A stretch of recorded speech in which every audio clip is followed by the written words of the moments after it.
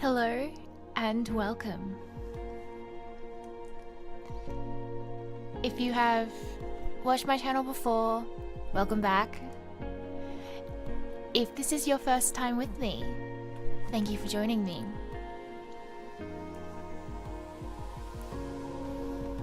Hi.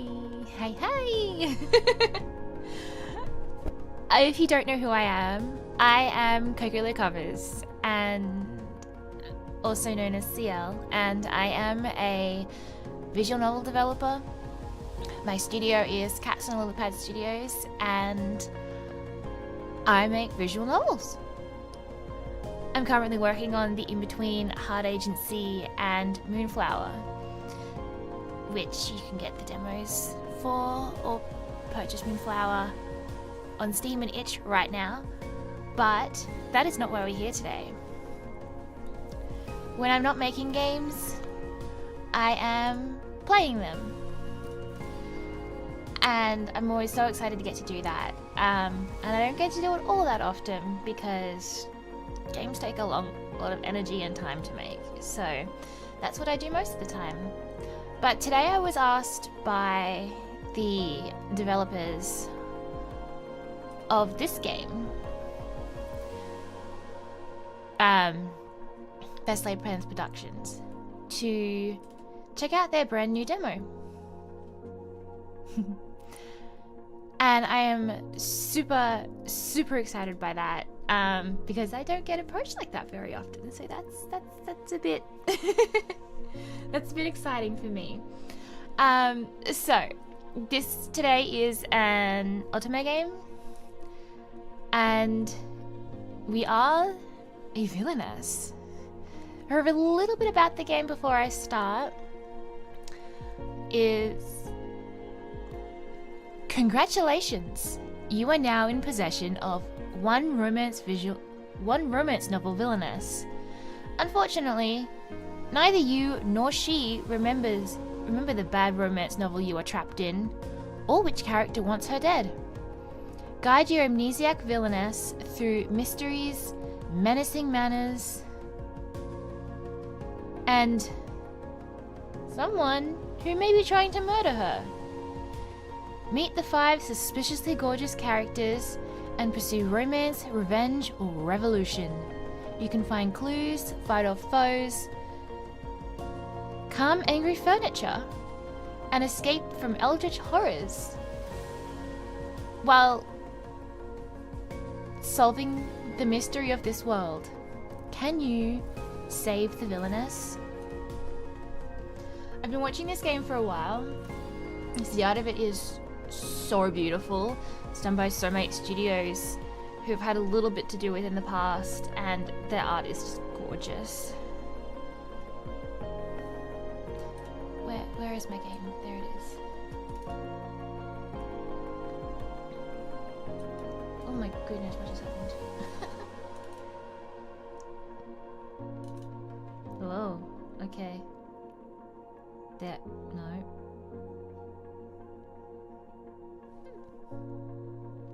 I think my game's about to crash. No. Okay, there we go. It's here.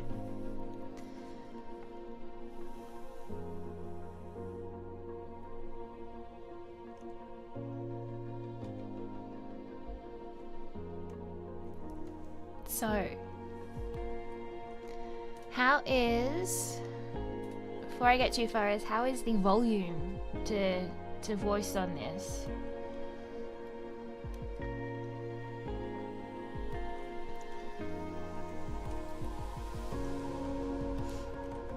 They do have a Kickstarter up at the moment.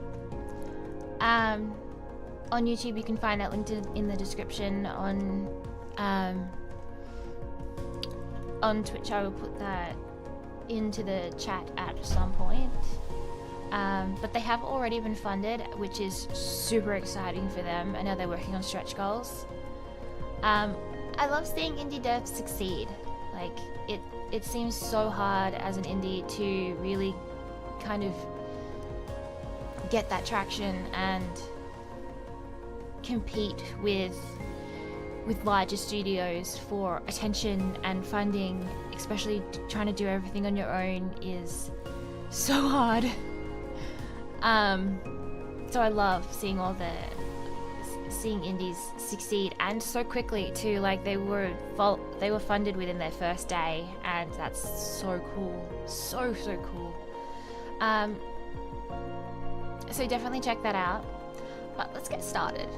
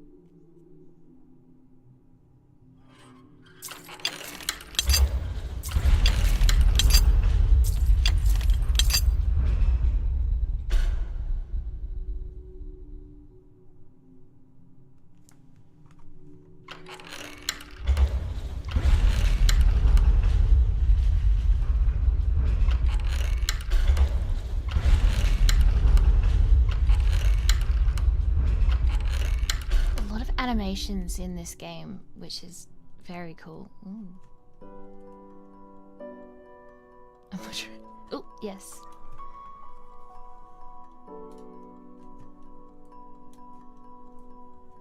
Ooh.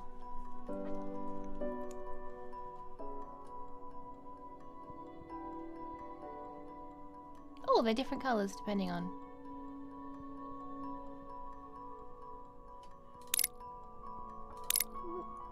Oh, okay.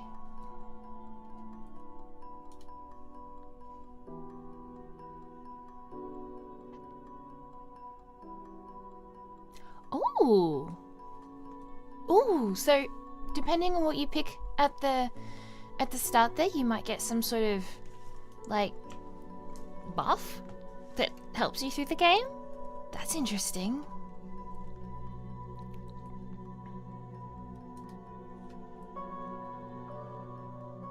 Oh.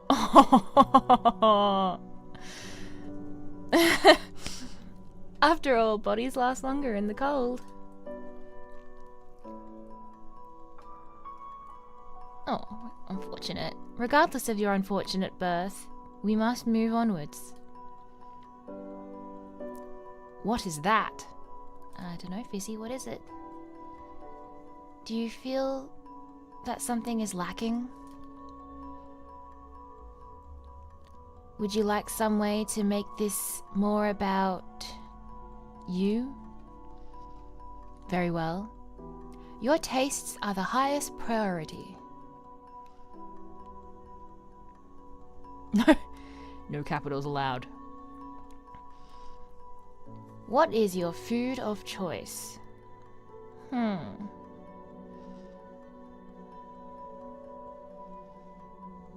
What do you think? I always get completely stumped by questions like when games like actually ask you to put input, because then it makes me use my brain, and my brain don't work so good.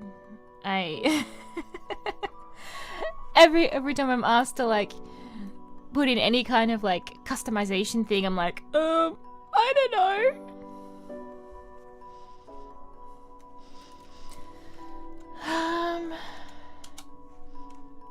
I mean, we could just go with the default, but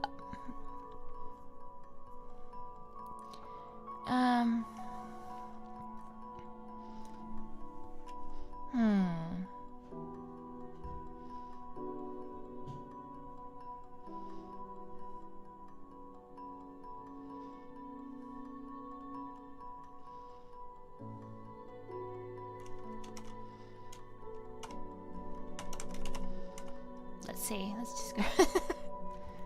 Oops. Oh yeah, now my scroll wheel works. The scroll wheel on my mouse is broken. Yet again, this is my second mouse that the scroll wheel has broken. But it seems fine to scroll back from visual novels, or it won't scroll web pages or anything else. Not salty at all. Pancakes. Continue.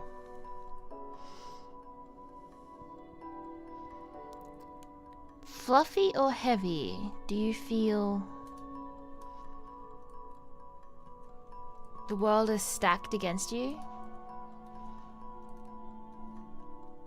Or more likely, are you unaware of the weight? You have exquisite taste. In your mouth, anyway. Being sassed by a sign. Were you expecting more questions? Okay. More focus on your desires? That time has passed. After all, yours is not the only story. Ooh.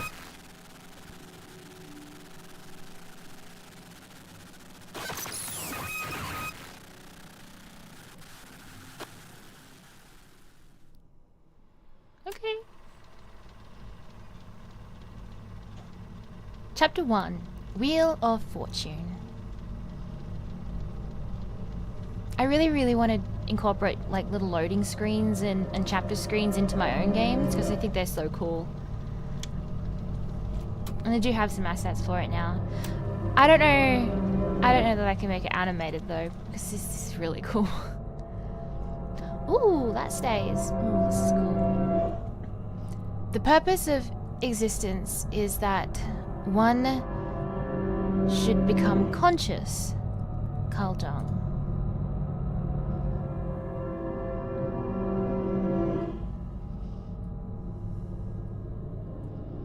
Boys.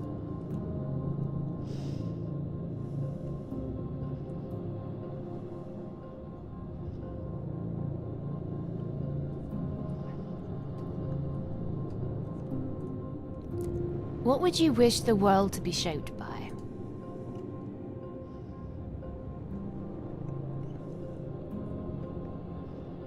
Justice. Collaboration. Oh, they move. That's a bit trippy. Oh, that was a timer. So you wish to work by consensus. Take care which voices you value and which you ignore.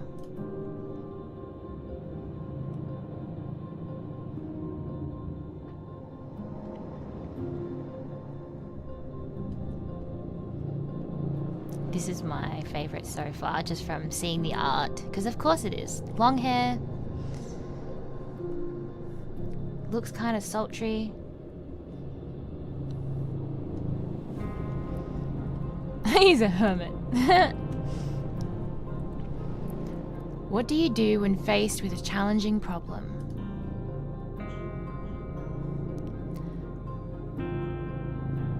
Follow the rules, create your own path.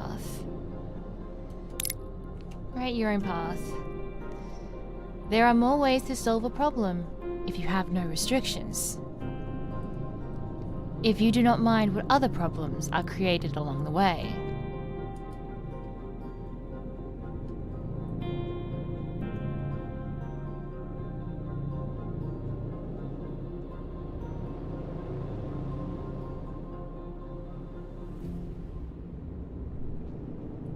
Which is more important to you? Ooh, magician.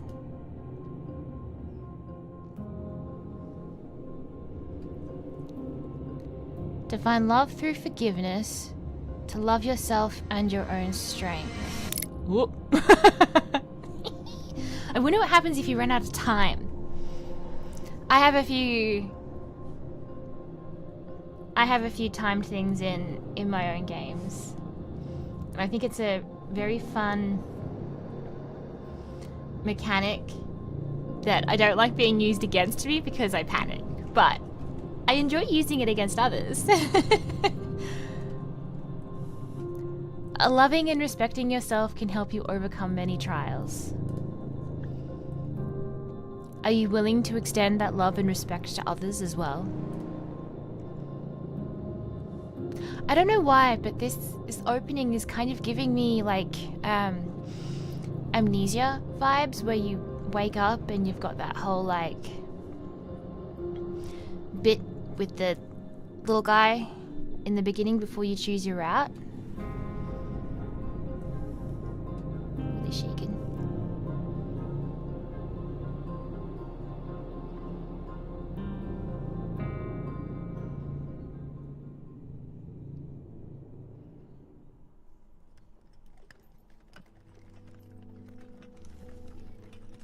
Oh, she's failed assassination attempt already? Oh, it's dripping. Where am I? Who am I? And why am I in a strangely moving carriage?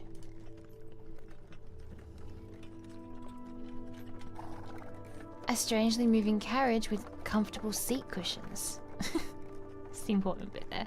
Very comfortable seat cushions. I almost feel as though this carriage is resting on elephants. It's amazing what people can still know once losing their memories. Like, you know, you have no memory, but you know it's a carriage, and you know to say elephant, but you might not necessarily know, like, remember what exactly that is. I find brains interesting. Elephants atop... Okay. Terry Pratchett, calm down, Discworld.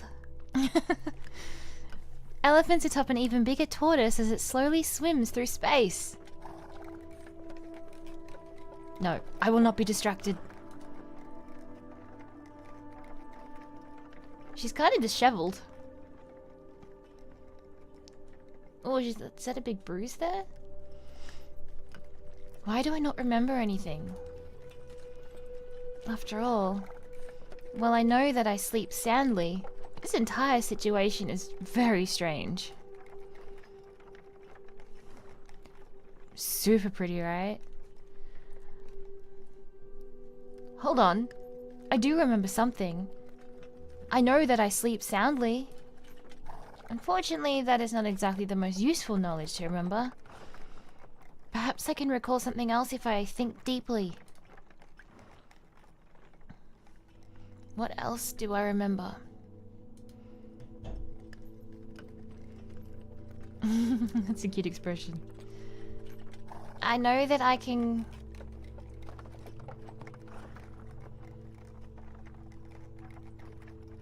What? I know that I can catch feet fish with my amazing dance skills. But this fact is not going to be useful to me. What does that mean? What does that mean?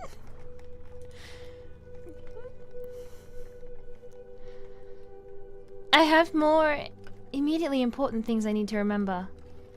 For one, what kind of person was I?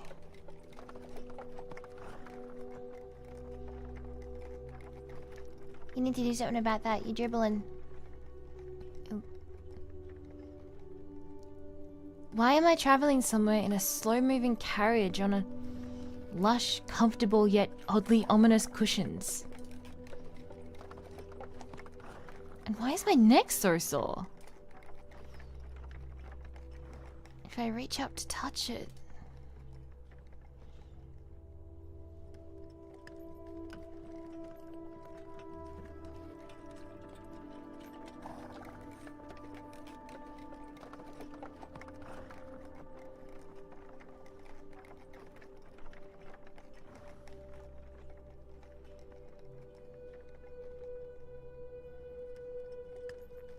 Well, now I have another question.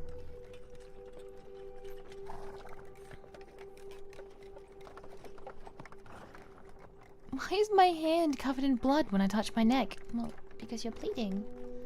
Is someone trying to kill me right now? Are these incredibly large cushions with murder weapons?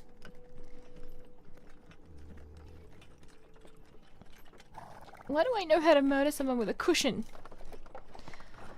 I have to calm down. If I'm going to survive and determine what is happening, I have to be serene. Which is hard to do when my neck is covered in blood. Serene. Think serene thoughts. At least my head is still attached to my strangely sore neck.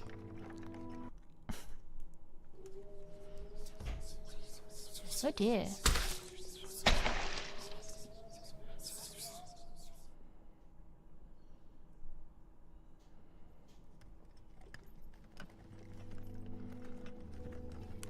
Because apparently, I know what it would be like to have my head not attached to my neck.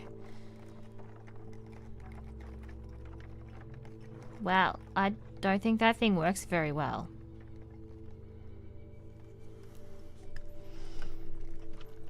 I think you'd have a little bit more than just that if that's what's just happened. Oh yeah, sure. Scroll will work.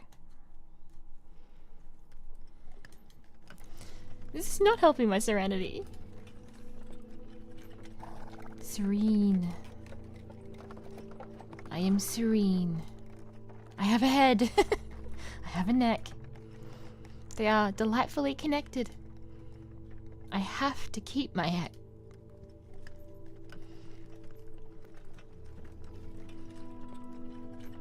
Losing my head would be fatal, figuratively and literally. I am vulnerable, injured, and cannot remember anything remotely useful. I need to find some information that can help me. Even if this carriage is moving very strangely, something has to be making it move. I can hear the horses pulling it, and if horses are pulling it, someone must be guiding them.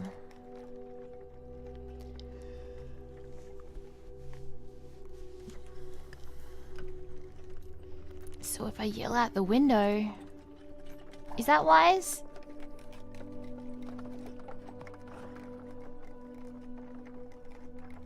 That is odd.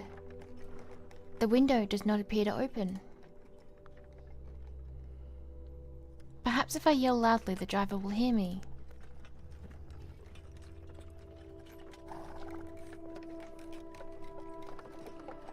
Does that seem like a good idea, though? Like, you're bleeding. Maybe whoever made you bleed is driving the carriage. Hello, Mr. Carriage Driver? Can you please tell me where we are going? He's not answering me. How do you know it's a he? Well, if the driver is not doing his job properly, I suppose he would choose not to answer me. His job is to drive the carriage.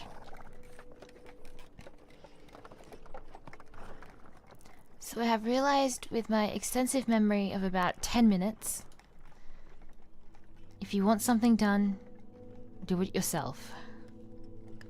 What should I investigate first? Ooh.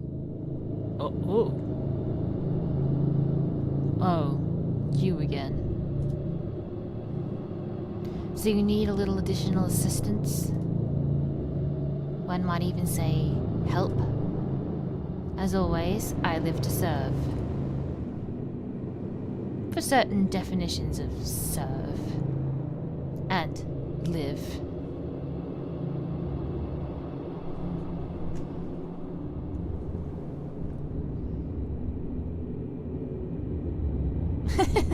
The Villainess Survival Guide and Instruction Manual.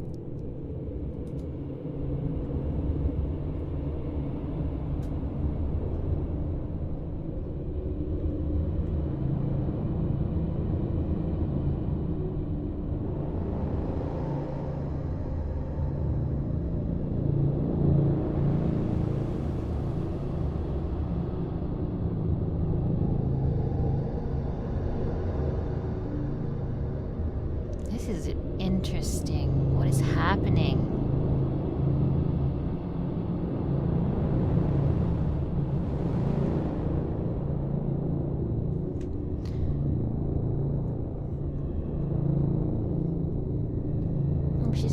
She's got no shoes. She's got marks around her, like shackle marks around her ankles. You need to know the following information.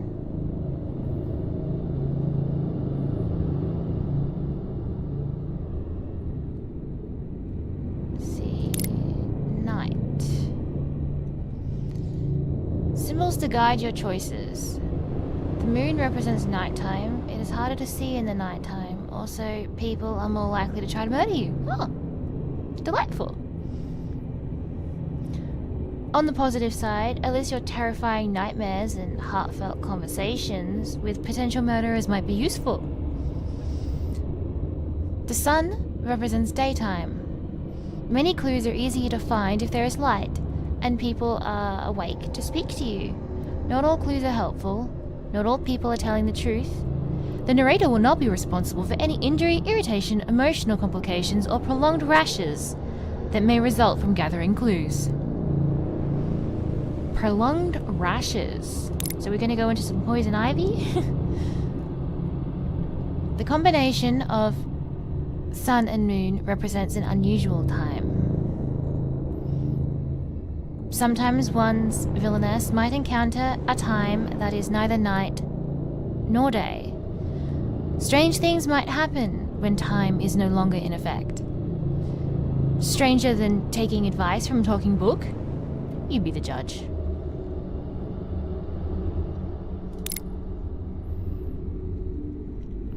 The heart represents a love choice. You cannot buy love, but one can decide whether they wish to gain love or lose it.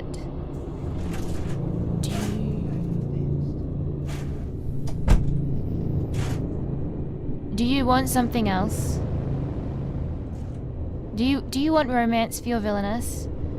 Do you want something else? Should you care more about impending murder than manipulating emotions? The red heart represents an affection-rising choice. Is your dream to find love? When a love choice is made and you see red hearts rising into the air, love is being increased. Truly, love is all you need, as long as you do not care about the pesky details like staying alive. The black heart represents an affection-lowering choice. Why would I ever do that? Do you hate romance? When a love choice is made and you see a black heart break and fall, love is being decreased. Oh, so you don't know. There are few things more satisfying than reveling in others' misery. Let them eat little cakes. The magnifier represents a deductive choice. Do you like solving mysteries? Whether you do or not, you must survive. If you make incorrect deductive choices, your villainess will face a terrifying ending. But perhaps there are things you can only learn when all hope is lost. Ooh. So this seems like it's going to be the kind of game that you're going to have to die a little bit, and then, as a player, kind of put things together. So I guess in a way, the memory of the MC is essentially the player's memory. The purple butterfly represents a correct deduction point choice. Do you like being right? When a deduction choice is made and you see purple butterflies fly upwards, you made a correct deduction. You can then bask in smug satisfaction until the next murder attempt. Red means failed. Do you enjoy failure? When a deduction choice is made and you see a red butterfly flying downwards, you made a deduction that will lead to failure. However, some failed deductions will have unusual consequences, if you don't mind the risk of death.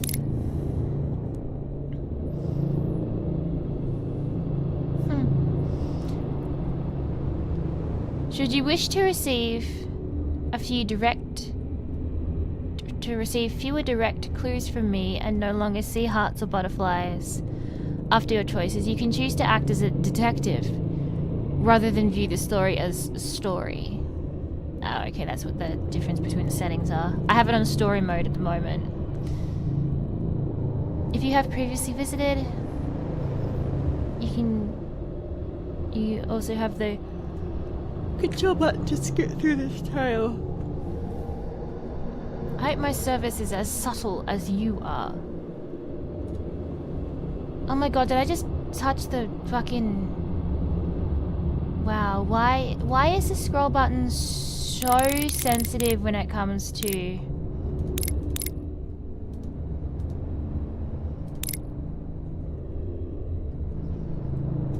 When it comes to VN, and yet it barely works in anything else. It's so frustrating. Should you wish to revisit my assistance or read further notes of use, you may seek me at any time at the sign of the butterfly. Solve the mystery. Write the story. Save the villainess.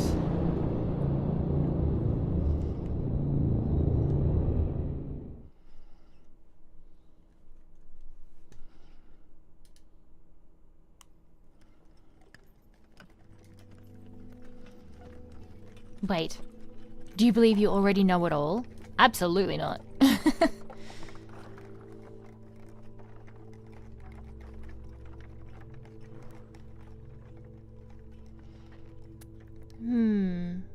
Let's see. Now I wish to learn more about this world. What does that do? So what should I investigate first?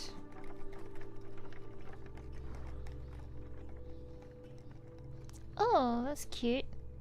What? Oh my goodness. I can't move.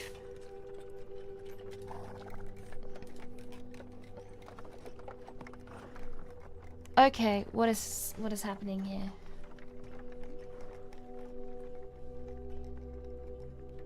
What's going on?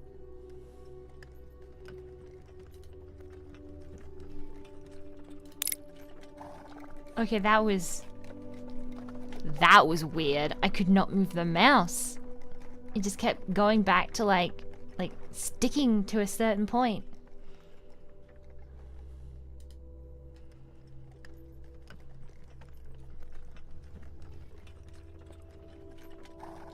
Oh, as you have wisely chosen, we will not proceed quite yet. Sometimes what feels familiar might not be as it appears. Your caution will serve you well. After all, I know you do not yet understand one of the most important commands and duties. No, it is not the back command that I plan to provide instruction on. Stop highlighting it. Why do you want to learn about the back command? All the back command gives you is the power over time and space to go backwards and see what you have already done, or erase your current choices and redo them. You can also go back by reading a page up in the story, or by scrolling the mouse wheel backwards. Although, why you have a mouse on a wheel? But why would you use this power?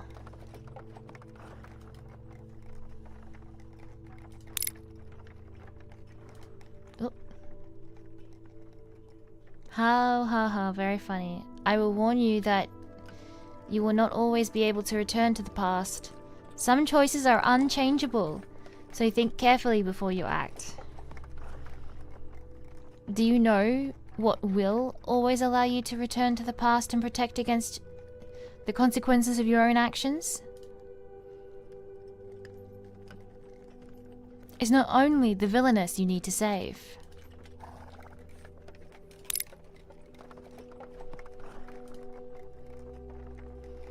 Welcome to the Gallery of Memories.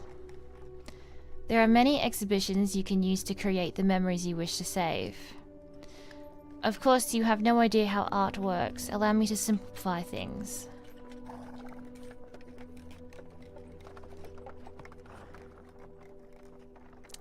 Perhaps that is too many pictures for you. Let's... Oh, okay. Okay. I'm being taught how to play a visual novel now. Okay. When you... Yeah. Uh-huh.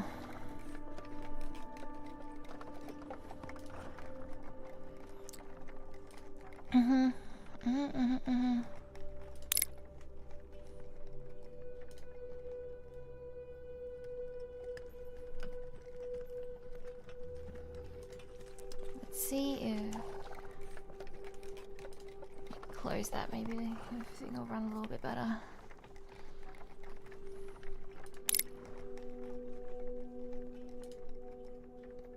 Okay, now I have... Oh, what's... Oh, jeez.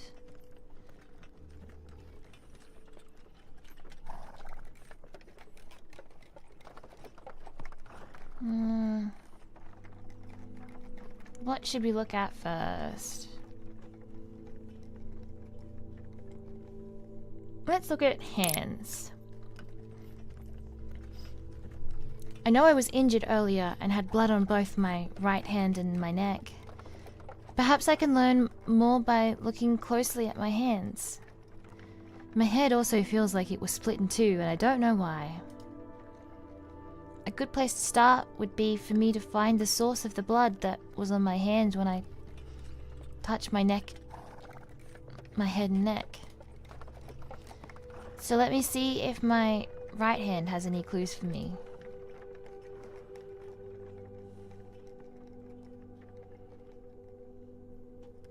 This does not make any sense. There was blood on my hand. I know there was.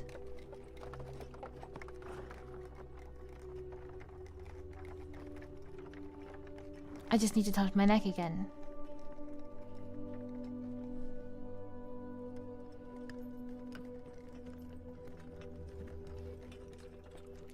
She's healing. This is bizarre. Not only is the blood without a source, there no longer seems to be any blood at all. I cannot feel any injuries. I cannot even detect any bandages or stitches to stop the bleeding I felt. Even the blood that was there earlier is now gone. My hand and neck are completely clean. Even if I could heal in minutes, the blood atop the wound should still be there. I do not understand what is happening, but I do have another hand. Perhaps that hand will not betray me.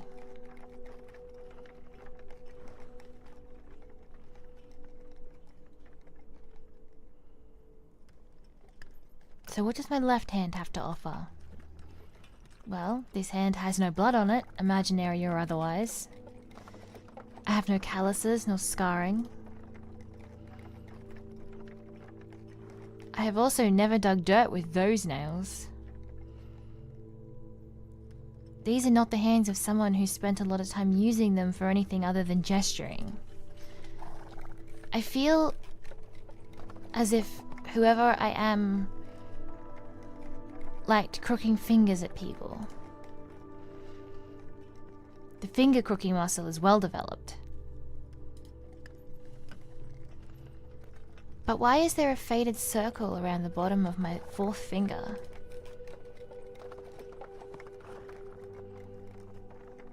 A divorce and a beheading. Rough.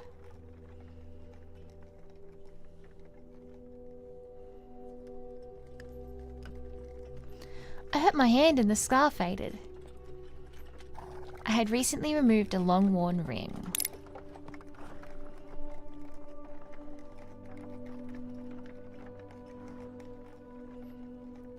Why would I have a ring mark on my fourth finger of my left hand unless... Was I engaged? Married? Unless this is the plot of a very naughty book, I'm sure that a lover would not have tossed me half naked and injured into a carriage. Half naked? I'm not sure I would call that half naked. You are fully dressed, just ripped.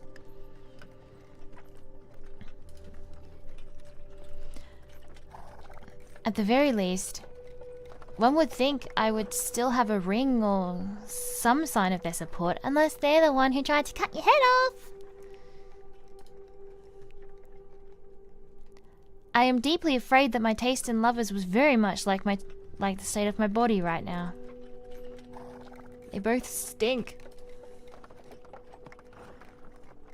What should I investigate?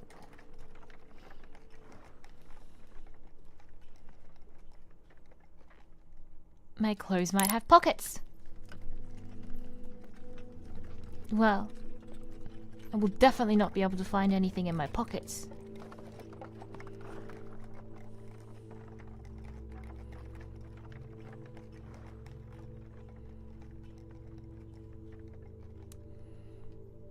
Because I do not appear to have pockets. Oh, it's the biggest tragedy of all.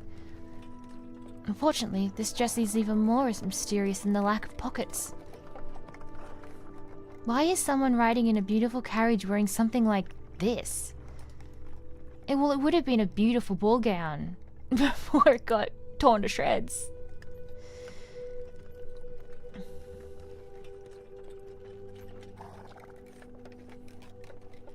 This is jittery. The biggest mystery is, how did I not become naked trying to walk in this outfit?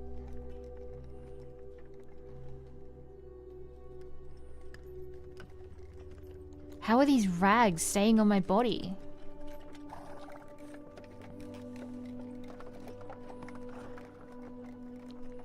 Still, I need to solve my immediate problem. Why am I riding in this fancy carriage wearing this dissolving outfit? This dress looks like something that has survived numerous attempts to destroy it and then used to birth several puppies. Okay. That's a description. Hungry puppies. Okay. Hungry puppies. My head also hurts.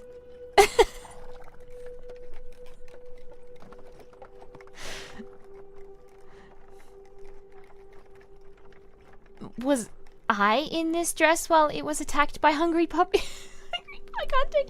Oh, hungry puppies. That's certainly a choice in description.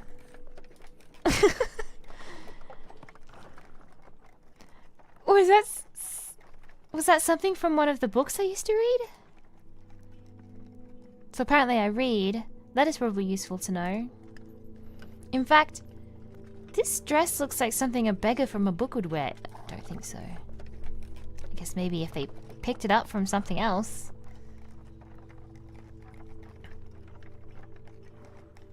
But when I look closer, this dress appears to have once been very beautiful. This was not cheaply made.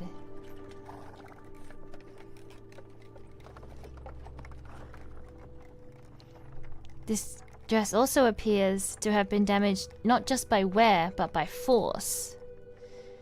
The dress and I have also not been washed for weeks based on the overwhelming smell.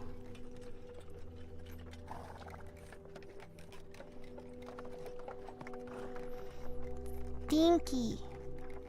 If I'm in this fancy carriage, why would I not change out of this ragged dress? What happened to me? Maybe you've been in this fancy carriage for weeks. I could not change because I was poor. I could not change because I was a prisoner.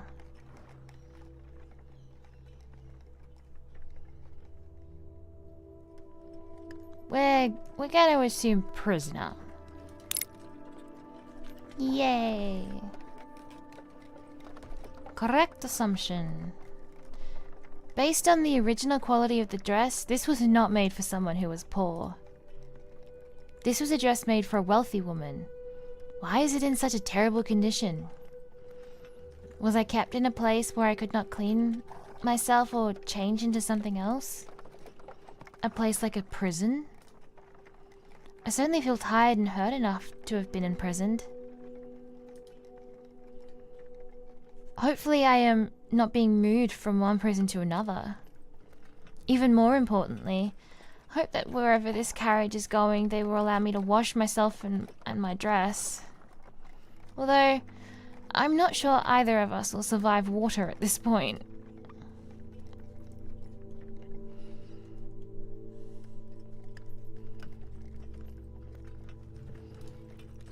Okay, is there anything... Her head. Well, when I investigate my body, my feet hurt enough for me to wonder whether or not they are still attached. The good news is my feet are still attached to the rest of my body.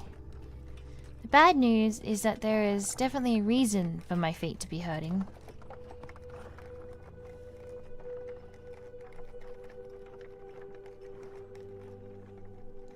Oh.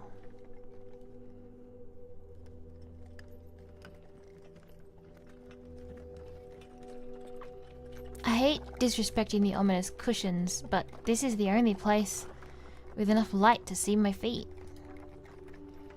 Unfortunately, not only are my feet filthy, there is a strange and consistent bruising around my ankles. The bruises hurt and seem to be recent based on the colors.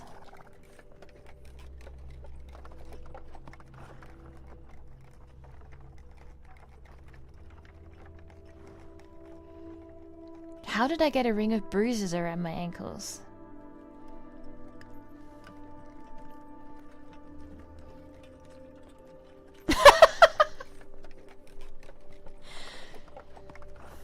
Something was attached to my feet.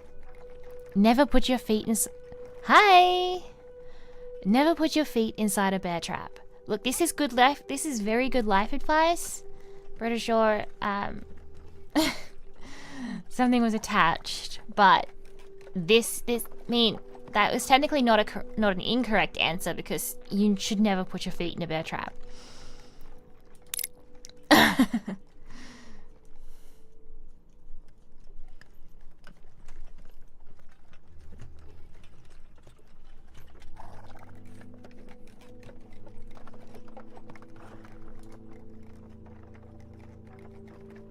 No matter how hard I grip my ankles, I could not possibly create this kind of damage.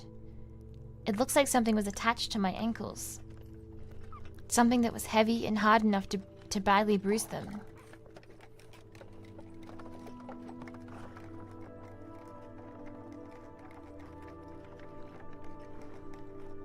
Was I shackled? Well, you did just work out that you were a prisoner. So, probably. What happened to me? More importantly, how did someone with heavy shackles on their ankles manage to get out of those shackles? So, what would be the one job I could have that would allow me to be in and out of shackles regularly?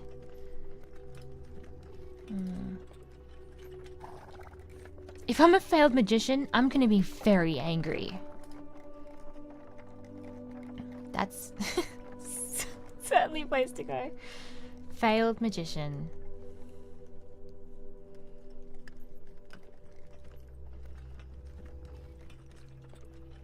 Let's look outside.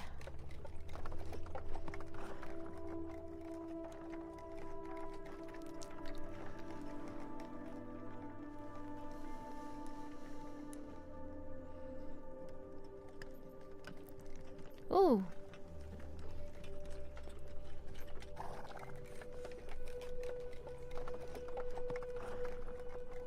Hey, thank you for the follow.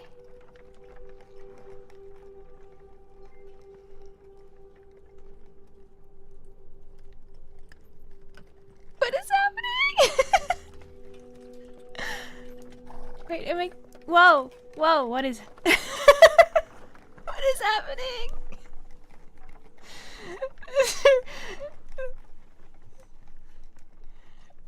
Wait, is that a bunch of different raids? Wow! Hi, raiders! Thank you for the raid!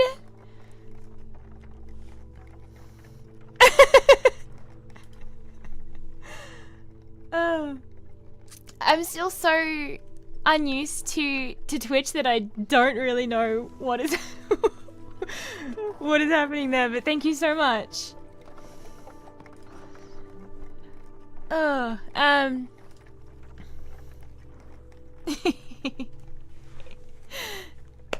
Hi, if you have joined the stream from a raid, thank you so much, and welcome. I am CL, or Coco Covers. I am a visual novel developer, and a PNG tuber? VTuber? And I'm playing Save the Villainess. This game is insane. It's interesting so far. I'm looking forward to seeing where everything goes. I've been following like the art for it for a while, so I am looking forward to seeing more of it. Hey, yes, I am. I own and I'm the lead dev, writer, programmer, audio engineer, etc., for Cats and Lillipad Studios.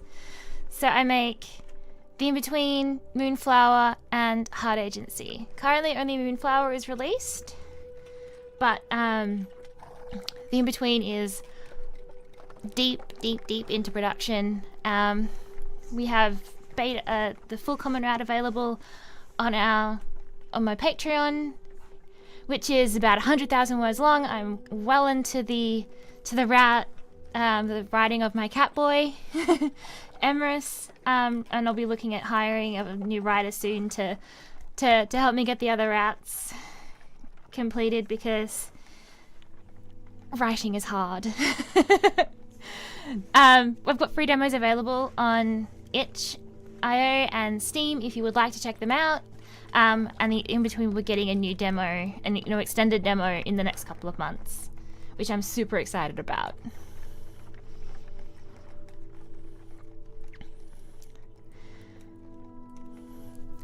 Surely I can learn something useful from where we are traveling.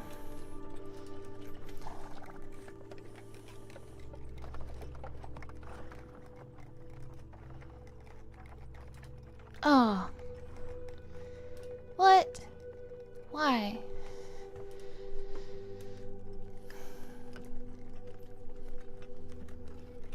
Nightbot is driving me insane. I do not know why. I do not know why this does not work.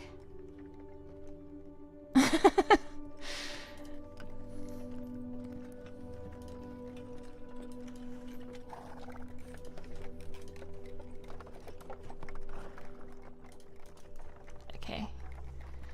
So the aliases don't work, but the main ones do. Okay.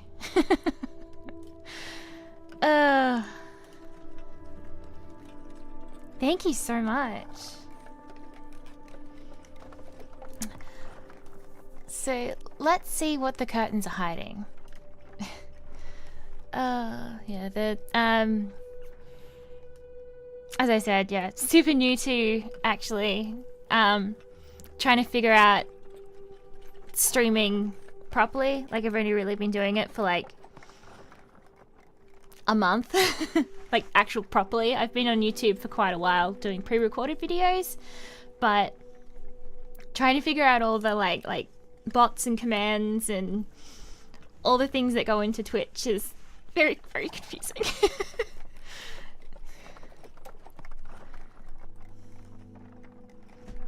Thank you. So let's see what the curtains are hiding. Oh, curtains open.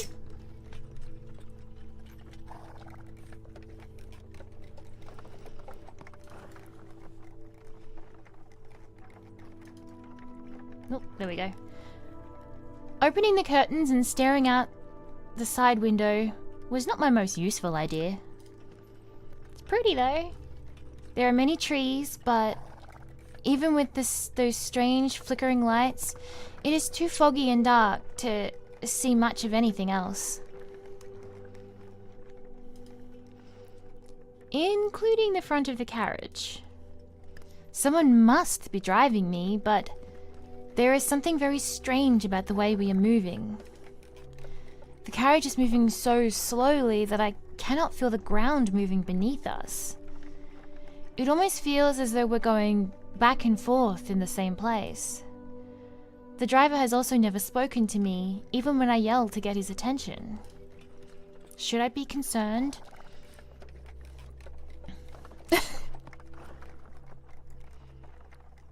I am concerned that I did not hire this driver. Why care? Let workers do their jobs in peace.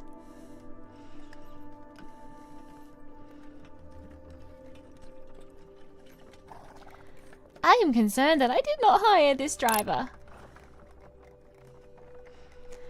I question whether there is a driver. Are we just... like, is this like limbo? Thinking we might be in limbo at the moment.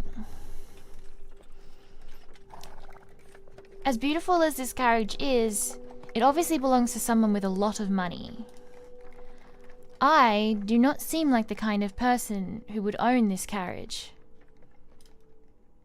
And the driver is not treating me as if I am paying his wages. Servants listen to the person who is paying them. If the driver is not listening to me... Oh.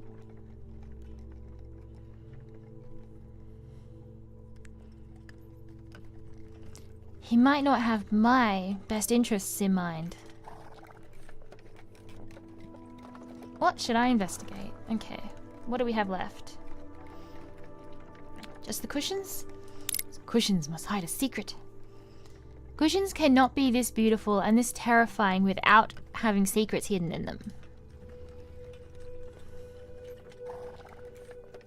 Big cushion. I find everything you are hiding. I will find everything you are hiding from me, even if I have to rip you apart by hand. Ooh.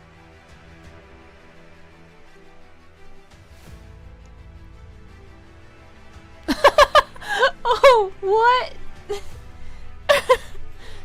What is happening? Human hand, ominous cushion. Should we tackle weight?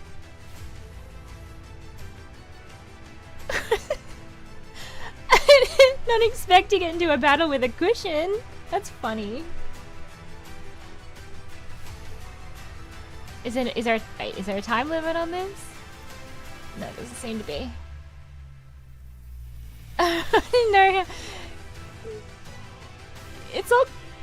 It's all question marks. No, I can't click it. Okay. I guess we'll attack. Let's see what happens. Let's attack the cushion. Oh my goodness.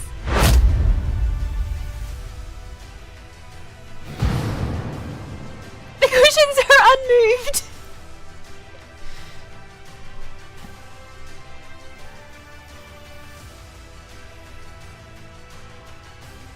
Are they mad now?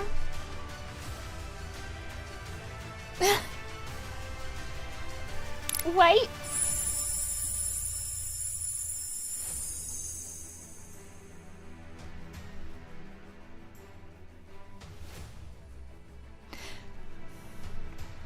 Okay, thank you so much for joining me. And for the raid as well. What was that?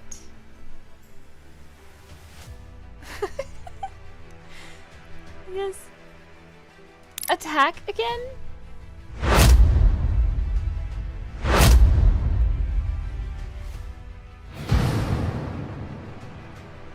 The cushions loom ominously.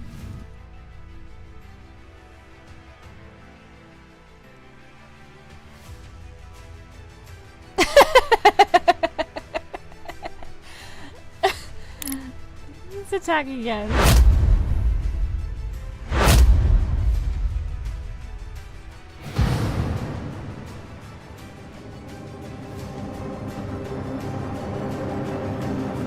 The cushions are too ominous.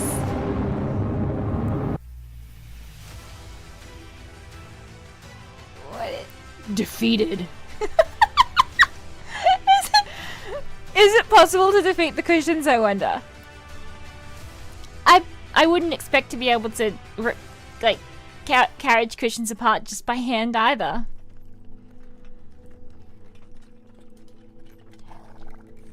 Oh. These cushions are both beautiful and made of material much stronger than me. That's so funny.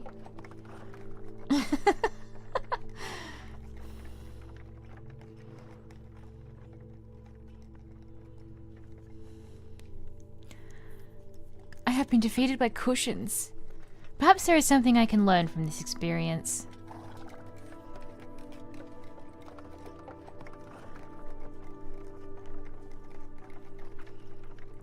These cushions must be wildly expensive.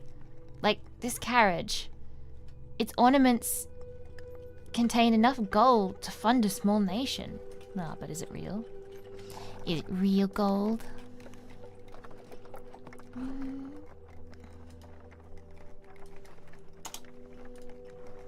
Okay, so the aliases.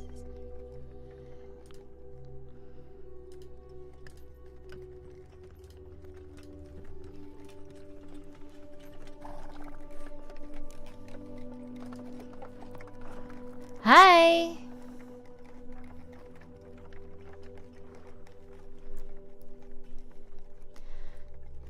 Whoever I am, I know when something is expensive. Even though, based on my condition, I am not an expensive person. I know the dress looks expensive though.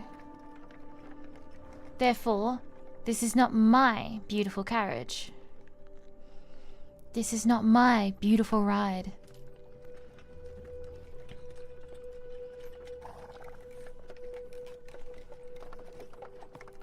This carriage belongs to a wealthy owner, someone I do not remember taking me to a place I do not know. Yet, why would this owner of this expensive carriage want to provide comfort to me?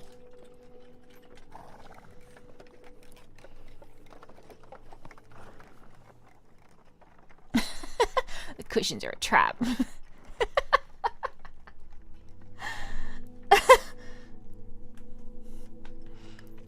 I am being taken from where I was harmed.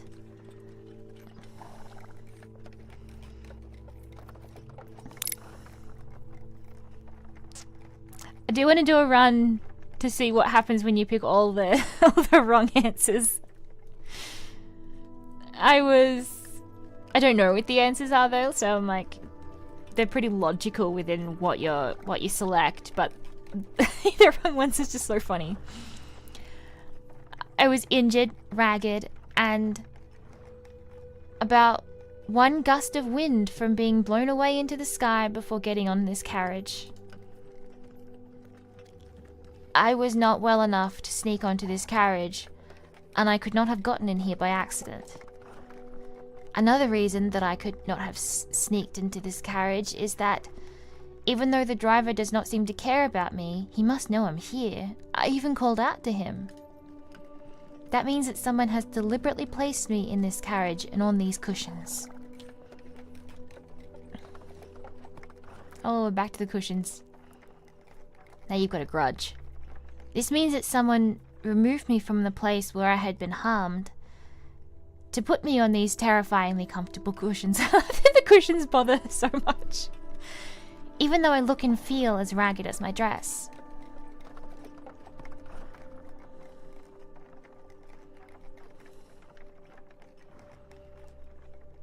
The person who brought me here, my patron, did not treat my injuries or provide me with new clothes or a bath, but perhaps they thought the cushions would cure me? Or maybe you haven't gotten to the place yet where you can get the bath or the new clothes.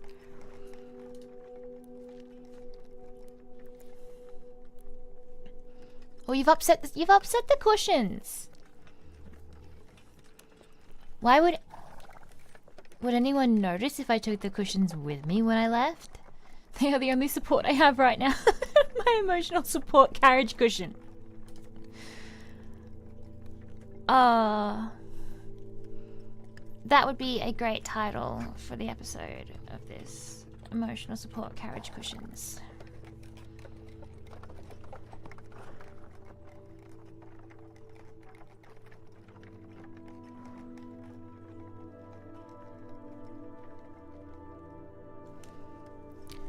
Ooh, is there more to investigate?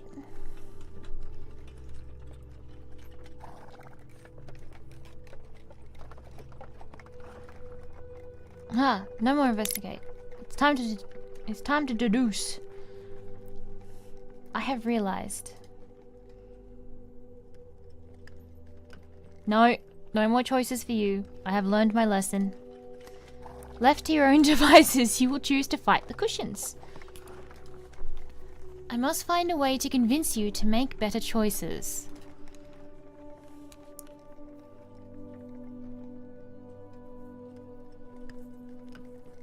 Oh. Do you understand what this is?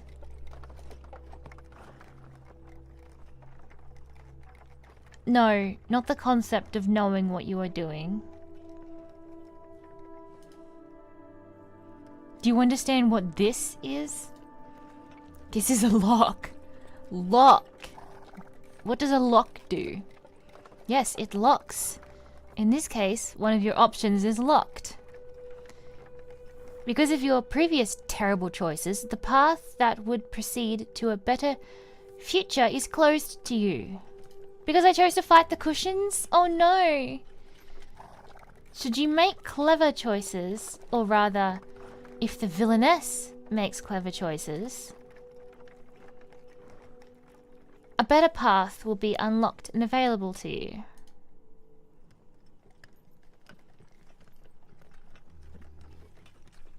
Wait, do not be too eager to ignore the path that will end in failure. In a world of many possibilities, there are some things you can only learn when all hope is lost.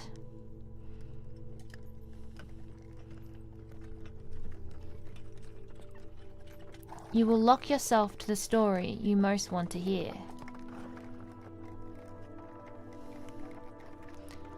Or can you open yourself to the truth? I have realized.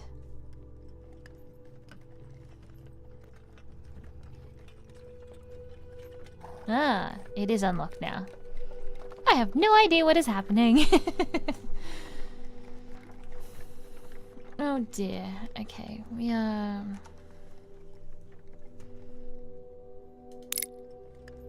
Let's see, let's make a save point there, just for curiosity's sake.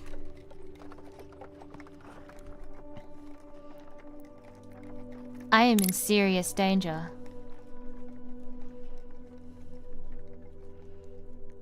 Well, I might not remember my name. I certainly remember power. Unfortunately, I also know that I currently have none. I was injured and in prison, lost a long-term engagement or marriage, and I'm currently traveling to an unknown location surrounded by ominously comfortable cushions. I hope that the cushions, like, keep throughout the game, like it's just the real villain was the cushions all along. However, this is not how I always lived. I was obviously once wealthy. My clothes are only still attached to my body because they were made of fine, expensive material. How else could they survive both prison and hungry puppies? Oh, I'd forgotten about the puppies already. On the literal other hand, my poor fingers have obviously never faced a choice more serious than which servant to crook my pointer finger at before I wound up here. How did I go from luxury to misery to this beautiful carriage? After using my investigative genius, I can safely say it is because I used to be someone with wealth and spectacular taste in lace. Yet, I was somehow imprisoned by powerful enemies. Possibly because they were offended by my sense of style. Probably not. However, someone with even more power and a greater respect for lacework rescued me out of prison and placed me in their expensive carriage. This is information I can use to survive. Or at least, I could use this information if I was not trapped on a carriage ride to nowhere with a driver who refuses to speak to me. I just need a moment to think. Whee! Ooh.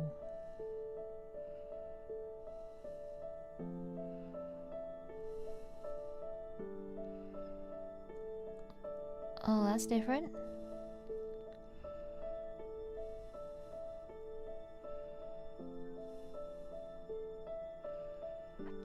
Butterflies. This big theme of butterflies.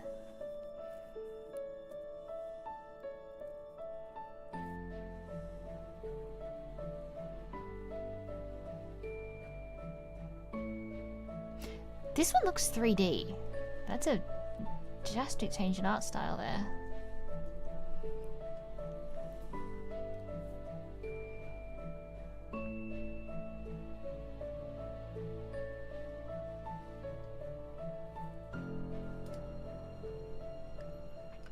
I don't know if I'm waiting for an animation to like finish or if I'm meant to click. I could have sworn I saw a light in the window. Am I imagining things? For a moment, I felt more real and less like a creature lost in a strange dream. More importantly, what was that light? Was that light someone coming to meet the carriage? That gives me an idea. I know that the patron who pulled me out of prison had the power to rescue me and put me in a gold-lined carriage. This means my patron must have both money and political power. If only I could borrow some of my patron's power. A power which people obviously respect.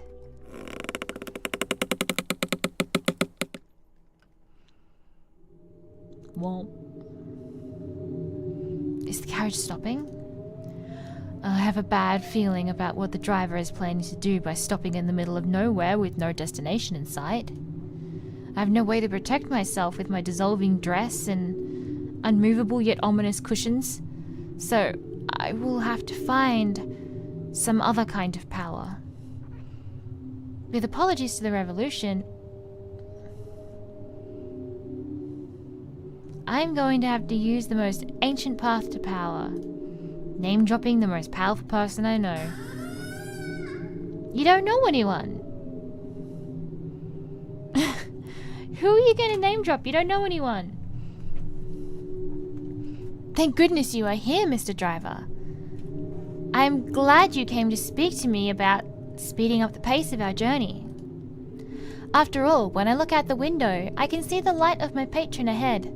My patron is obviously impatient with how slow we are traveling. At this rate, my patron will be here before you even reach the front of the carriage again, and that would be unfortunate for you. After all, while I support the rights of workers to have needed rest, not all powerful people are so understanding.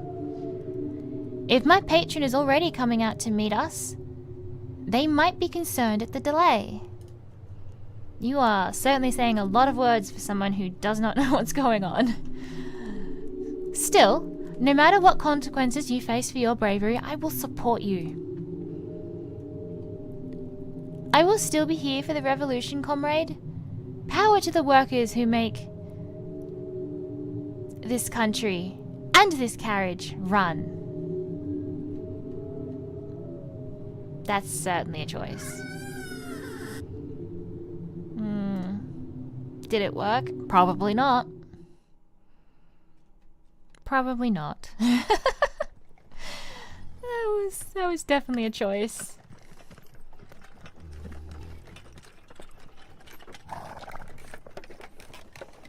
I knew name dropping the owner of the carriage was the way to survive.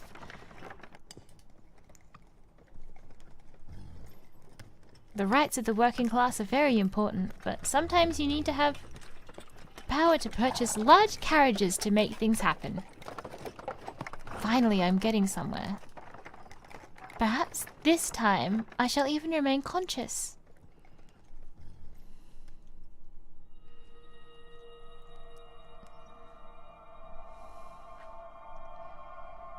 Oh, bye, wheels.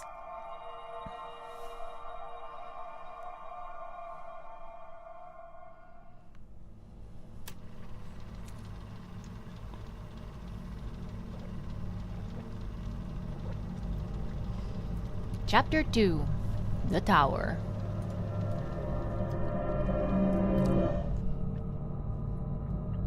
There is no coming to consciousness without pain.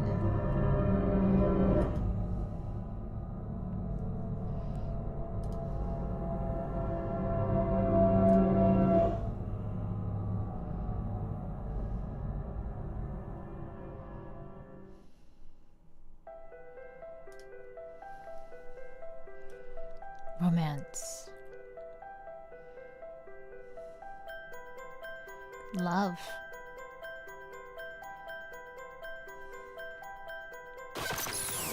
Ooh. Betrayal. Happily ever after. Ooh. Oh, flashing lights.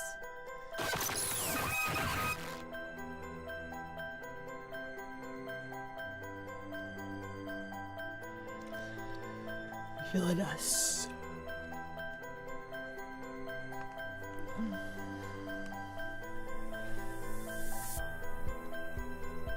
There are so many stories that can take you on journeys to your dreams and nightmares. You imagined yourself the heroine in every one of them.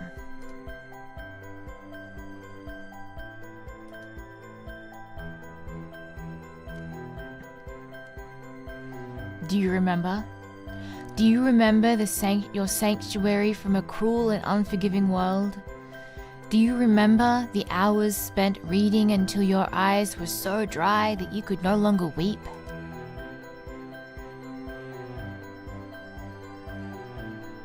So many charming stories featuring swooning sweethearts who could overcome all obstacles with their love.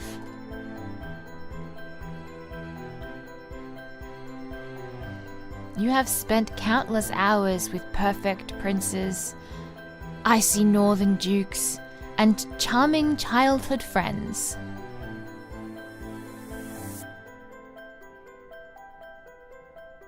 But it is easy enough to leave a story hanging. Can you do the same with your own life? Can you walk away when you are trapped in the story?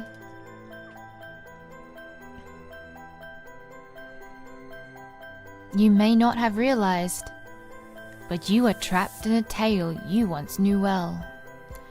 With the power to write your own story, what would you want for yourself? Power?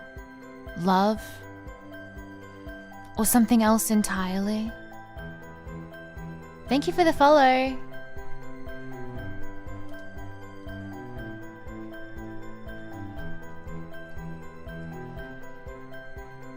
You are not alone.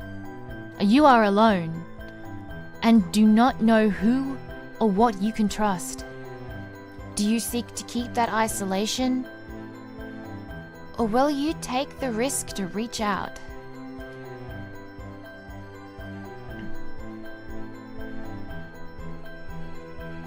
Above all else, a single wrong choice, a moment of inappropriate hesitation, and you will not live to leave this cursed story.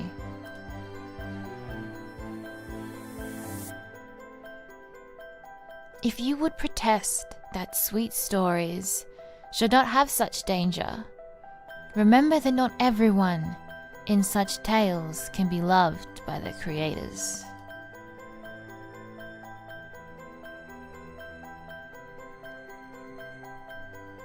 In the magic of storytelling, for the heroine to succeed, there must be something to succeed against.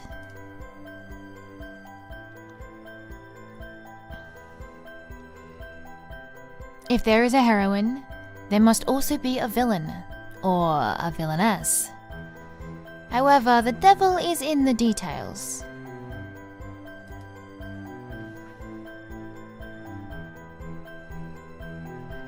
All hope is not lost. Perhaps you can shine a light on what is wrong with this world.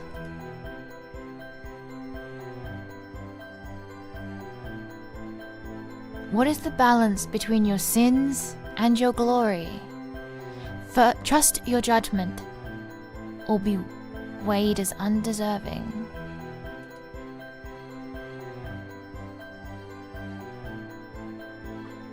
Shall we remember the tales you have forgotten? Shall it end as it began? The story awaits.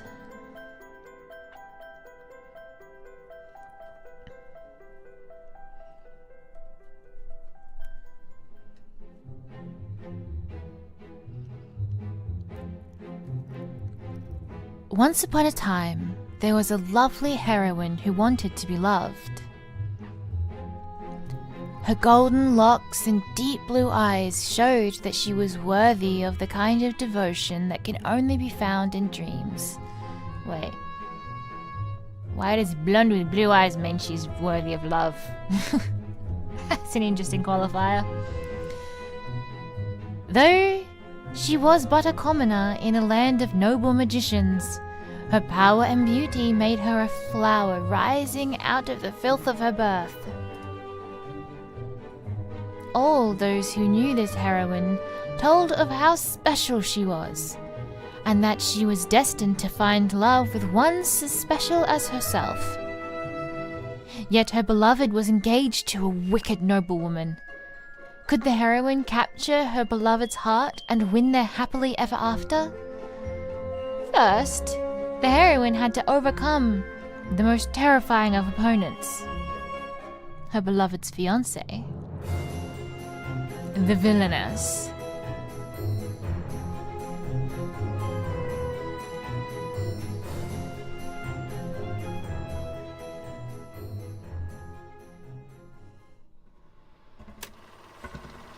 Does it feel as if you are getting nowhere? There are many stories, many truths in this world. This is the one you need to know now. Lady Jane Newell. Who would have thought?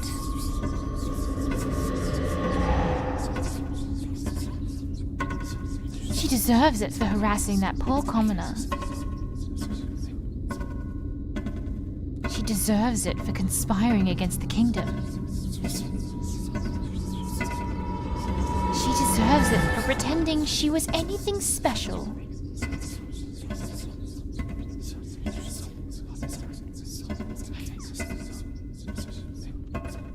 Was he not her fiancé? The one the commoner is involved with? Well, he made the obvious choice when you consider Lady Jane's deficits. This is so exciting. Let us see Lady Jane pay.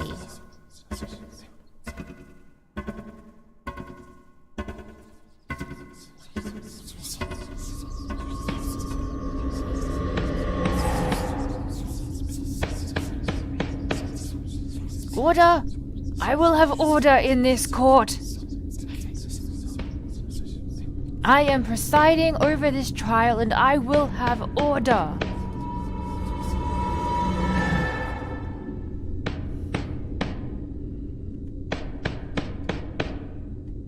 Alright, you smack that gavel. Smack it. Lady Jane Neville? You stand accused of harassing a promising and productive citizen of the great kingdom of Carcosa. Do you believe yourself to be above the law? Do you understand the seriousness of your situation? You have no defenders. There are no supporters to speak for. You and your own fiancé has... If I might interrupt... Not until the verdict is pronounced. This is an impartial court. Lady Jane must be sentenced to execute... I insist. As the fiancé of Lady Jane Neville, I invoke my legal right to speak to her fate. Proceed. Does the court truly wish to make such a quick decision on her fate? To truly reflect on and understand her actions, she must be removed from this situation. I call for exile. What has this lady done? Because right now, it sounds like some commoner has been making trouble for her. She's been defending her marriage. Order? I will have order! By his right and the law of Carcosa, the fiancé of Lady Jane Neville has determined her sentence. Lady Jane Neville is hereby condemned to exile. So all this time, you were the one who planned this. My fiancé, my beloved, my betrayer.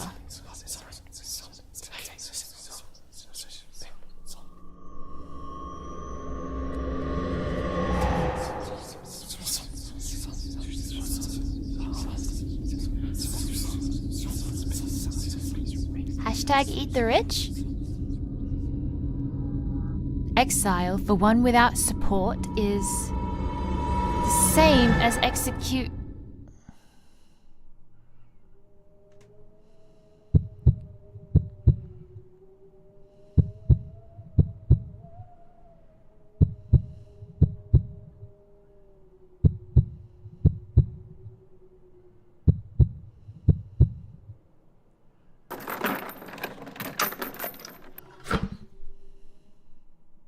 Womp womp.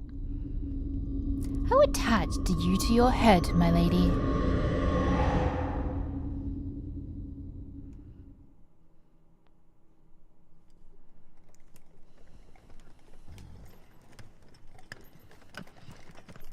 What in the name of ominous cushions was that?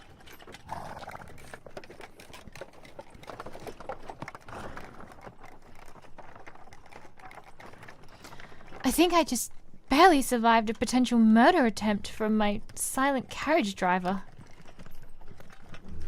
What? I think you were having a memory, lady. Was that murder attempt connected to my dream? My dream that I became the villainess in a terrible romance novel that I do not remember reading? That would explain why I'm a rag-covered amnesiac who has a strong understanding of guillotines.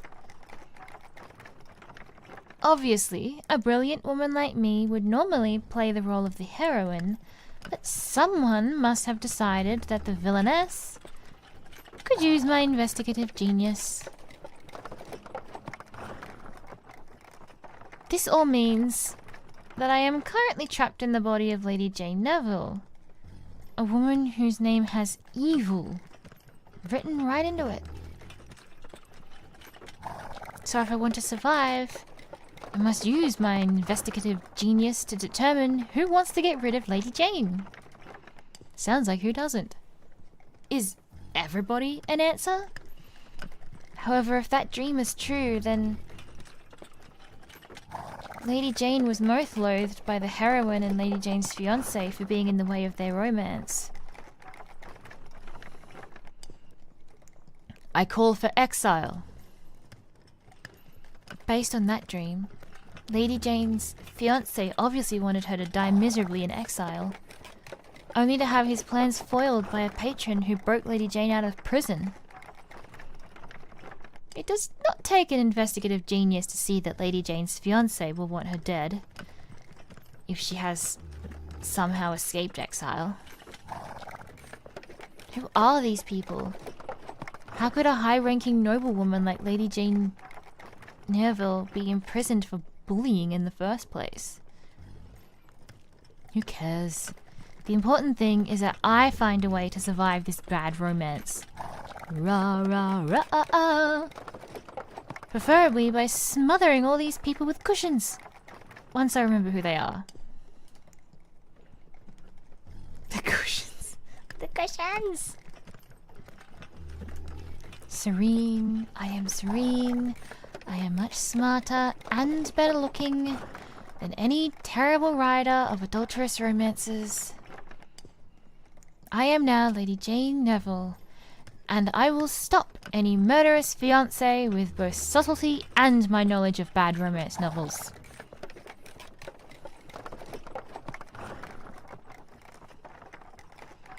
I just need to get out of this carriage first.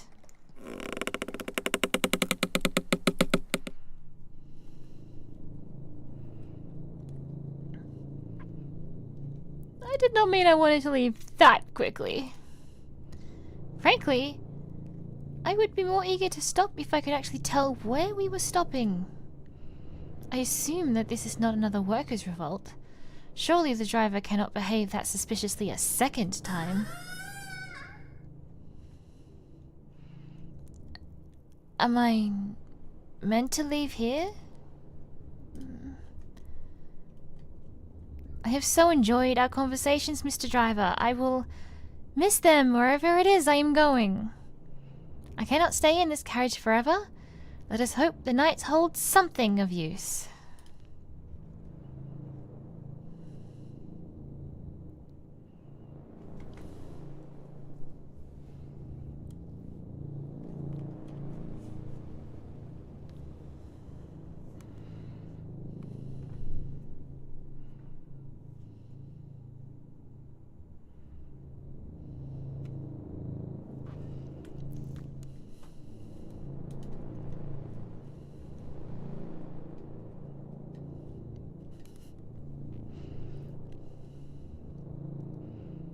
In a bush.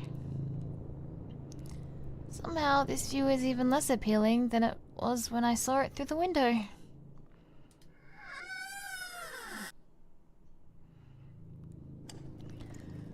Wait. Are you planning to leave me here? Wherever here is? What am I meant to do now? Hope for enlightenment? Fine then. Let there be light.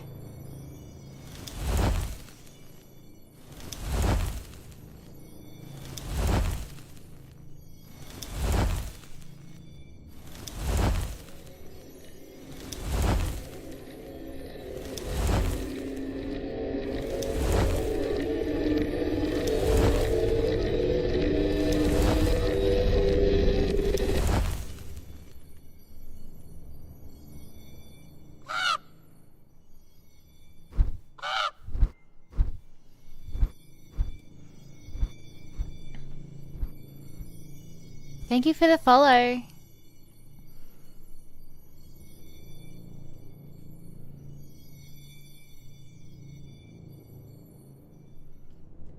Well, that was not... gosh. Why is my mouse only sensitive when I play games? Well, that was not at all ominous. You need your cushions back. This place is not at all suspicious or murderous. What next? Will the dead now call for me? Come closer.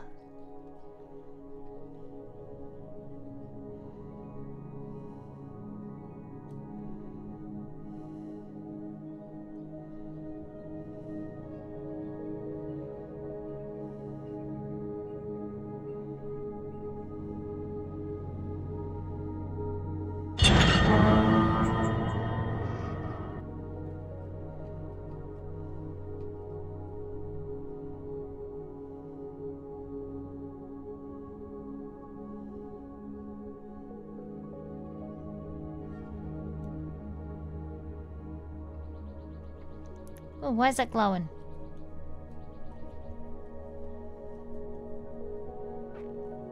Ah, that is much better. I have been waiting for you, Lady Jane Neville. I have no idea how to actually pronounce her last name. Welcome to the house. So this confirms that the dream was real. I am trapped in the body of a villainess with amazing hair and poor taste in men.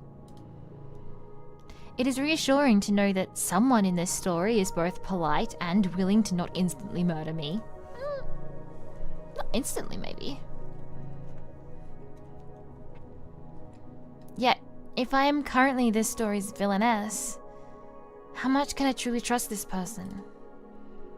I have 1,000 questions to go along with my new name, but I cannot afford to ask any questions unless I am very careful. I must be clever, calm, and in control. I must find the perfect way to respond to this servant's welcome. This is a lovely house. Do people often survive the night here? Yes, for certain definitions of survive. That is very comforting.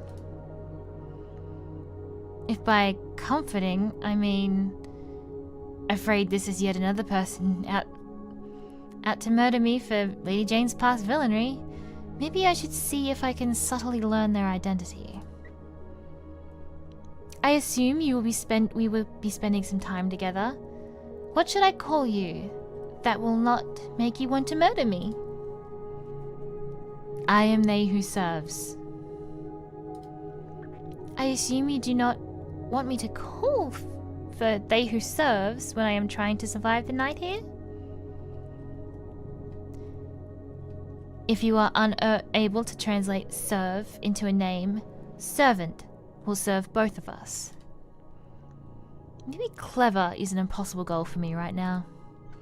So instead, I should say something that sounds like I am a perfectly normal non-villainess who knows how to not be suspicious.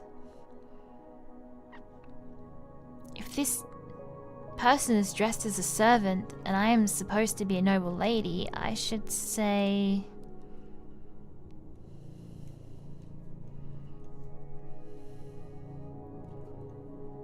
Okay, what should we say?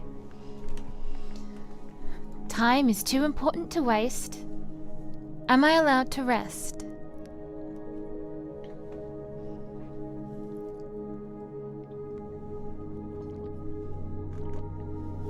Help guide my choices.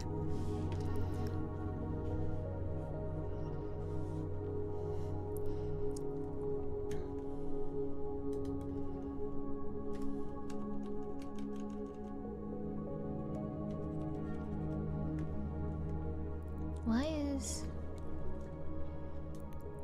is that like that?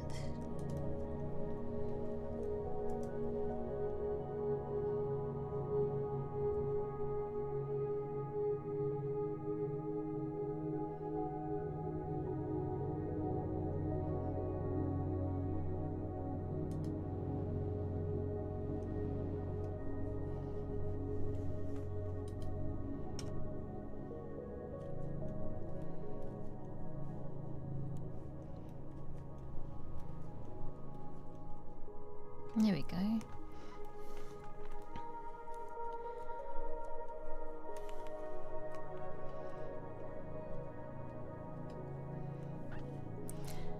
Okay, let's see. Am I allowed to rest? Am I allowed to rest? This has been a difficult night. May I have a bed, a hot meal, and an entirely new life? Not necessarily in that order. I am currently unable to grant permission for soul transfers.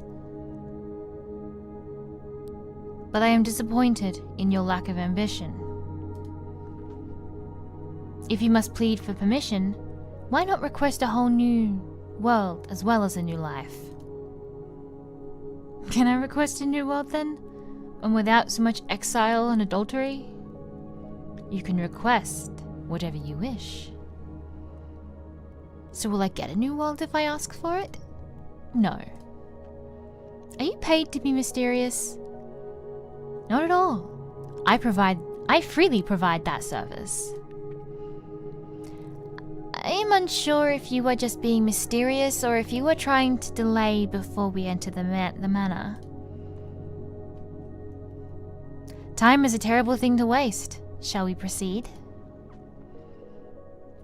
Let us see this charming house. I hope that it and you will meet all my needs. There is both what you need and what you believe you need. The house and I will provide one of these things. Welcome, Lady Jane. May you find what you seek. After you. Creepy.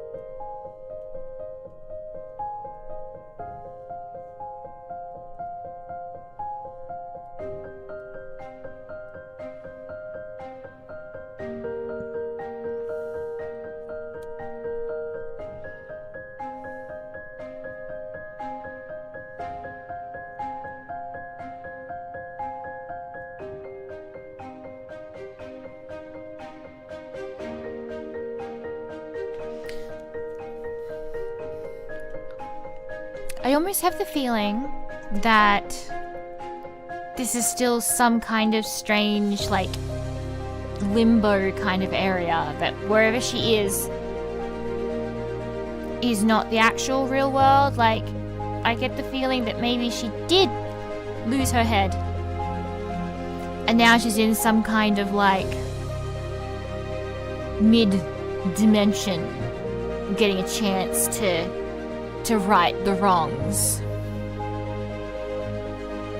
It'd be interesting to see if she actually is a villainess or whether she's just the wife.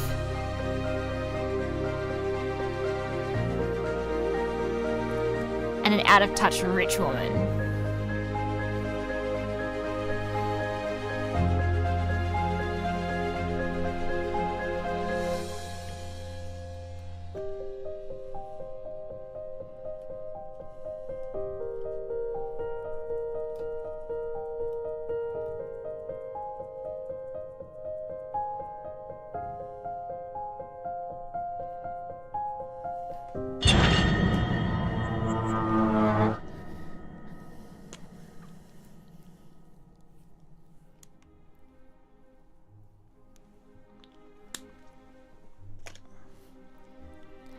You startled me.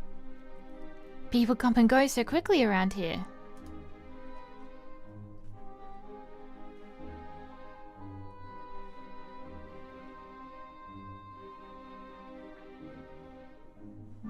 That's disconcerting. I don't like that. What is happening? Why is it falling? That's interesting.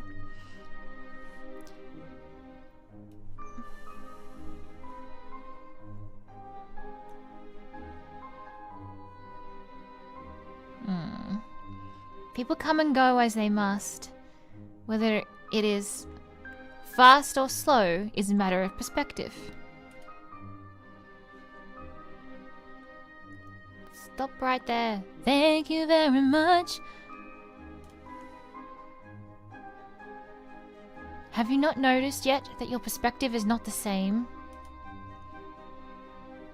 Of course you have not.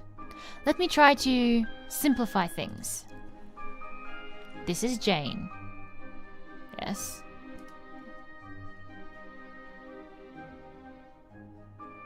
If you move, Jane will move too. See Jane move. Yes. There will be moments where the perspective changes and you will be able to see things more clearly. Should you look around... Oh, I can't read it when it's moving. Okay. You will be able to discover things that might have been hidden or not. If there are voices blocking what you can see, you can hide them from view while you explore. Pay attention, find what is hidden, but above all else,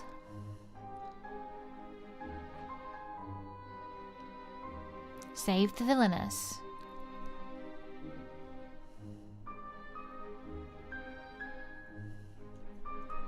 So I'm supposed to be looking for things? What am I supposed to be looking for?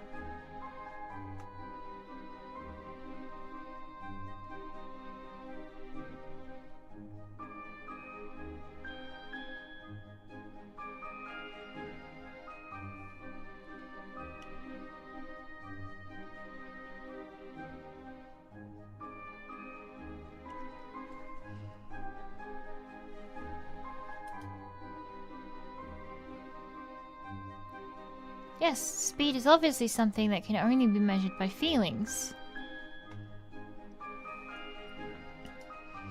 Much like time. Obviously, I will not be speeding to my bedroom to rest if I cannot stop going around in circles, both literally and figuratively. So, what can I say to move things forward? So this is the house. The house? As you can see, my lady, there are no other houses here. Therefore, this is the house. Certainly everything about this situation is perfectly logical. However,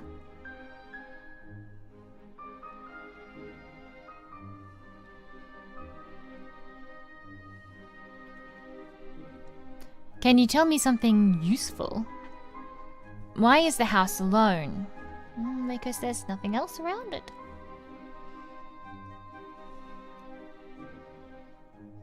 What do we think?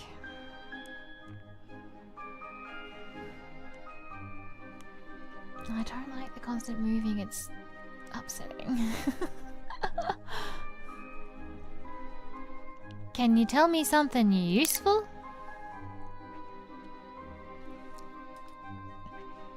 I am tired, dizzy, and scared that I will be strangled by pillows.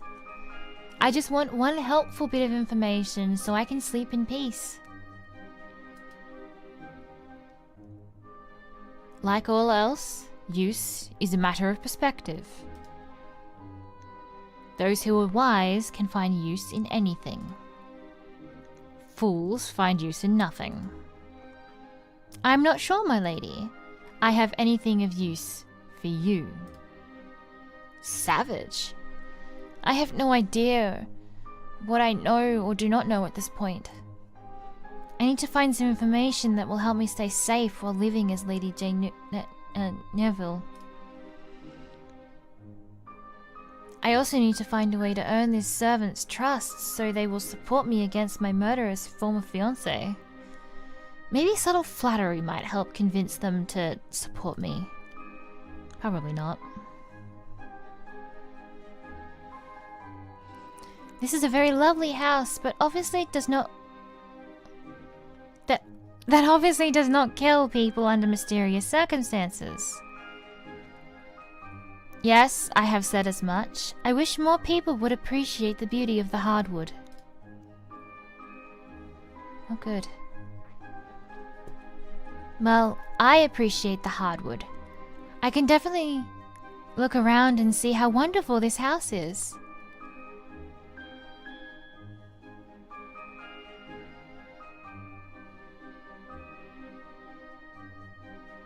I do like wooden structures. For instance, this perfectly normal ceiling. There is nothing strange about having wall paneling wainscoting on it. Normal manors often have heavy wooden panels on their ceilings that might unexpectedly fall at a moment's notice. That is correct, my lady. though I would suggest you be careful where you stand.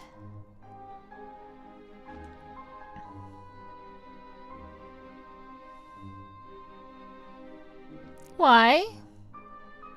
Is that the secret of the house? Does it destroy people by dropping unexpected wainscoting on them from the ceiling? That is mostly a matter of timing, and time is always relative. For all that servant speaks of time being relative, I feel that it is running out for me. So what can I do to extend the clock and learn what I need to in order to protect myself?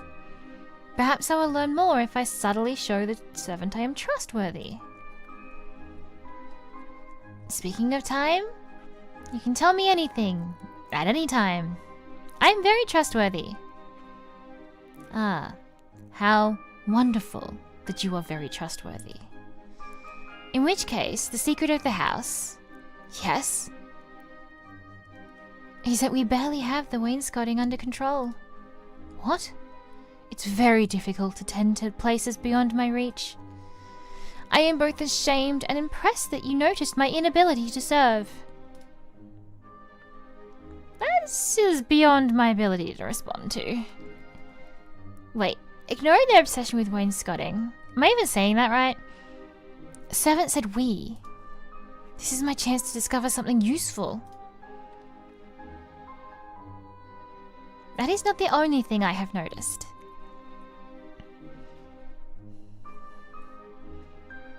By we, do you mean you and me? Are there others in this house? Who else is here? Aww.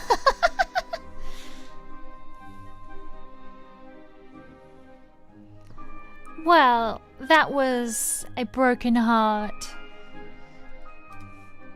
I mean, other than you, myself, and the wainscoting. Very clever, my lady. The inhabitants of this house vary, but they will become clearer as you decide. As I decide? So there are other people in this house. I knew that light in the carriage meant that someone was here. So does that mean my patron is here? Or is it someone else entirely? Is my former fiancé lurking in the wainscoting while preparing to murder me?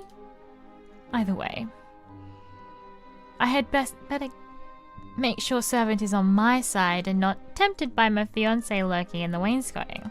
So she focuses on such odd stuff. First it was the pillow, the cushions in the carriage. Now it's the ceiling.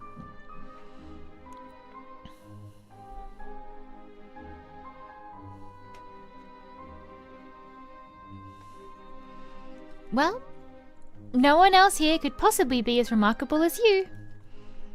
Oh, my lady, in several hundred years your bones will grow flowers as lovely as your long decayed flesh.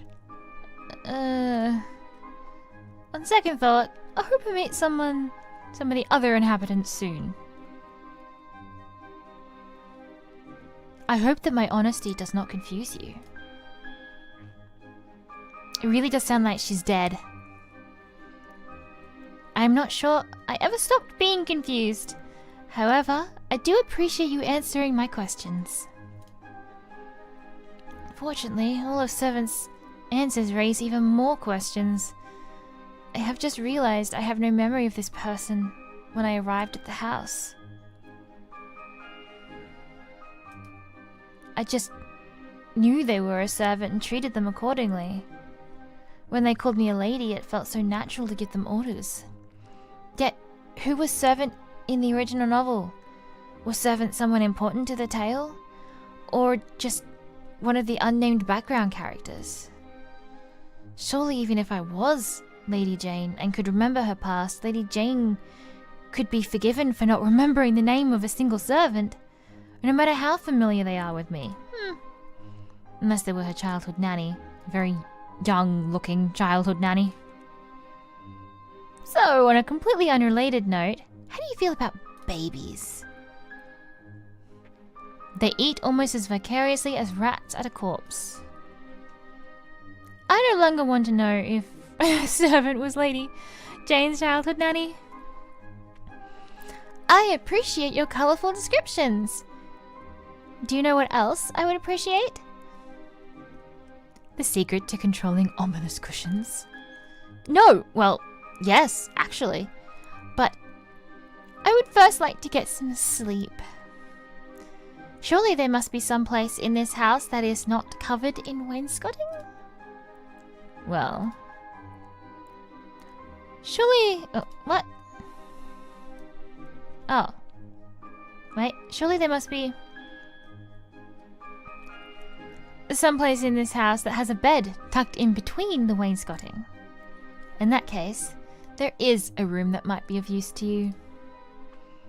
At this point, if it is full of neither wainscoting nor ominous cushions, I want you to lead me to it. I live to serve. Shall we indulge your tastes now, my lady? Okay.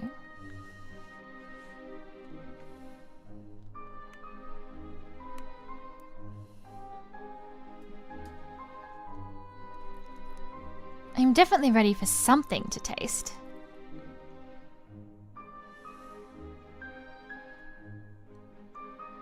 It's over there. Nothing? Okay.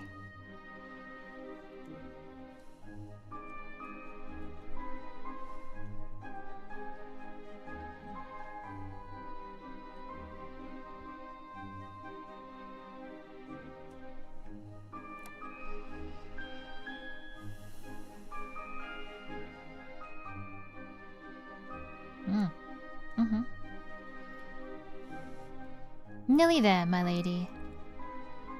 For some definitions of nearly and there.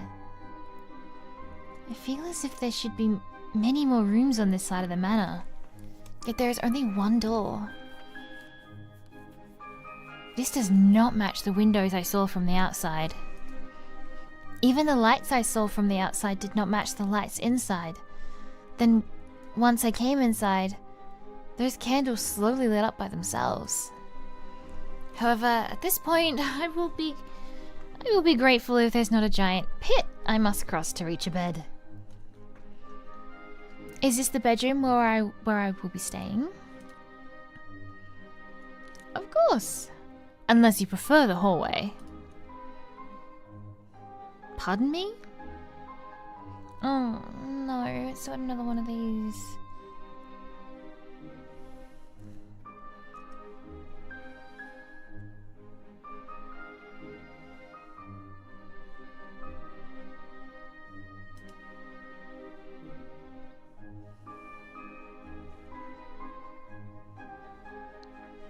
Am I looking?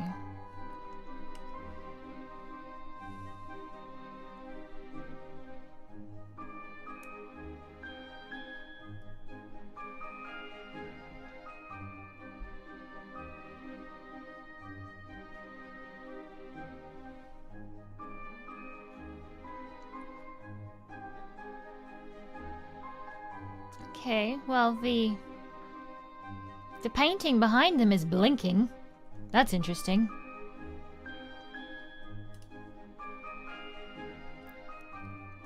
And that's a weird thing sometimes. I'm supposed to be able to do something with that? Pardon me? Well, it is a beautiful hallway. You are welcome to stay in it as long as you like. So long as you do not mind what comes out of the wallpaper when you close your eyes. Oh, hang on.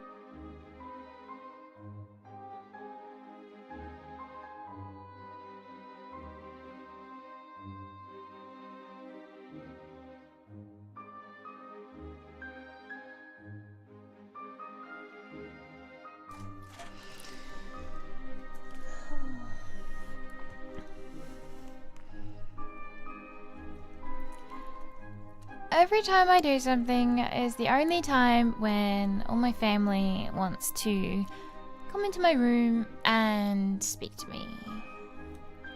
No other time, only when I am streaming. or working. Serene.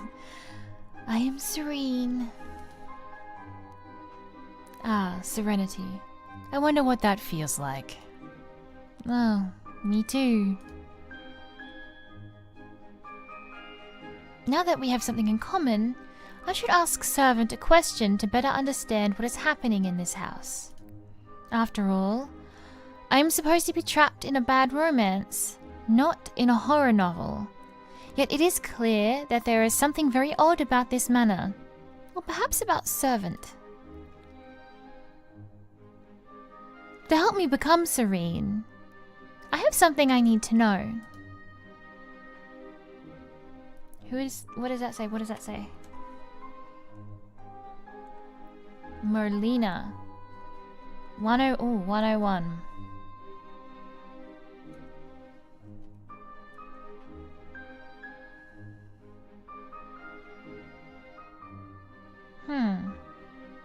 I wonder what that means. Why is this house so unusual? Do you usually see things that are not there? It's an interesting question. Why is this house so unusual?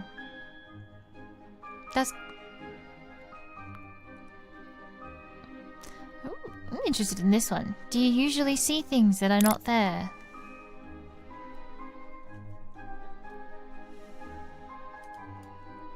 I can only see what can be seen. So everything you have mentioned is visible. I can only speak to my own view of the world. You claim to see things coming out of wallpaper, as well as rebellious wainscoting and murderous pillows. Perhaps you could tell me what you do not see. I cannot see your investigative ability. Ouch. Not sure whether or not I was just insulted. You were definitely just insulted, lady. However, the only thing worse than being insulted is having to ask whether or not you were insulted, so... As I definitely understood your clever words. I am now ready to sleep and think about how clever you were. What a coincidence. I am ready to stay awake and think about the same thing. Well, I am ready to take my chances with whatever is beyond that door. Then, while the evening is spread out against the sky, let us go.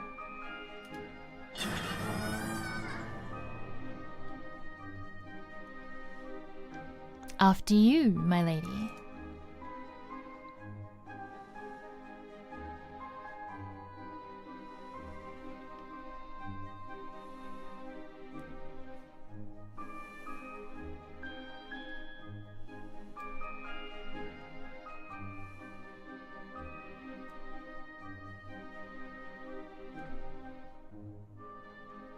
The assets for this game must be absolutely huge with the amounts of like panning they can do with it. The programming in this is really clever with the cinematics.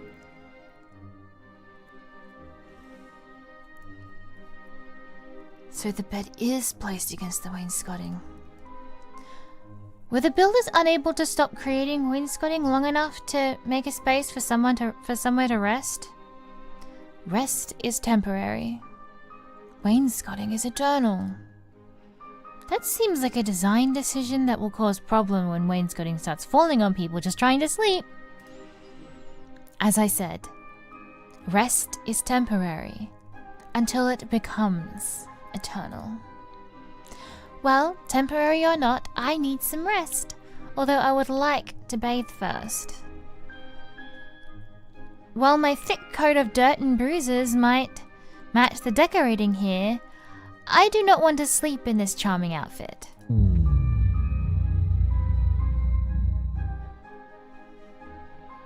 It appears I have another concern as well. Based on the noise of my stomach, I need some way to fill my hunger. The bath has been prepared and food is available to consume while you wash. Still, while the bath is available, I will not be joining you. What? I cannot provide all your appetites and needs. Excuse me? You are excused. Still, you will need to clean your body and thoughts on your own. Good evening, my lady. May you wake from your dreams. That is such an ominous thing to say to someone. May you wake from your dreams. Okay. I am now afraid that if I blink, the room will disappear as the servant did. I must find the bath before this happens. The room looks as if a depressed brothel mated with an army of wood paneling. They're very very descriptive in this game. Where could a bath possibly be hidden in this space? Maybe it's a waterbed. That makes more and less sense than I expected. How did they even fit the bath in? You know what? Never mind. I'm just grateful to be able to clean myself. At least the water is pleasant and does not seem to be ominous.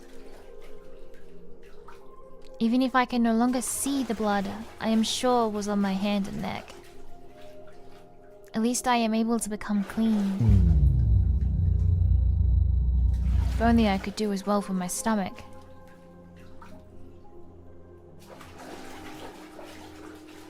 Where did that food come from, and why is it being held by a piece of... What? The wainscoting. I am too hungry to care. I will be very upset if I am murdered by a frighteningly shiny apple and a glass of wine full of apple juice. A wine glass full of apple juice. But at least my stomach will stop making terrifying noises.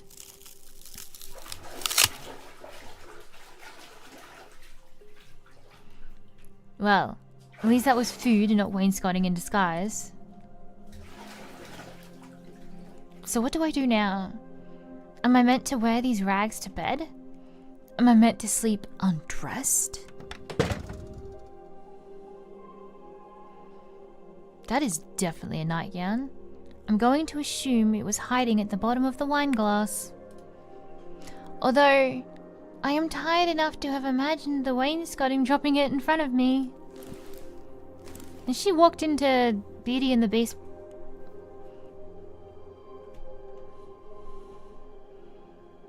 I am not too tired to realize this nightgown fits me perfectly. This is concerning. Why is there someone who knows so much about me when I know nothing about them? I still do not care. Those pillows look so comfortable that they can strangle me and I will die smiling. It is time to sleep.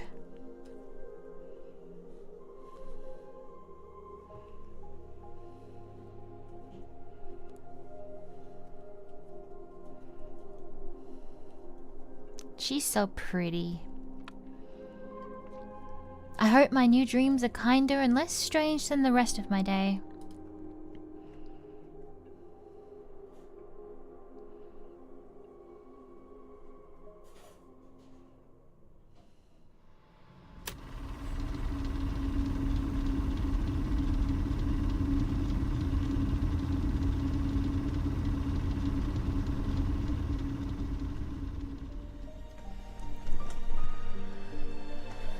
Ooh, that's pretty.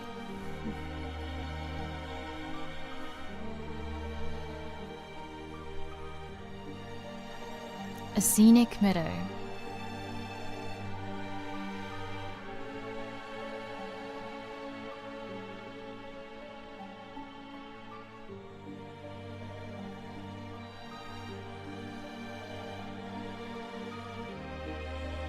A stunning beach.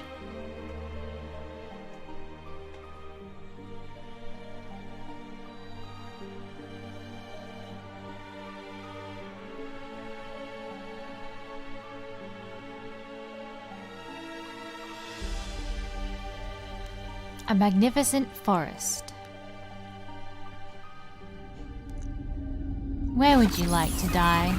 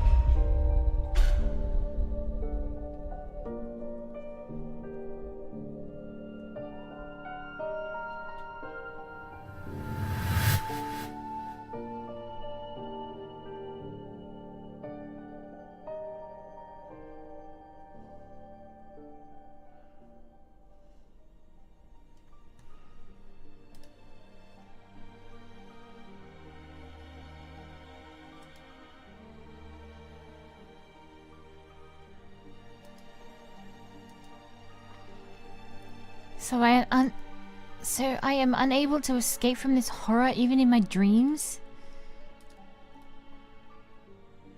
Is this meant as an attempt at intimidation?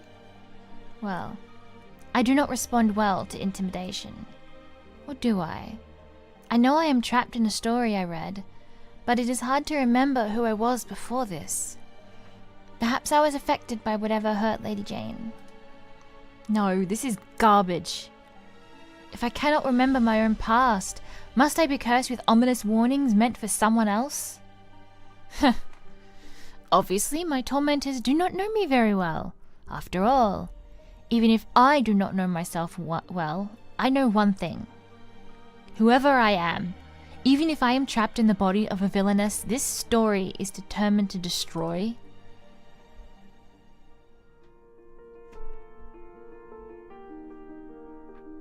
If you take away my arms, I will kick you. If you take away my legs, I will bite you. If you take away my teeth, my gums will make you bleed. I will not be defeated. I will find a way to escape this mad world. Good morning, world.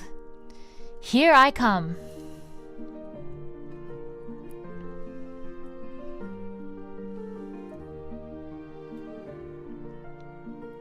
After I find some clothes that are not transparent in the light. Where should I go to find clothing? I suppose I could go back to look in the dresser. Or the wainscoting could just drop an outfit in front of me, along with a large apple. I'm a little concerned about this house's obsession with providing me with apples. Is it saying I look like a roast pig? Regardless, I will save an apple for the future just in case there is somewhere with no wainscoting to provide me with food, as impossible as that seems. At least I now have a suspiciously well-fitting dress that will not suddenly tangle around my legs should I need to flee. The nightgown was beautifully made, but delicate things are not very useful when fleeing for your life. I will be a champion fleer in this dress.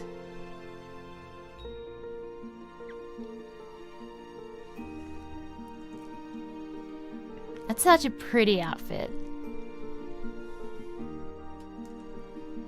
Before I flee, I need to find more information about Lady Jane Neville and the people who want to kill her.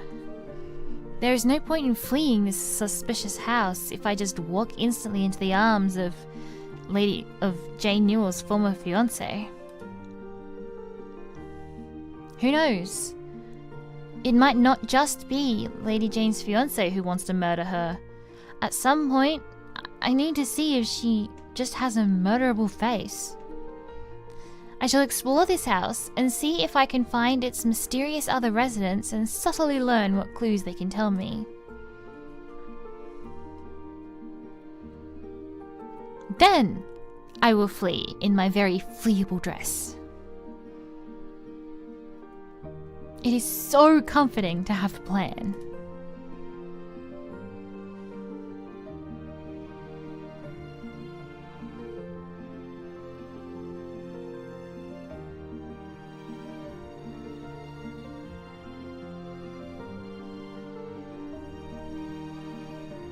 I find it upsetting that the portrait face is changing.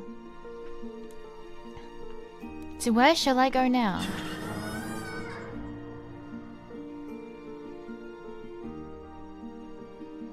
That was not at all unnerving.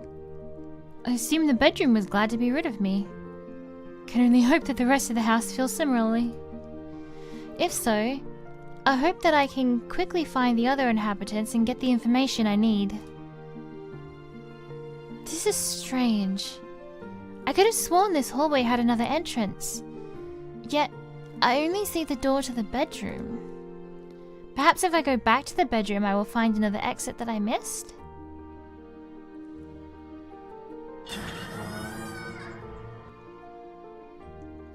This looks strange. What's going on here?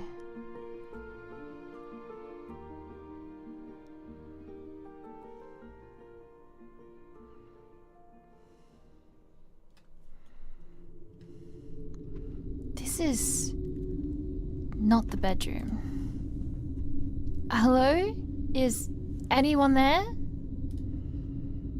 None of this seems right.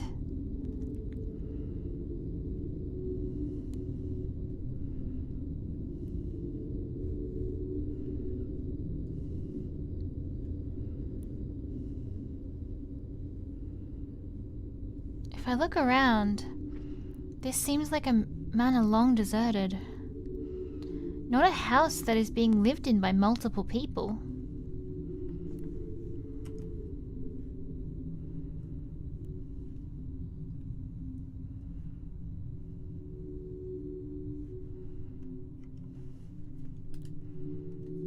What is going on here?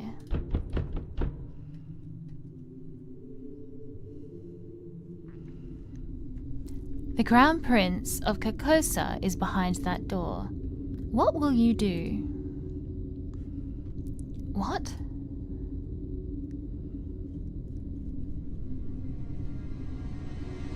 Run away as fast as you can. Curtsy until you hit the door!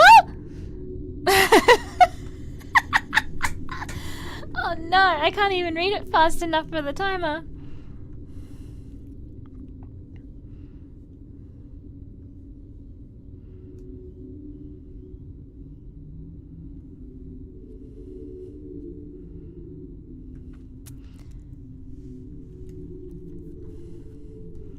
Who is this voice in my ear?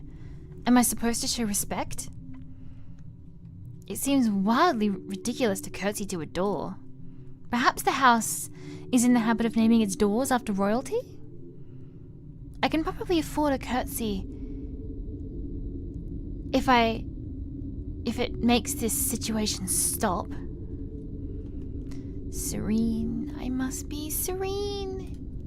This is ridiculous. Obviously, I am merely being blinded by wainscoting and need more rest.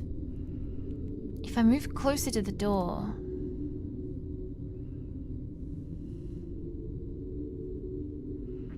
I see nothing unusual. Nothing unusual for this house, at least. How could the Crown Prince of Carcosa possibly be on the other side of this door?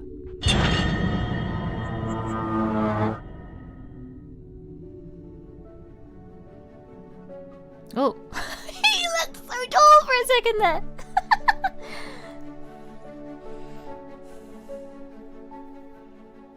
Oh, crotch shot. That's a... Okay, what? Okay, yeah, okay. You did not need to linger there.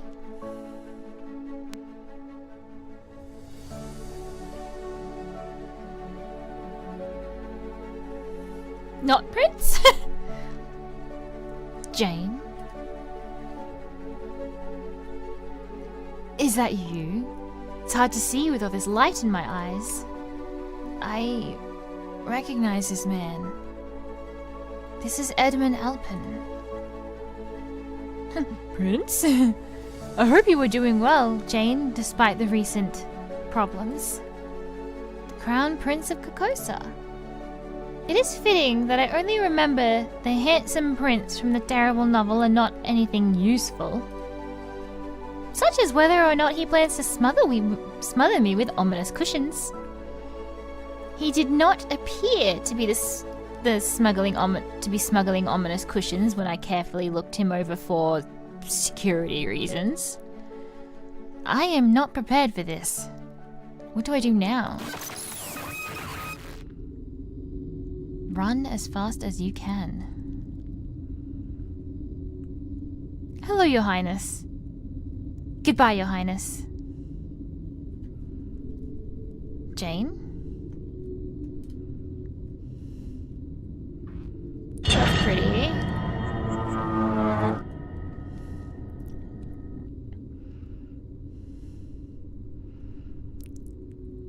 I could have sworn there was not a giant hedge in front of the manor. It was very dark last night. More importantly, I am a simple woman. When an ominous voice whispers choices in my ear, I expect those terrible choices to be honored. Forcing my body to run when I have chosen otherwise violates the spirit of ominous voices. Should I not have been allowed to curtsy? Should I not have been allowed to curtsy so low my knees escaped from this stupid story? Think of my escaping knees. It appears you doubt my guidance. Well, would you be pleased to listen to an ominous voice in your ear? Do we have a what is it? Do we have a scum villain saving system here? Point taken. Also, your advice is terrible. A good ominous voice would at least let me say something impressive, such as, "From the depths of oblivion I curse thee," before I had to do something stupid. You made me say, "Hello, Your Highness, goodbye, Your Highness." How could I be a good villainess with such a pathetic word? This is not even addressing my ridiculous run. Did you not wish to run? I had no desire to run so far and hard with some other force controlling my body. Fine. The decisions are yours. You will realize the truth soon enough. And wish you had run even farther. Hello. You sound even more foolish now. He's just chilling back there. That's not very subtle, man. Nobody could run any farther in skirts than I did. What? It's like one of those follow missions in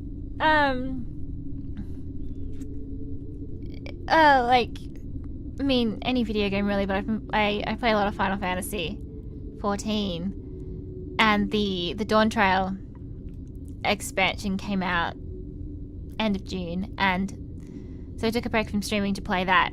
But they've got follow missions. I hate follow missions. You've got to keep close but not be seen, so you've got to be continue ducking behind trees and rocks and things. That's just what this is reminding me of.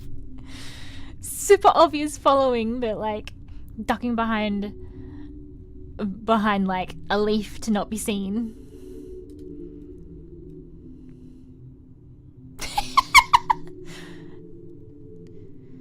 So I'm finally free of voices and in a scenic hedge. Boy. At least I can stop worrying about terrible romance novels fiancés until I catch my breath. Yup, tall man.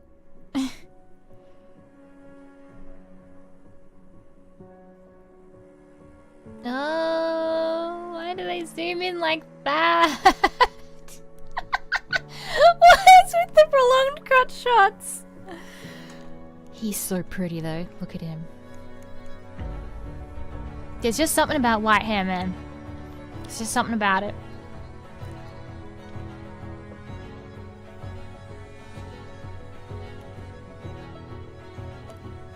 Hedgeman! So you did escape the hedge, Jane. Who is this man and why is he covered in leaves? Wait, I know him.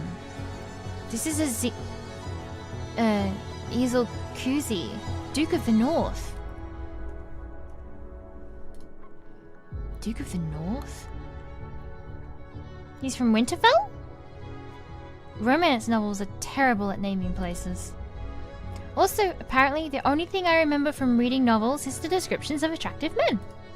That seems fair. And that is why it is important to determine whether it is a good hedge or a bad hedge before moving. You have to be careful about hedges, Jane. I do not want you hurt by a bad hedge. Somehow I have missed everything Lord Isil said. I will need to subtly change the subject to hide my inattention. Do you enjoy lurking in bushes, Lord Isil? Sometimes I have to do things I do not enjoy in order to do things I do enjoy. Though I wish these leaves would stop following me. Duke Isil's presence forces me to realize that my situation is even more confusing than I imagined. I was so sure that Prince Edmund was the former fiancé that I was escaping, especially since I was literally forced to flee to escape from him. However, a Duke of the North who sneaks around in bushes is both suspicious and a good candidate for being a bad romance novel's male lead. Which of them was the fiancé who betrayed Jane and sent her into exile? Unless... could one of these men be the patron who helped Jane and me escape from prison to come here in the first place? Who is who? Is Prince Edmund a sparkly yet murderous fiancé, or an equally sparkly yet helpful patron? Is Lord Isil a suspect hedgeman? Well, yes, but is Lord Isil also a former fiancé? Could he be my patron? How can I tell? Are you hurt, Jane? Did the bushes ambush you? Ambush.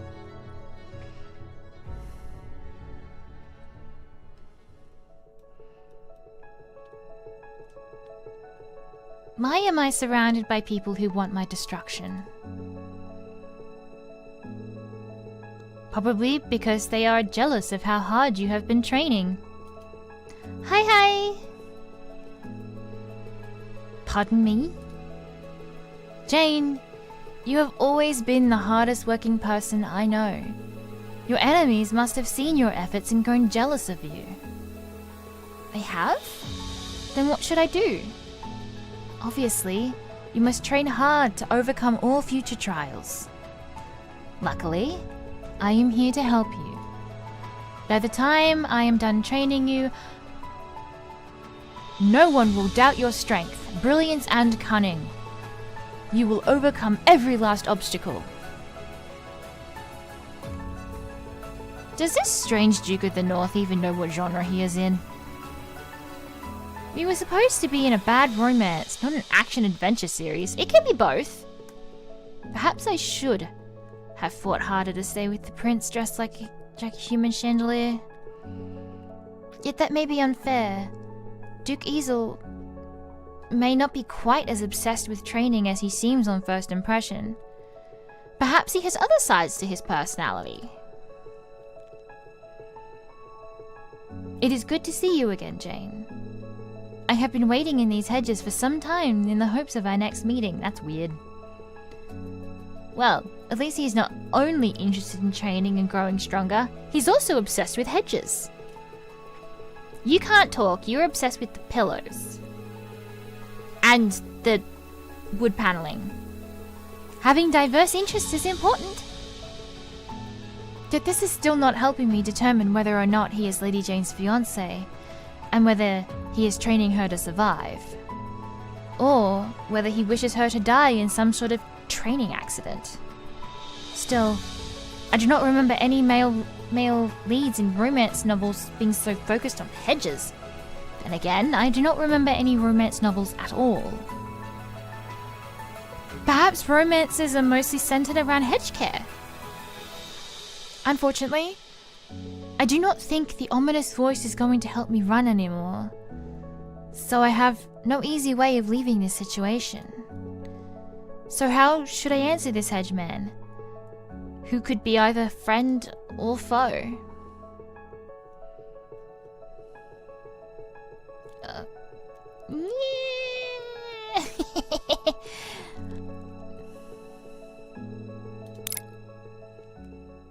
Love. So you wish to know more about love. You seek me as your tutor. Your trust in strangers and talking objects is noted. I have created a gallery that will provide you what you seek.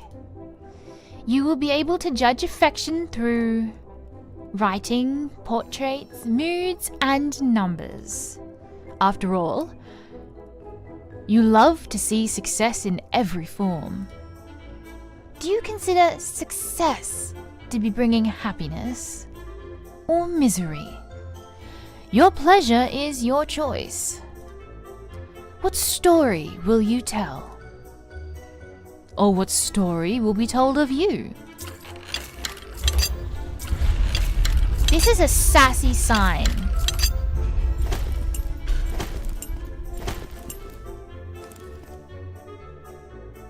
Portraits of love. Are you not happy with the state of this gallery? You wish for more options? Perhaps you need some further explanation. This is Duke Ezel Cusi. Never mind, why bother showing you the entire man when you only care about is the face. I know what you value, and here is where you can discover the effects of your choices. In this very special gallery, those who are capable of receiving love will show you how they feel about the actions of Jane Neville. For instance, what do you think Duke Ezel feels about Jane's actions? Of course, Jane has not taken any actions yet. That is why this answer should be easy. For instance, do you think Duke Ezel feels... How do you feel right...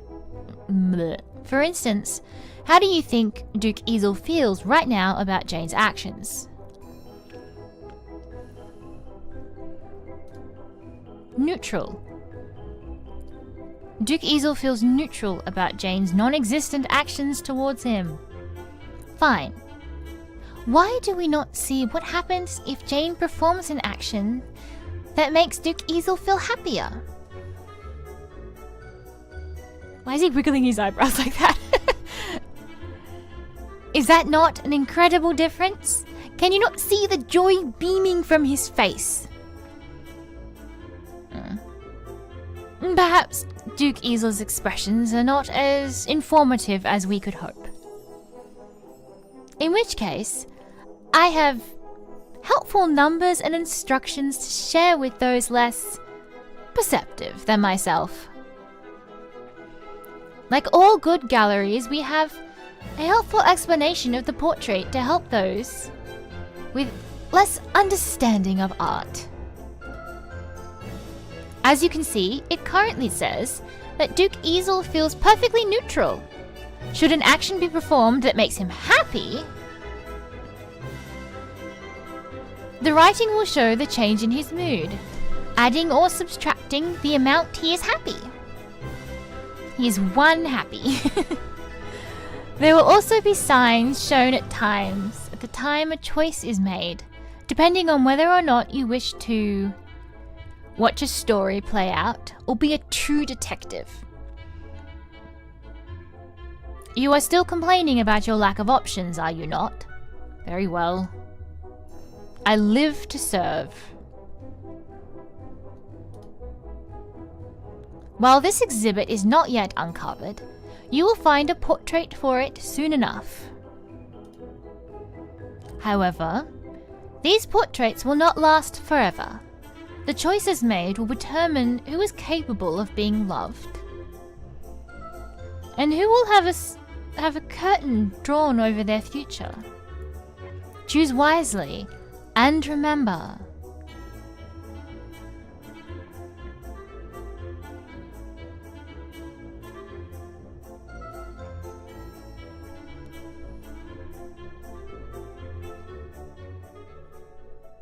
remember what?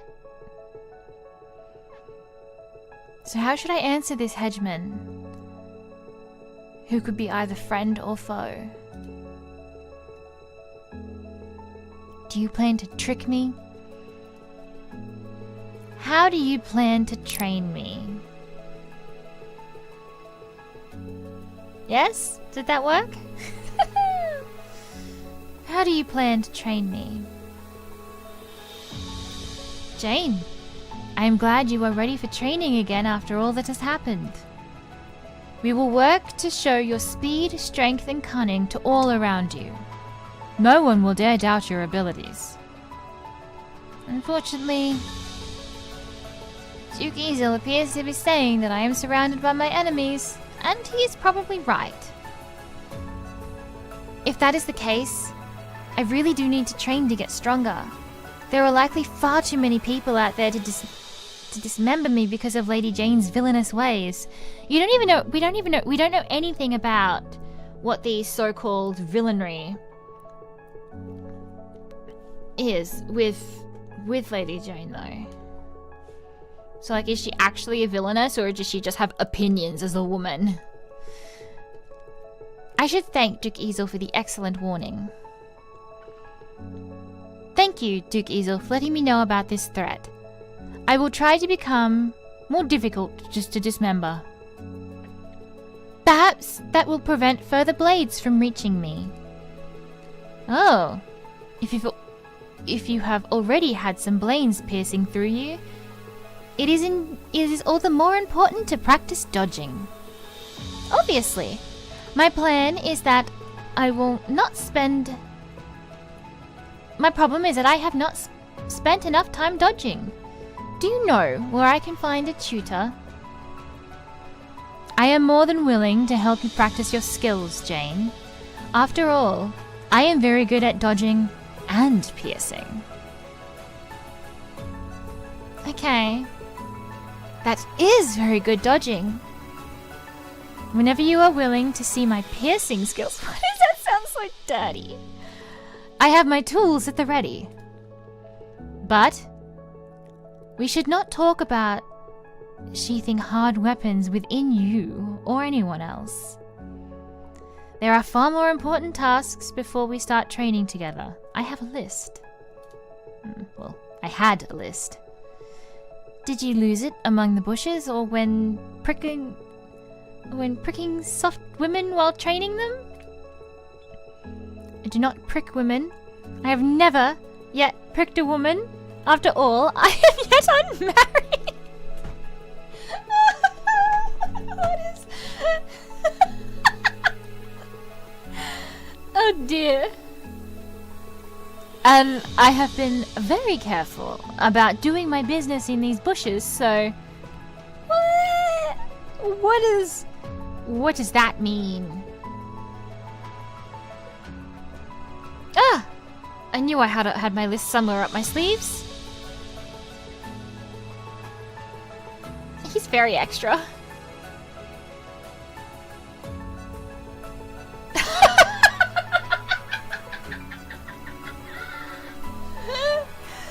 Go to Jane's manor. Find Jane. Solve problems. Step 4. Profit. An excellent list. Very excellent. As you can see, there is only one step left. Duke Easel, I am morbidly curious about what solve problems part of this list means.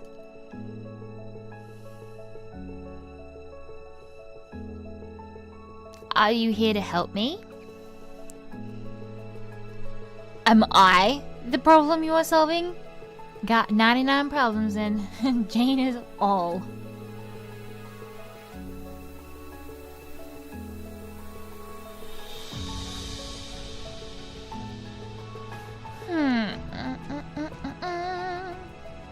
Am I the problem?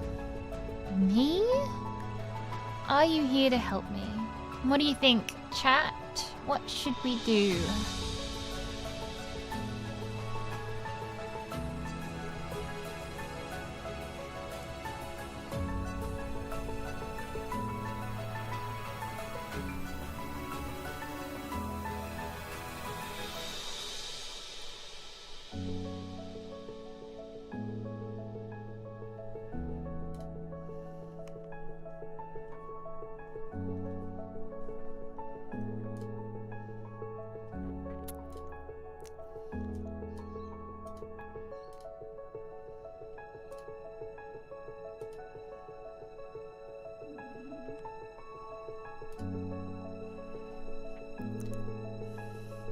Are you here to help me?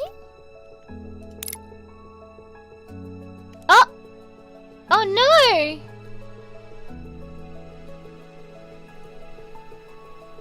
No! That was a bad choice. Oh, R.I.P. chat. I assume people are interested in either helping or murdering me. So which of those two does your plan include? My plan is very simple. I am here to follow the list. I do not see the word help on the list. So that means you are here for murder. I do not wish to doubt your reading skills, Jane, but I am clearly here to solve problems. Do those problems include murder or help, Duke Easel? Why would I help problems? I think I need a list of ways to treat a headache. Well, if you need help, I am very good at making lists. I think it is important that my list be made accurate while you work on yours. Let us officially add you to the list.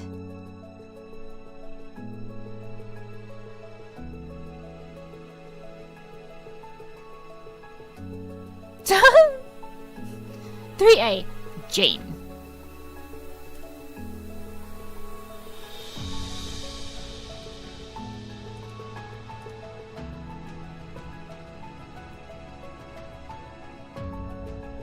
Now, all we need to do is... What is that? What is What is that? Now all we need to do is follow my list, and the troubles will be over very soon. Is that...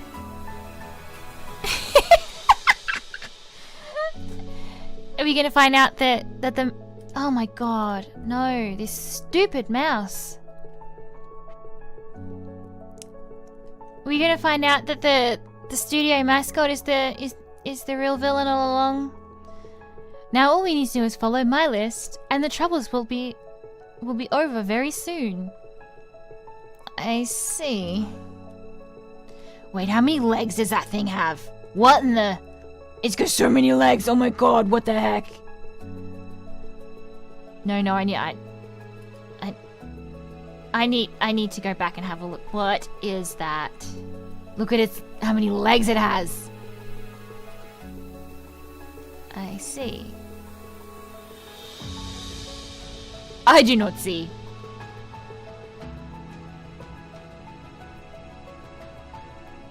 Look at how many legs it has! I am unsettled, chat. What is that? What is that?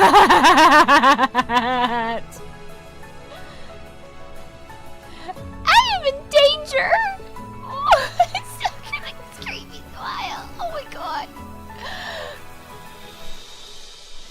I don't know, but I'm scared. I do not see. I think I am more confused than when I started, frankly. Obviously, what I need to do is find a subtle way to learn more about what he is intending. Your list is incomplete. I am impressed by plans. Is he gonna get offended if we tell him that his list is incomplete?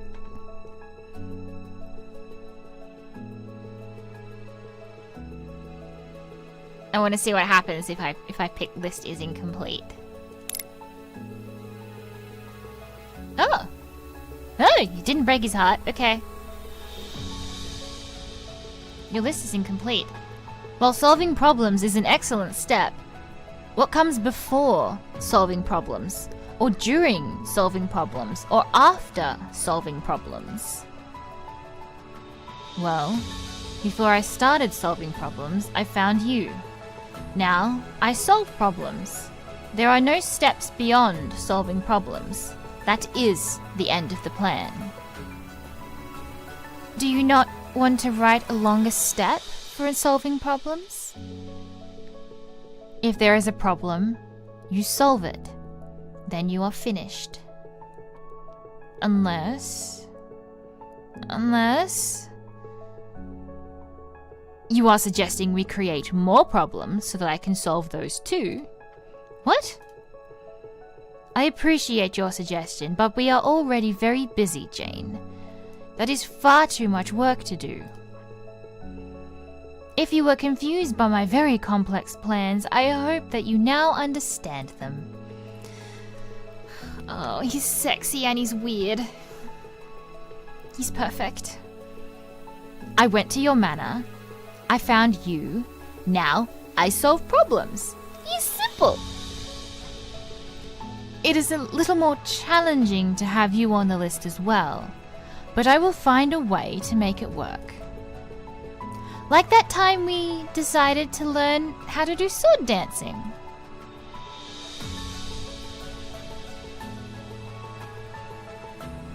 Sword dancing? We trained in sword dancing?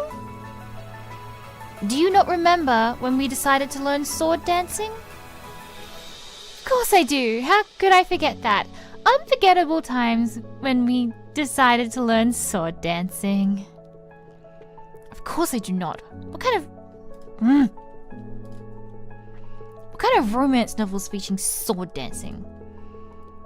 I'm going to accidentally murder myself if he hands me a sword. Why is this so sensitive on here? How can I possibly pretend to be Jane Neville, who, frankly, seems more amazing by the minute? All I need to do is be subtle, and I should be able to avoid his suspicion. Yes, sword dancing, my absolute favorite hobby. It is unfortunate that we do not have any swords nearby to practice it again. Sword dancing would have been such a great part of our training regime. However, I am sure we can cope with this disappointment bravely. Very bravely. Extremely bravely. With graceful bravery, almost the height of the house wainscoting.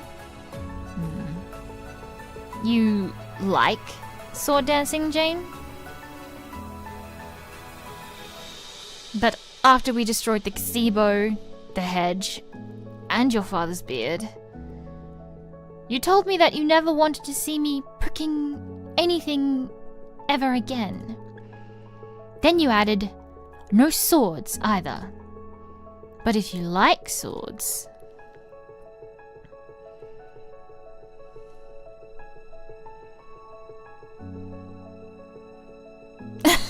Sword dancing. Oh no. This will be very helpful for solving problems. I am sure it will. Was the problem with that list truly lacking of sword dancing? I will obviously need to sharpen my investigative genius if I hope to survive in Jane Neville's body. Who knew romance novels involve so much sword dancing? Is he the childhood friend?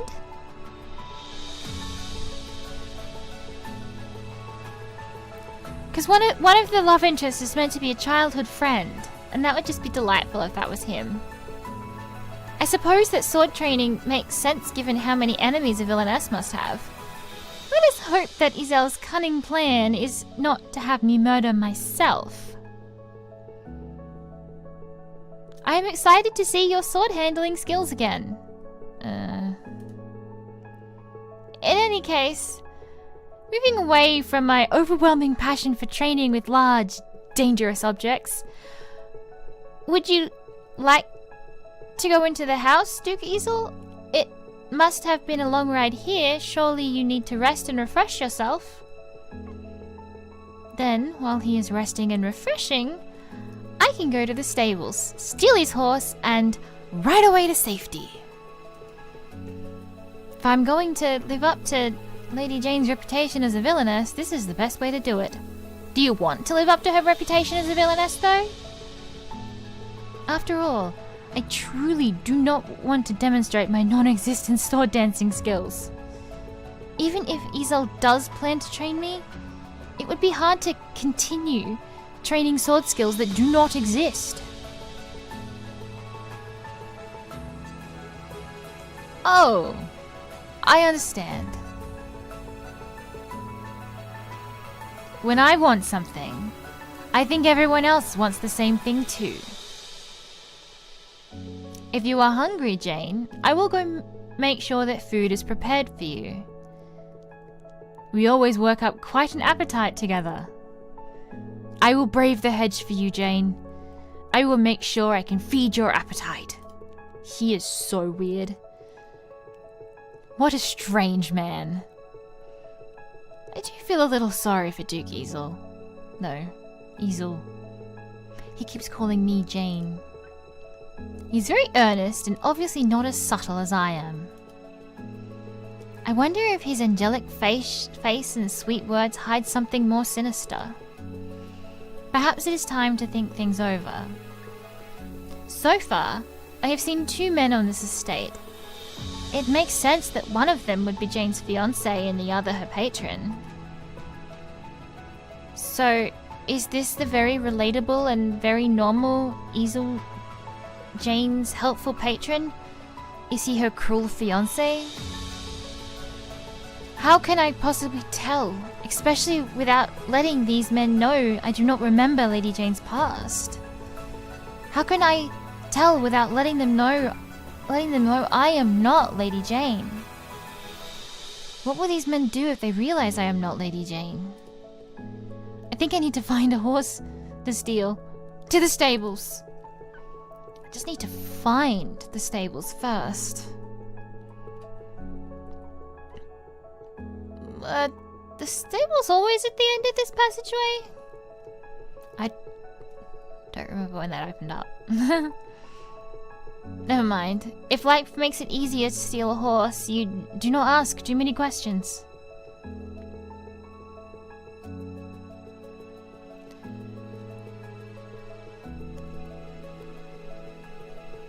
This is very...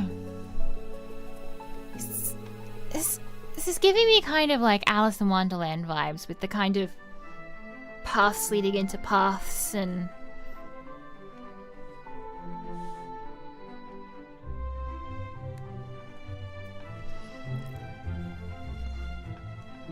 coincidences stacking. I want to know what was with that axolotl earlier. That was so strange.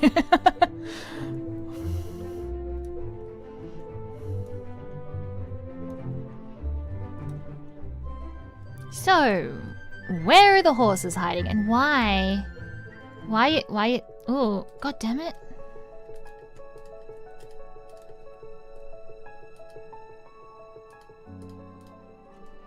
Why is that wiggling like that?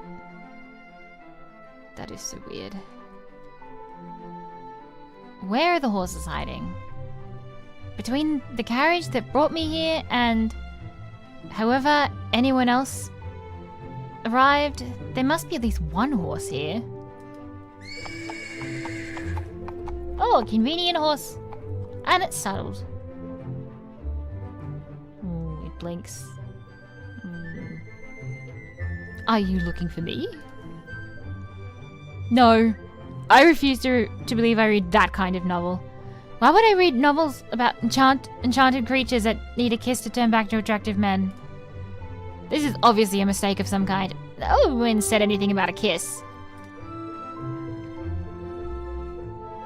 I am obviously so grateful to see you that my desire to mount you is overwhelming my common sense.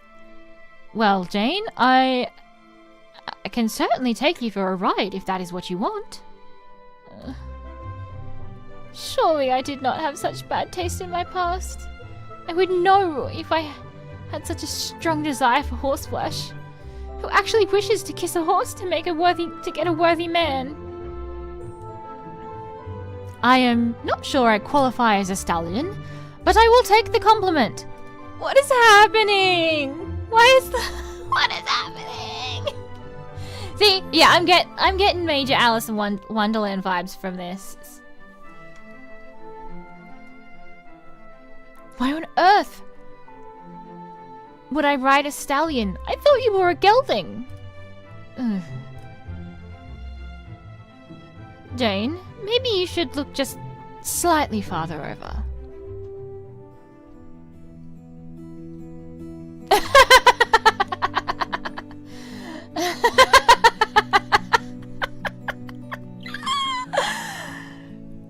There isn't, dude.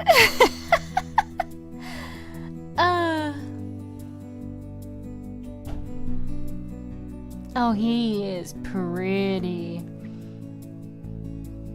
Does he come with his own pedals?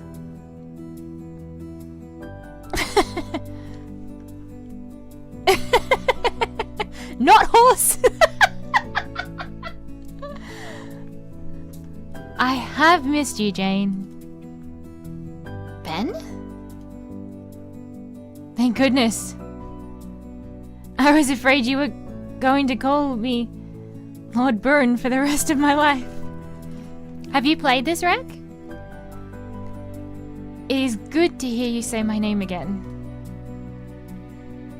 Ben Buren, only son of Duke Buren. He's the childhood friend. Childhood friend and neighbor of Jane Neville. I am forced to realize that I truly do have an incredible memory for attractive men and nothing else. Did Ben's exposed collarbone hypnotize me so much that I immediately blurted out a name that could only be used by someone very close to him? Ben is not upset, but I need to be less suspicious. Perhaps I can subtly change the subject. Yes, so very subtle. You look well, and not like someone who is about to murder me. That is true. Although I'm amazed that you can see me through all these petals. Why are there petals floating in a stable anyway? I have no idea. Maybe someone was storing potpourri from the rafters and the packets fell off when you came here? Those scented flower packets stink. Does that mean I'm gonna spend the rest of my life smelling like the inside of a drawer? Think of it this way, Ben. What other foul-smelling objects could be floating through the air in a stable? Point taken. I will complain about the petals no further, even if they continue to rain down on me. So one is blinded by light and can't see anything because he's got sparkles. One is being stalked by leaves and he's got petals. Nice. Have you tried asking the house to stop? For instance, you could say, "Please stop making me smell like the inside of my mother's linen closet."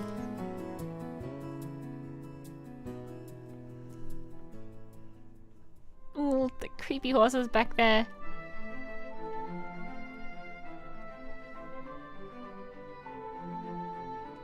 That is much better. Though your flower fall was too cruel a punishment for so small a sin. It was not my fault you mistook me for a horse. So she's doing it?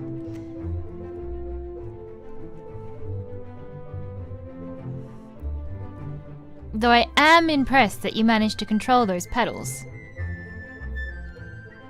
I do not know why Ben thinks I did something to make the petals stop. Has he not tried asking the house for what he wants? When I said I wanted things, the house has occasionally responded. I have a magic house too. I assume this is both because I ask for what I want and because it helps advance this terrible story's plot. Still, if Ben has not learned how to work with the house, I might have an advantage over him. If he tries to murder me, I can summon one of my endless apples, and the loud crunching noises will distract him long enough for me to flee. However, before I make plans to run, I need to make him think I am sweet and useless so that he does not suspect me. It was cruel of you to pretend that animals can speak. To be fair, it was hard to reach you faster than Horse. He has always been bizarrely fond of you. Horse? Oh no, Jane. You do not get to pretend you did not name him. We had a neighbor who had a cat named Cat. If I have had to explain that name for 14 years, you cannot forget that you forced me to choose it. Well, he seems to like the name. That is because Horse is, as I said, bizarrely fond of you. I assume it is because you have something special to attract him, and I have one guess. What do you use to wash your hair?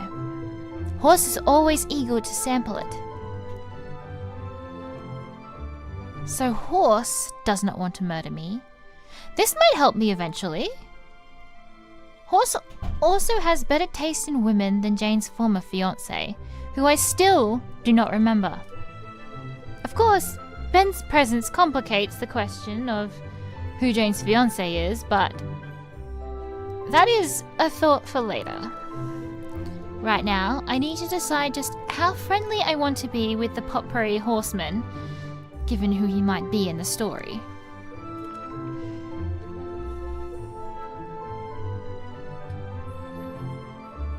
Did you train Horse to find fleeing women? Should I not have soaked my hair in oats?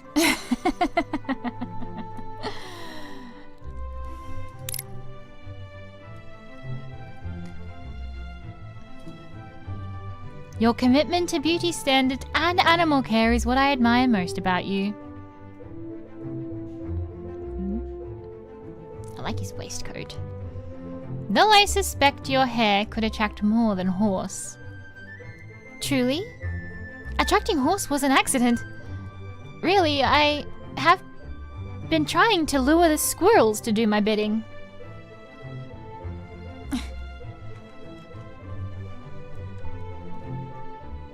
Ooh, that's long.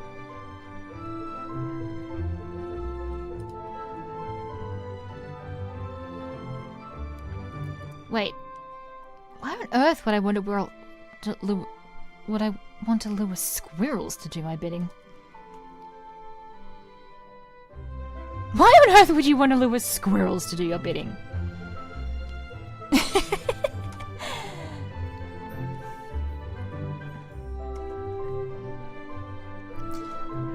Squirrels are nasty, terrifying creatures who will kill you with a blank look in their beady little eyes. Then? I see. You plan to use bloodthirsty squirrels against your enemies. By the blood, the way your mind works makes me dizzy with amazement at my brilliance? Yes, among other things. Ignoring your brilliance, If you are still worried about attracting horse, you need not be concerned. Your hair is lovely, with or without an additional scent. Almost as lovely as it is to see you again. You are so... I am so... Have you lost your voice? Are the words you were thinking too disturbing to share? Of course not. It's just that... Horse missed you. Would a horse be flattered to know that I missed him too? I will have to thank him personally. Where is Horse? I could have sworn he was right behind... He was right beside me. Oh, he is very clever.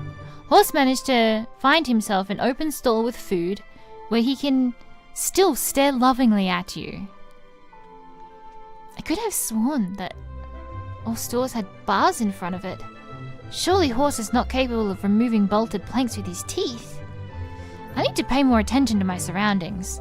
I obviously am imagining things when I need to remember what I see. As it is, I need to be polite but distant with Ben until I remember more. It is important that I do not say anything that could be misinterpreted as cruel or cold. I hope your heavy weight did not inconvenience poor Horse since you rode him all the way here. Trust me, Jane. I did not convenience Horse in the least. Horse is very fond of my weight. Sounds very suggestive. Are you also fond of my inconvenient weight? What does this mean? Is this a threat? Is Ben threatening to squish me with his bulk, or aim other parts of his body at me?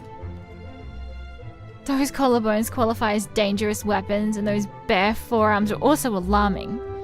Look at how muscular and powerful they are. Surely there is some way to defeat Ben's cunning plan to overwhelm me with his body.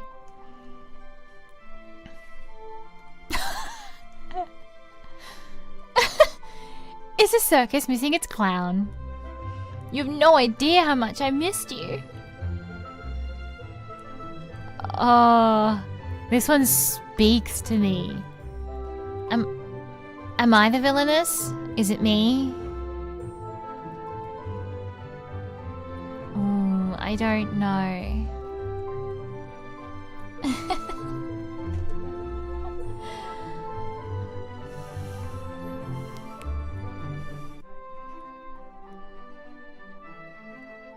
That is such an appealing answer, though. Is the circus missing its clown? Who you can say that to really depends on what your relationship with them is, though. I'm gonna pick what I think is the safe option. Unless you have other ideas, chat.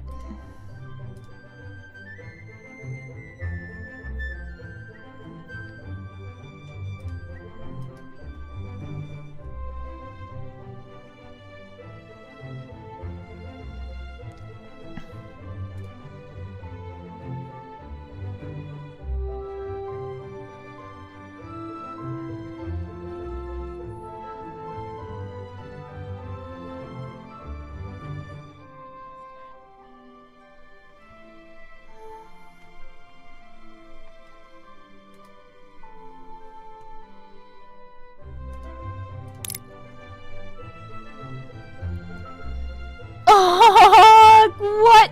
What? Clown was the right option? Are you kidding me? Oh my god.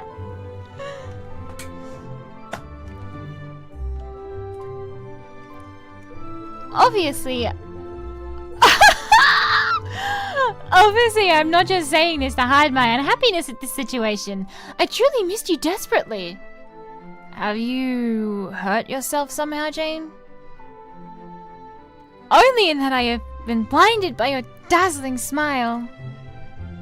I'm getting slightly afraid here, Jane. Well, I am the one who should be afraid. Afraid that I will miss a second of your luscious hair swaying in the breeze. luscious hair swaying in the... Jane, did you recently dive neck deep into a pile of terrible romance novels?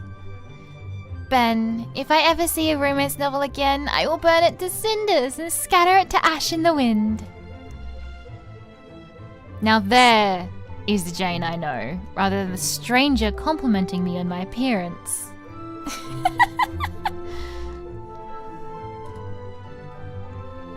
Have I somehow given myself away by speaking too honestly about Ben's gorgeous appearance? Curse his cunning plan to distract me with his dangerous body.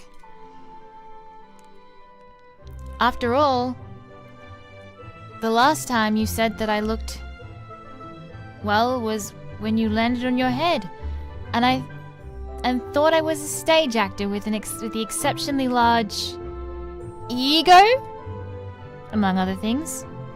Let us speak no more of it. We have both already forgotten that memory. Even if you were right that he and I share some common proportions. Did the actor also have a large nose? Oh, Jane. Speaking of good proportions, I am glad that you found a slightly less used outfit to wear. It makes it much easier for us to frolic in this delightful estate that only appears to be partially on the verge of collapse. I am impressed that you noticed my change in clothes. Does this mean that Ben saw me in my previous outfit? This changes things, because there are only a few people who could have seen me in that ragged dress. Still, is he purposely referring to some other outfit? I need to pay attention to what he says. Now that I am living in this manor, as it beautifully falls apart around my ears, I need to dress appropriately. Does that mean your shield comes equipped with a shield for falling bricks? Bricks? It is the wainscoting you should fear. Why is that wheel just wheeling? Ben, you need to breathe as well as laugh. I remember Ben. Something in me knows him. I know that Jane grew up with him and spent countless hours in his company. I remember nearly nothing about Jane, but I remember Ben. So why am I so afraid to trust him? I need to see if I can get an actual non-joking answer from him. Ben, you are not here to judge my fashion choices. So why are you here? Jane, you wound me. I always have time for your fashion choices. If Duke Baron will not let me wear a lace-covered gown, then who but you could model it for me? I can see why your father would object.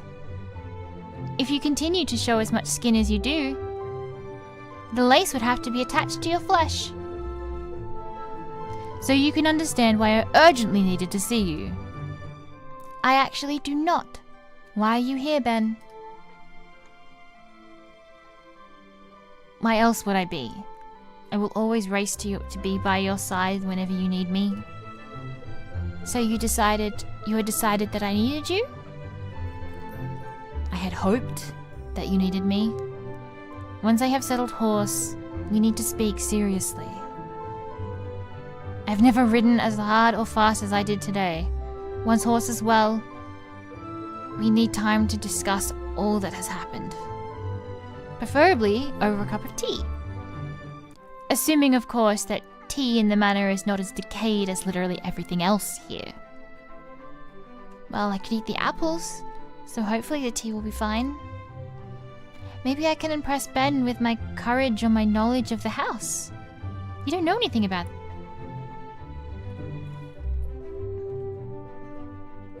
No need for tea. I have apples. I am not afraid of tea. No need for tea. I have apples.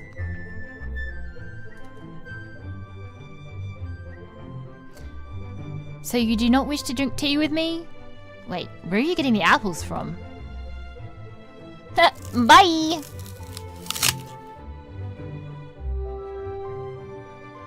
It's always valuable to keep an apple on you. After all, an apple a day keeps... Ooh, you got big. That is a terrifying noise. Oh no, Jane. Now you've done it. Where the horse is gone. What do you mean?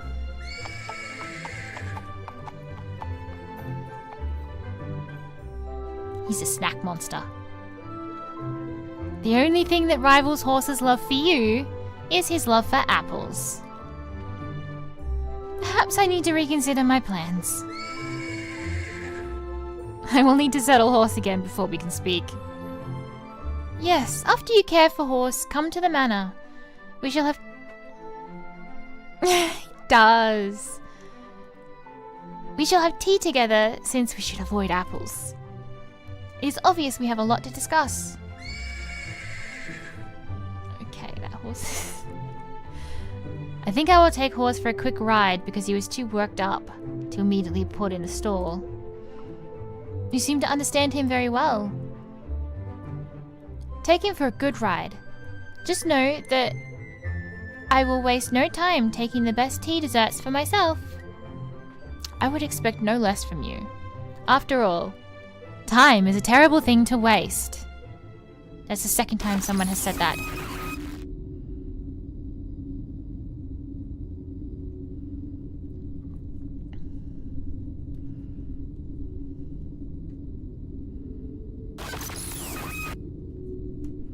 Oh no.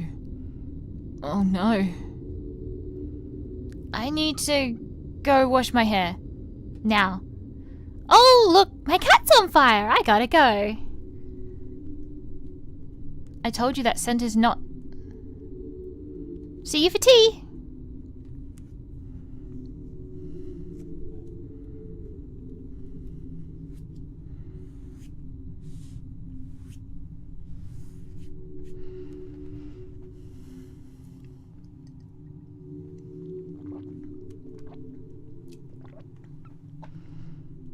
Now I need to think.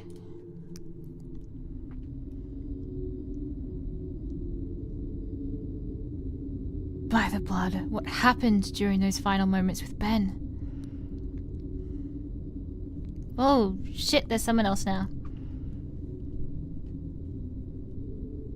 We were having a perfectly pleasant, horse-spittle-soaked conversation when all of a sudden...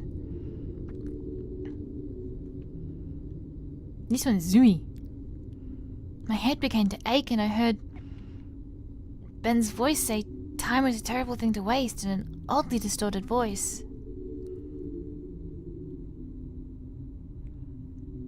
That was not even the worst of it. Immediately after Ben spoke, I heard my voice say, "Ben, are you here to..."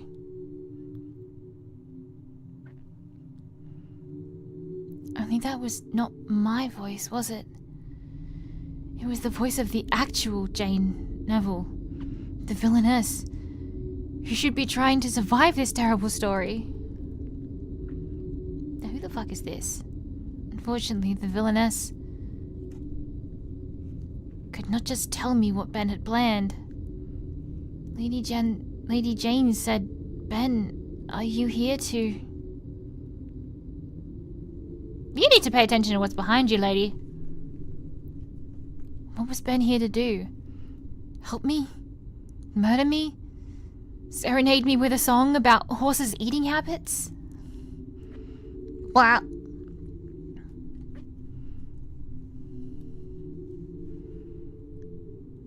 Are you sure those are the only things Ben Burren might do? Oh, you again. Well, it seems you could use a sympathetic ear, and perhaps some other assistance. I thought you had planned to leave me alone to make my own choices that I would regret forever. I'm not sure that is exactly what I said. But I am not making your choices for you. I am here to listen. Honestly, it is nice to talk to someone who cannot murder me. You don't know that. You don't know that the voice can't murder you. Even if... Why is that F so weird? Even if the only reason you cannot murder me is because you do not appear to have a body and you have sworn to no longer control mine. If you could stop reminding me that literally everything and everyone else can murder me, we would get along very well. Who the fuck is that? I will avoid providing more warnings. For now, I am more interested in your thoughts. Maybe provide a warning about that. I have so many thoughts. For one, I thought I understood what was happening with Ben until I heard his voice and my voice in my mind. Now I have to worry about Ben being the male lead. This is despite the fact that childhood friends are supposed to be loving but ultimately disposable in terrible romance novels. Until I heard those voices, I was convinced that the childhood friend could never win over the heroine. Thus, Ben could never be the former fiancé who betrayed Lady Jane.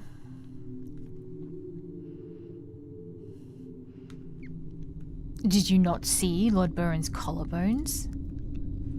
I admit, it was a terrible mistake not to take Ben's collarbones into account. However, I was too hypnotized by them myself to realize the danger. So you realize Ben Byron is a potential danger to you? Well, no, because the situation is even more confusing than it was before my vision. According to what I understand, there should be 2 men involved in this story. One of these men should be the fiancé who betrayed me, and the other should be the patron who saved me. As for who Ben is... Ben, are you here to... could be followed by help me or harm me, so he could fit either of these roles.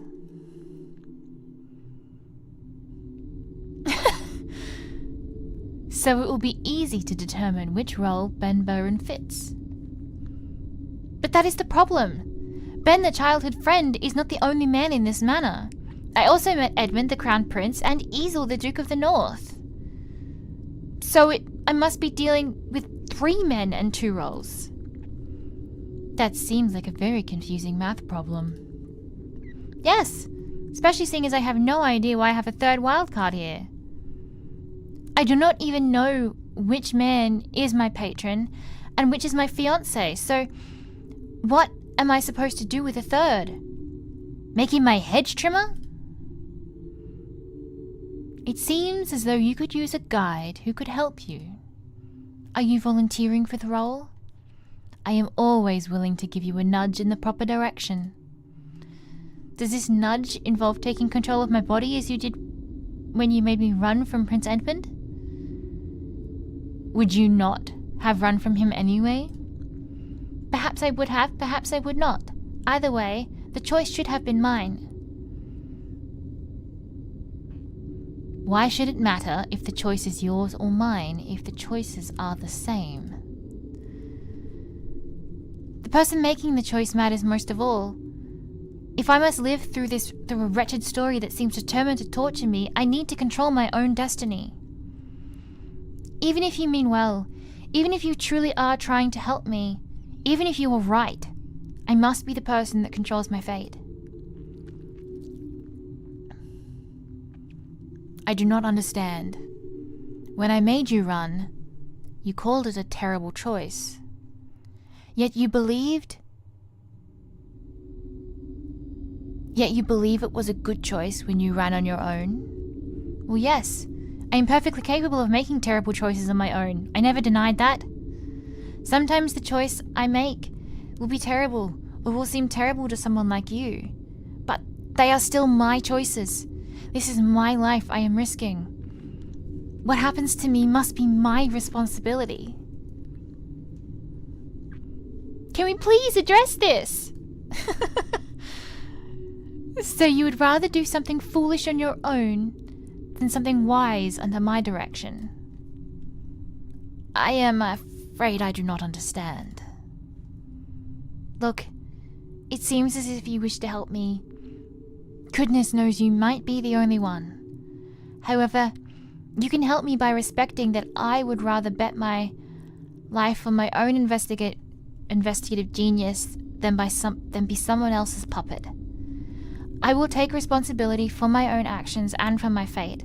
However, I will always be grateful for your wise suggestions and advice. He's not covered in... He's not covered in leaves!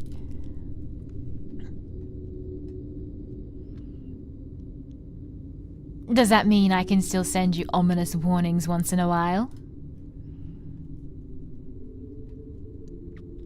Only as long as they are the most ominous warnings. That seems fair. Beware of the strangers bearing bushes. Now that was a good warning. And I am ready to proceed. Somewhere.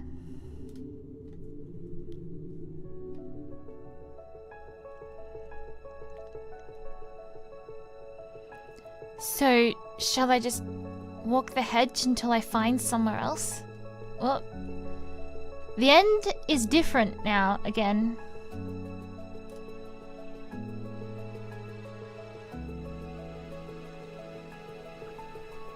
That looks like as good a place as any. Hopefully I shall eventually find some food that is not apples on my journey.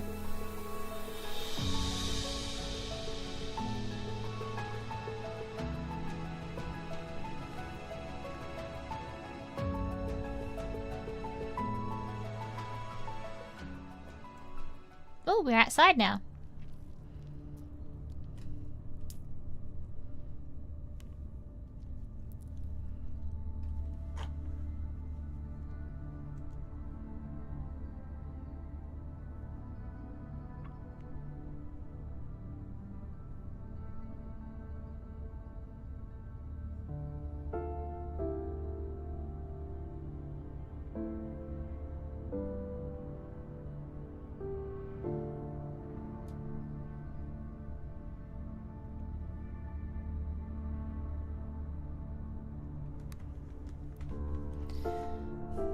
How does the house manage to look so ominous during the day? Truly, there are no end of ominous objects here. If I remember the ominous voice's warning, then I should also check one object in particular.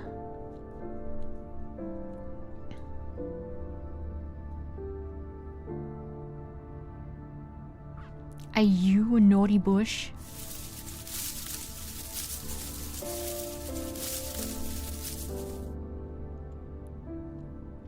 No, you do not seem to be carried by a stranger. You seem to be an ordinary boxwood bush. Still, that does not mean you cannot be naughty. I will be keeping my eye on you.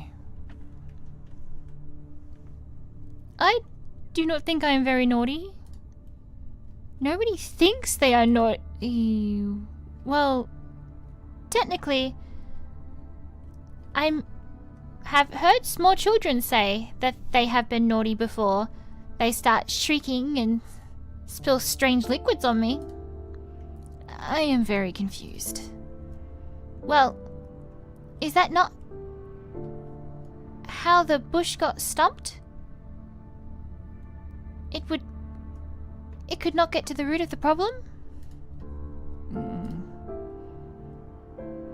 I was wondering how such an overgrown bush could be the lead of a romance, but you could charm anyone with your amazing sense of humor.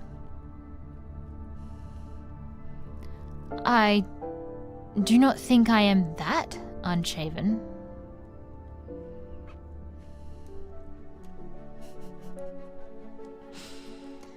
She's talking to bush people again. Oh god. Why are we stuck in the bush? He's sparkling again.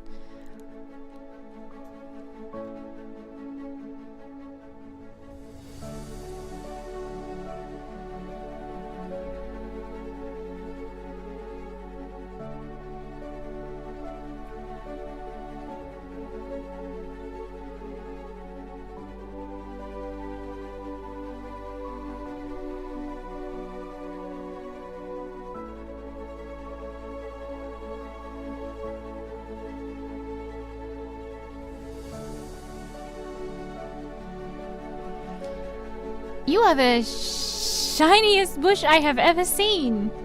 It is naughty to blind people with your light. Shiny? Do you mean that all the metal on me is shiny? I suppose even if you are a strange male lead, you still need to have some kind of fancy decoration somewhere. I do not know what else I would expect from a tale set in a manor like this. This is a dangerous manor. A gorgeous manor. Is the metal you just mentioned reflecting enough light to interfere with your vision? If it bothers you, I will reduce the reflection. Thank you for the advice.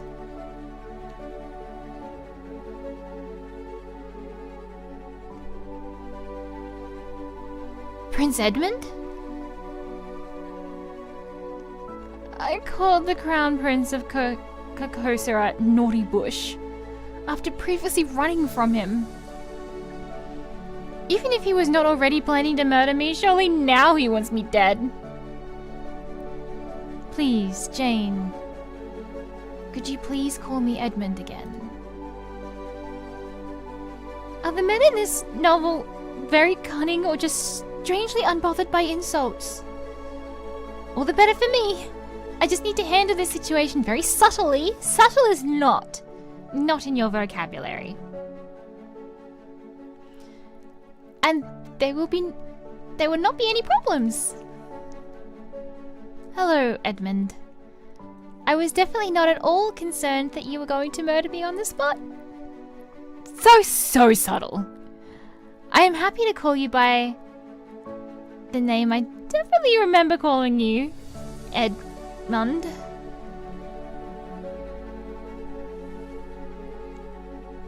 Hello, Jane. I too am behaving very normally. I am not at all nervous about seeing you. I almost definitely did not crouch down in a bush to be able to look you in the eye. It was perfectly normal for us to stare at one another through a bush for a long period of time. Bushes are very interesting. Absolutely. There is nothing like a lush bush to make someone want to stare and sink their face into it, like we did. This is going very well. So well. This is not awkward at all.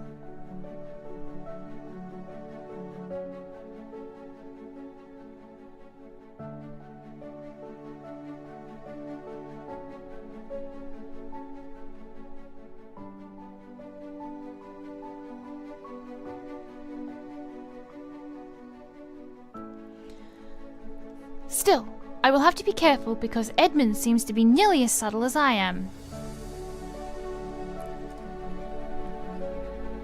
So, Edmund, we have somehow met yet again. Is there a reason you have come to see me? I have many reasons. Too many reasons to speak of right now, Jane. At least, not before we have some tea. Anyways, in happier news, you look very healthy, Jane, and not as though you plan to run from me. I definitely am not planning to run. I definitely am planning to run. Just not in front of someone who could easily have me beheaded. I see the guillotine enough in my dreams. I do not need to see it in reality. After all, royalty can be very unstable. I am not sure why I know that, but it feels true to me. I am glad. After all, I was able to find you because I knew you would be running in circles since it's too hard to run in squares? You have such a great sense of humor. He's still glowing. So do you. I am so glad to laugh with you again. Perhaps this meeting can bring more pleasure than pain. What does that mean? Ah, a chance for me to be witty, or to subtly express my concerns.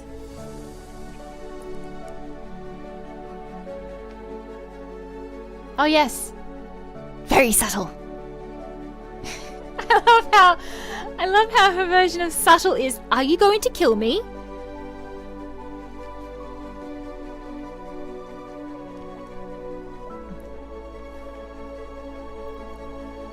It's a fine line between pleasure and pain. I try to... Wow. I try to bring more pleasure than pain. I am pleased to hear that.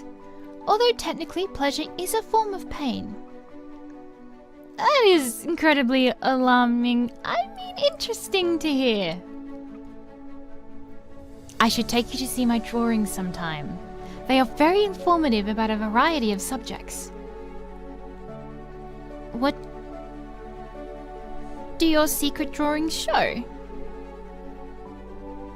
How fast can I run if his drawings demonstrate that Edmund takes pleasure in giving pain? Perhaps his beauty distracts vulnerable young ladies before he sheathes his blade in them.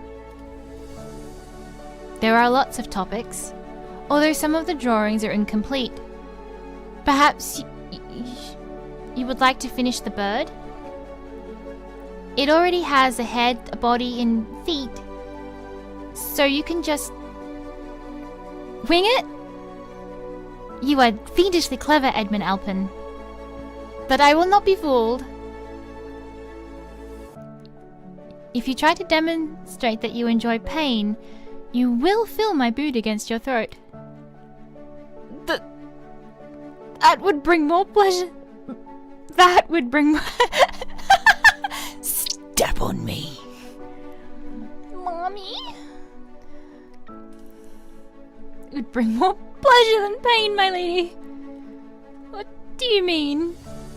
Are you saying that I do not have the strength to mount you effectively?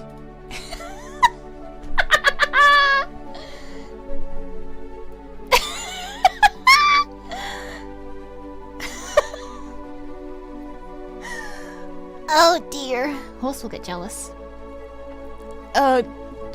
Just that having you on top of me is always a pleasure, no, a pain, no. Is she a villainess because she's just got all the guys? She doesn't just have one fiance.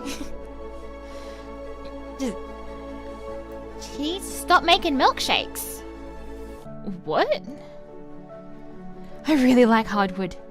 Did you know how much of it there is on this estate? Pardon me? Yes. You broke. I was able to get a much better look at how unusual the designs in this manor were when I was trapped in the entrance to this place. Trapped? What do you mean? I tried to follow after you when you left, but the door closed and then locked behind you. On the positive side, by the time I was able to exit, I had memorized the design of the wainscoting. It is an interesting pattern. Do you know there is wainscoting on the ceiling? Unfortunately, yes. However, I want to know more about how you were trapped. It was very strange. The door refused to open when I tried it. Then, once I had focused my attention entirely on the most delightful molding, I turned around and the door was wide open. I went out, and you were nowhere to be seen, but then there you were. Did you run because you were attacked by the cat molding? It did look very suspicious, even if it is beautiful. Edmund is obviously very clever to notice the danger and beauty of the wainscoting. I really feel like I'm saying that so incredibly wrong. Does that mean he is telling the truth about what happened to him? Did the house truly prevent him from coming after me when the choice to run was made for me? Is the voice the house? Does that mean that the house will no longer help me if I will not accept the voice's help? I think that the voice is the house. I cannot go any longer without knowing this. I already used the apple I had saved in my dress, so... Apple! Where? Jane? I need an apple. I could see if there are some in the pantry in the manor. No need. The house still loves me. I am very interested in hearing more about your thoughts on this house and how you managed to conceal an apple in that dress.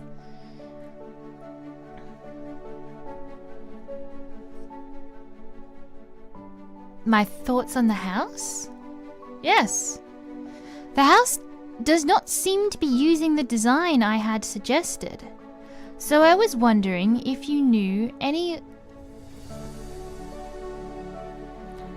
of any good areas to visit. I have always enjoyed our debates about architecture. Well, that was because you enjoyed seeing me get so excited that I jumped higher than a house. Because a house cannot jump.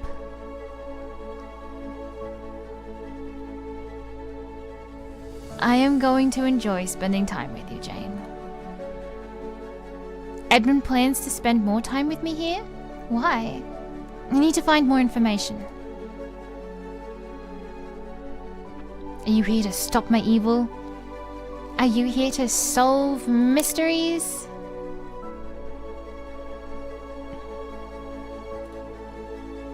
After all, what could be more mysterious than who is trying to kill Lady Jane Neville? Though how the house has an endless supply of apples is also very suspicious. Perhaps Edmund is here to solve mysteries about myself or the house? Oh, I understand. Edmund has already proven that he is cunning and clever. Perhaps he is also an investigative genius. Perhaps Edmund is even the patron who saved me because he needed another investigative genius to help solve these mysteries. Why do you think you are an investigative genius? Why is this something that you believe about yourself? I admire your confidence, but I question it.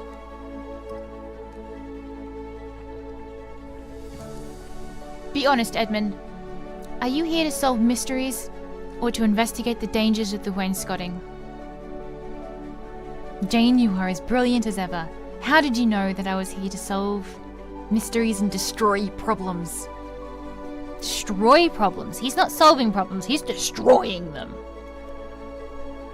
Nobody understands subtly like I do. I am concerned about your focus on problems, though. You do not have a list, do you? A list? I usually just solve problems in my head. Then you are an investigative genius too. I am so flattered to hear you compare me to yourself. I have always dreamed of being as perceptive as you. It is pleasing. It is as pleasing as seeing that I have improved my jokes enough to satisfy your sophisticated sense of humor. Oh, of course I appreciate your jokes. After all, no one could be more talented than either of us in investigation or comedy. Still, as brilliant as we both are, we still need to make maps and sketch out suspects. What would happen if we could not tell a suspicious piece of wainscoting from a suspicious dresser? I only hope you are as good of an artist as you are an investigative genius. Do not worry, Jane. I will always be able to draw conclusions. Aha! That was clever. I am glad that I will be working with you. However, I do want to know something, Edmund. I would be happy to sketch you whenever you choose. That would be... No. I will not get distracted. Why exactly are you here? I am here to make sure you get into no further trouble. The only way I will not get into further trouble is if I am dead. Does this mean he plans to kill me? Or at least that you only get into trouble with me. Trouble with you? Are you planning to cause my problems to mount? No. I intend to cause perfectly innocent trouble. Trouble that does not involve mounting in any way. My mind is always making perfectly innocent plans. What sort of plans are you speaking of? Our plans. After all, we always love discussing our plans for the country together. Did you know that wainscoting in the parlor of our kingdom's palace was first designed in... Edmund and I had plans for the country? What was our relationship to one another? The only people who plan together are people who are intimately involved. Was I his investigative genius? Did I serve as an aide to the crown? Was he my fiancé? Jane, are you alright? You seem lost in thought. Pardon me? Forgive me, but... have you forgotten our past plans? Did your time in prison harm your memory? Edmund knows that I was in prison. This is an alarming thought for later, but I have an even more alarming immediate concern. I cannot let anyone know that I do not remember this terrible story, or even more importantly, that I am not actually Lady Jane Neville. Edmund must never realize that I am not the lady that he once knew. He and the other men might end up pricking me with their swords. Pricking. Why the pricking is such a choice of a word to be using. If they learn that I am not the woman they want me to be, how can I subtly distract Edmund from his suspicions? Our plan makes me dizzy with joy. You are my best plan. Oh my goodness. Sometimes the choice is just so funny that whether it's good or bad, you just gotta. Oh, okay. So far, I'm getting all his choices correct. Oh, Edmund, you are my best plan. I am? Truly? He's starting to give me golden retriever vibes. Not unless you were actually my patron and not my terrible former fiancé, dear Edmund. However, since I do not know exactly who you are and you need to stop suspecting me, I am willing to flatter you until you are no longer suspicious of me. Thankfully, no one can provide subtle flattery like I can. Look out for my charm, Edmund. Of course, Edmund. Who needs plans when they have you? After all, how could anyone not be amazed by you and your brilliance? There are so many things to like about you. It is flattering beyond words to know you feel so kindly about me. Jane, even despite... Well, I am overjoyed. Although perhaps... If you do not mind, perhaps you could tell me what you truly like about me. If I knew what you liked, I would do it even more frequently. Oh, there is so much about you to like that I barely know where to begin. Though, the first thing that comes to mind is... Yes? Your skill at sword polishing. What? Yes, when it comes to polishing your sword, you are second to none.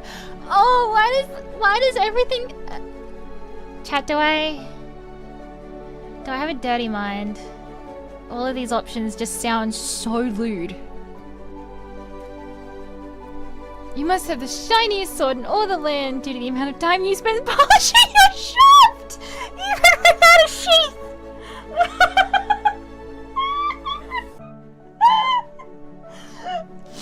Oh no!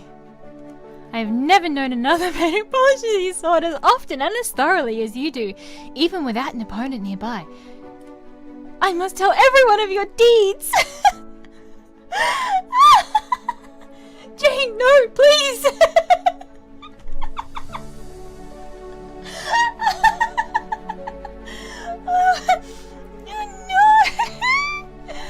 No need for false modesty, Edmund. All of our kingdom must know how firm your grip is upon your shaft. After all, you should whip it out at every opportunity. Right, I think that might get me beheaded quite quickly. Yeah, like a swordman of your caliber could ever lose a fight. After all, I know you could whip out your blade anytime a young maiden like me is menaced.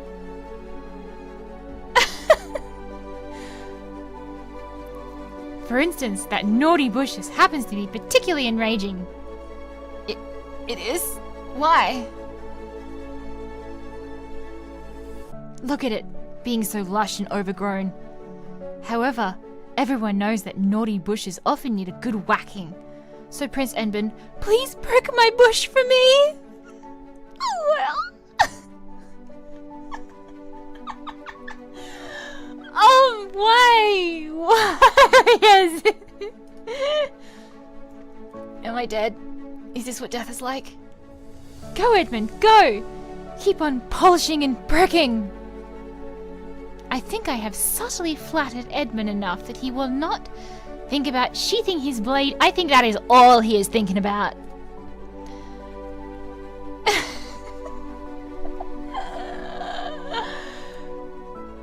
That just means that I need to make sure he has no further suspicions about whether or not I am Lady Neville. While I enjoy speaking with you, I am exhausted from all that has happened to me. It has been so challenging to fight off both wainscoting and my very real memories of being in prison that I cannot think of anything but my pain. The terrible, terrible pain in my heart when I realize that I will never again be able to dance the beautiful sword dance of my heart without thinking about all that has passed. You can sword dance? You can sword dance well? Was it only Easel who was interested in sword dancing? Edmund actually has a blade he is constantly polishing, so I assumed that he would enjoyed sword dancing as well. If I am wrong, I must stop Edmund's doubts immediately. And not anymore. Not after my deep, deep sorrow. You see, I feel the deepest sorrow at the thought of being pricked. No pricking. I would not even dream of pricking anything, let alone you. Constantly. That is very good to hear. Still, Jane, you hate dancing. So why would you mention sword? My pain! It has become even deeper. Forgive me. No, forgive me. I am sorry, Jane. I should have remembered all that you have suffered. I do not blame you, Edmund. No one could possibly know all the terror I have experienced. Mostly from the thought of ominous cushions or falling wainscoting. Or the pain I have suffered. Who would not have a sore neck after being trapped in a carriage going nowhere after a long period of time? All the trials I have faced. Despite what the house seems to think, apples are not actually a full meal. That is not even considering the trial of being pulled into a terrible story that makes no sense. I should be weeping, in rage. Oh, Jane, I truly regret all of the pain you have experienced and all of the cruelties you have endured. Is there anything I can do to help you? I am sure you would do whatever you could to help me, Edmund. Though perhaps we could speak of something better than bitter memories. especially since I do not remember those bitter memories. Of course, Jane. As always, I would gladly do anything you asked me. In truth, Yes, Edmund?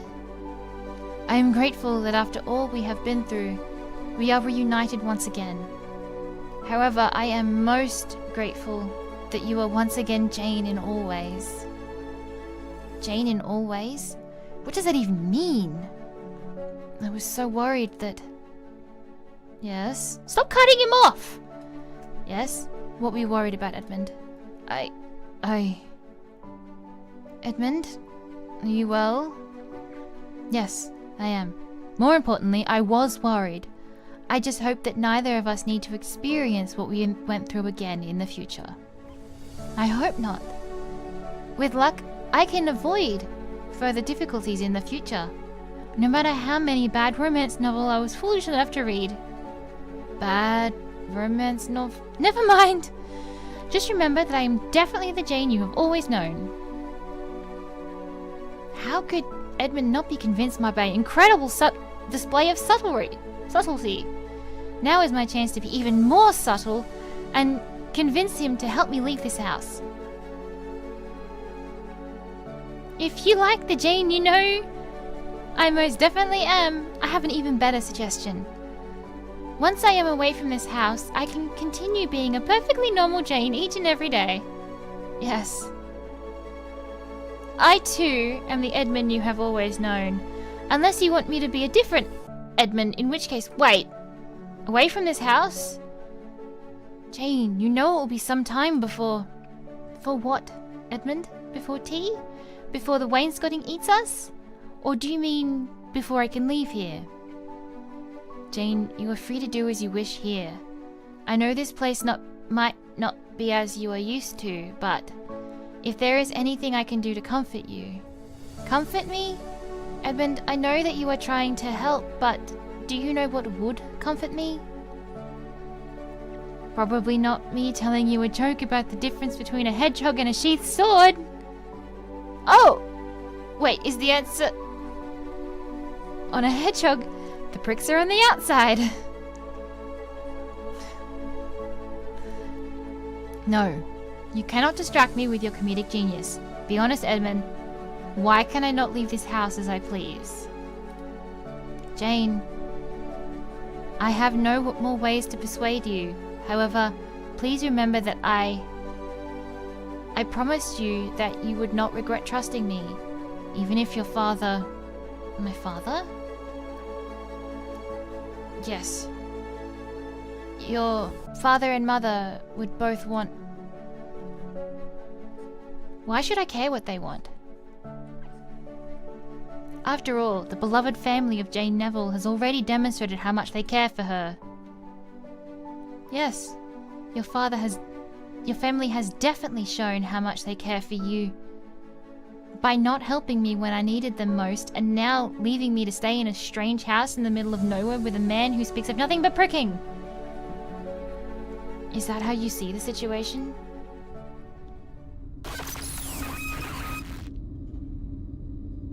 Why does my head hurt?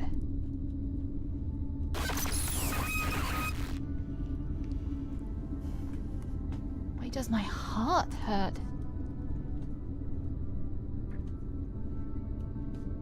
Oh, Edmund. Why does the clock fail to become a chef? Because he ran out of time. I do not know how much time I have to prove myself to you, Jane, but I promise I will do everything I can to be worthy of your trust. Oh, I'm waiting for it. Trust. I trust that you can make me smile. I will do everything I can to bring you joys in all way, my lady. I do not care what it costs me. Why did I say that? Why did he say that?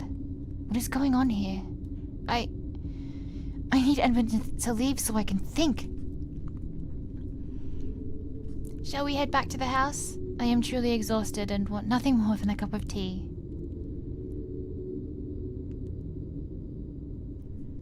I will be happy to arrange that. Surely there must be an unmolded tea bag somewhere in this place. Perhaps it is hiding in the baseboards. Or he could just ask servant.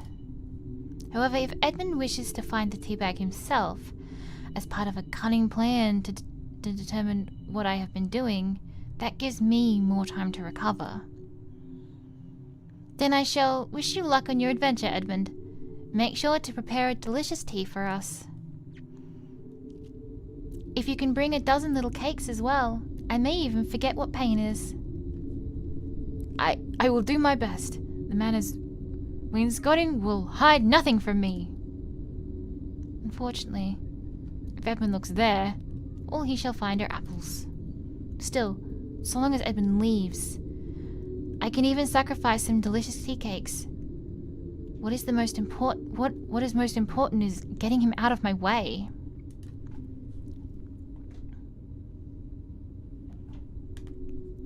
Just a little more subtle flattery should do it. How brave and princely of you to search through the house's wainscoting. You are a true knight in shining armor. All those lovable maidens must adore a prince who can fetch them some tea.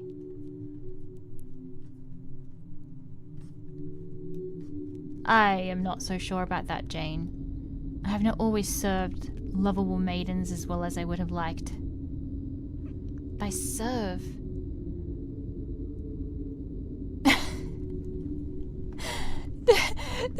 She jumps to some crazy conclusions. It wouldn't mean for dinner? Did I read cannibal romances in my past life? No, I do not think there are cannibal romances. Romance readers would not want the male lead to devour the heroine. Yeah, I'm sure there's a market for it. So Edmund saying that he has not always served lovable maidens, well, must refer to something else. Something that I must investigate later. Still, I will do as you ask me to, Jane. I want you to make yourself at home here, especially since, well, there has always been something haunting about you, Jane. And now that you are here, you fit this place so perfectly. Is Edmund trying to insult me or compliment me? His subtlety may be more powerful than I imagined. Being compared to the house should be an insult since it is both murderous and decrepit. On the other hand, Edmund appears to think the house is beautiful. He even complimented the molding. Perhaps he is attracted to houses? I really need to figure out how hairy, horse-like, or house-like the heroine is. Perhaps that might provide another clue for who was the male lead of this novel.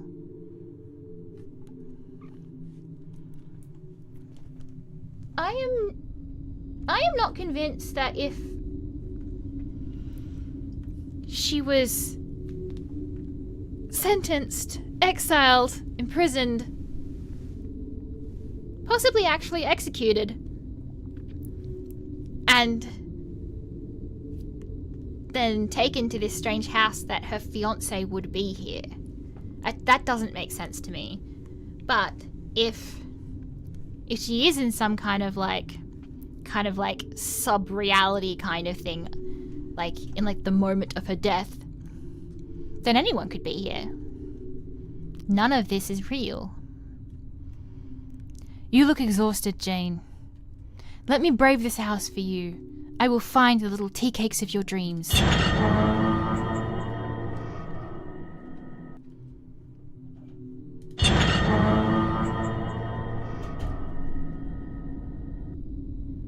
Little cakes, here I come.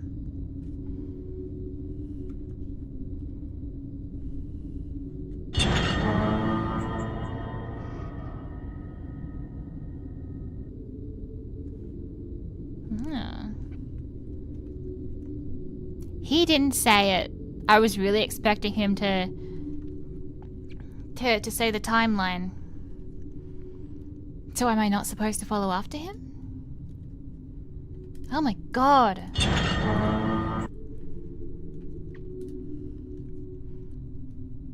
I thought you wished for a moment to think. Oh, is it time for one of our chats again?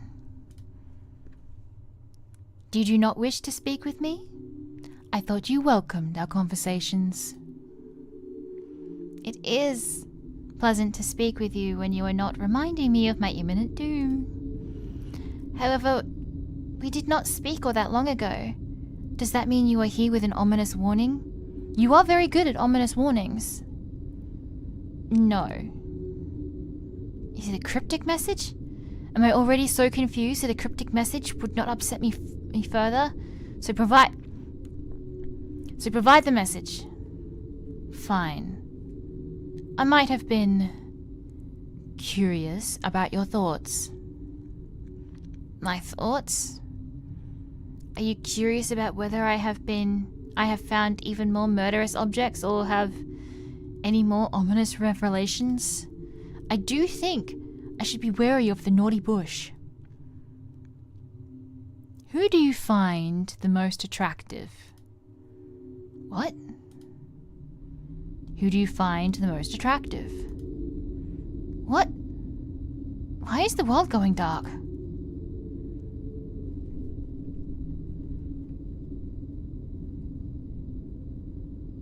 Ooh.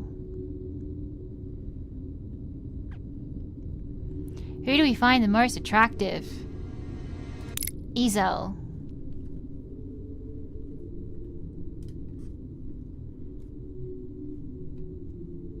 You are attracted to a cane-wielding duke who obsessed with lurking in bushes? What is wrong with a man who enjoys some undergrowth? After all, it means that his beloved does not need to worry about constantly trimming things.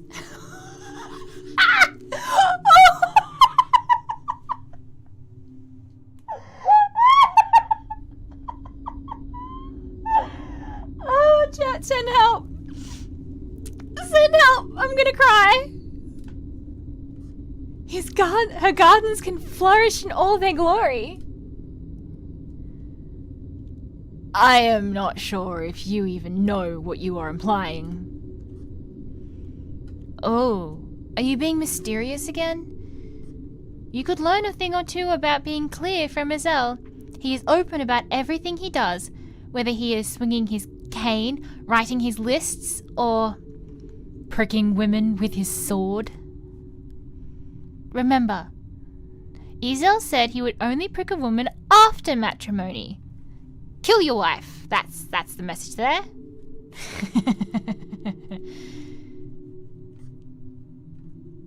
Did you finally realize what the Duke meant when he spoke of pricking women? Of course I do.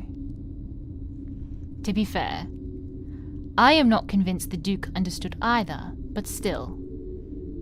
Are you not disturbed by his pricking? Of course not. After all, Ezel was clear about his interest in sword dancing, so if I am truly attracted to him, I will need to grab a sword at some point and prick him several times. That's a plot twist. Only then can I see his personal bush. What? What? What does that mean?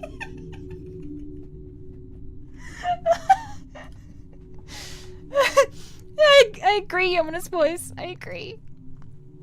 Voice? Are you fine? No. I am very fine indeed.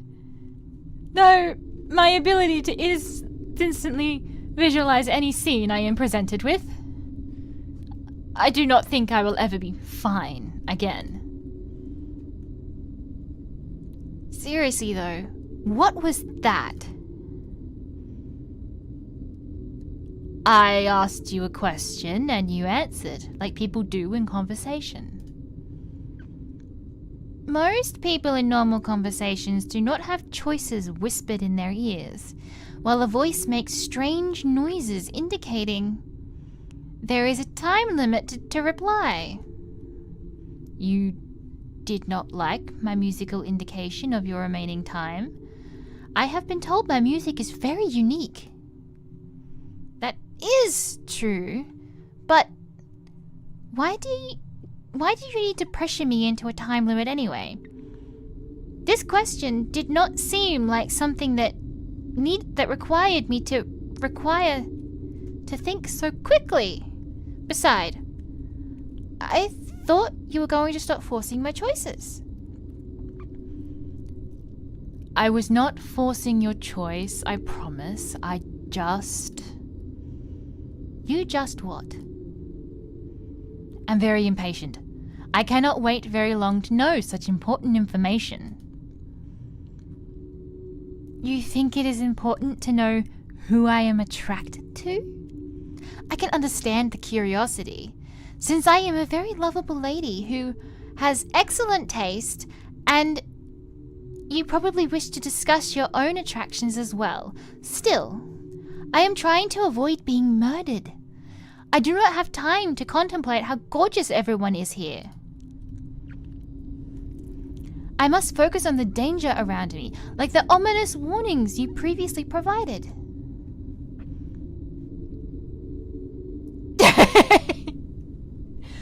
Danger? Like the danger hiding inside these men's trousers? What are you talking about? Oh! You mean the security measures that I was taking when I was searching for ominous cushions? Searching for ominous cushions? Is that what you were doing when you were looking over the men's trouser fronts? Yes. There are only so many places even cunning men could store dangerous cushions to use as weapons. Trousers make the most sense. I am very concerned about stuffing.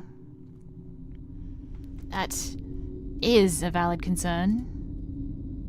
Unfortunately, I could not find any cushions no matter how hard I looked. So here I am, stuck with the potpourri horseman, the peeping hedgeman, and the human chandelier. So it seems. Can I not just lock them all in a room and have them prick each other?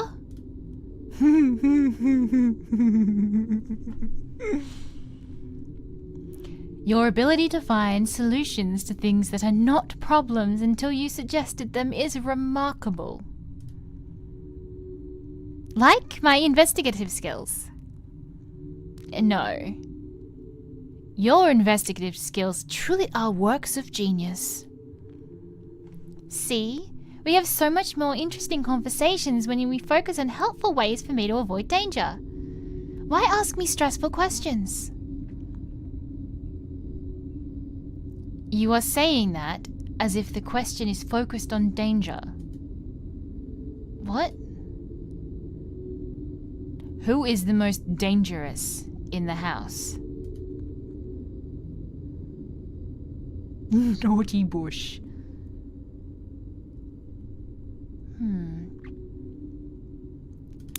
I really think servant. Interesting.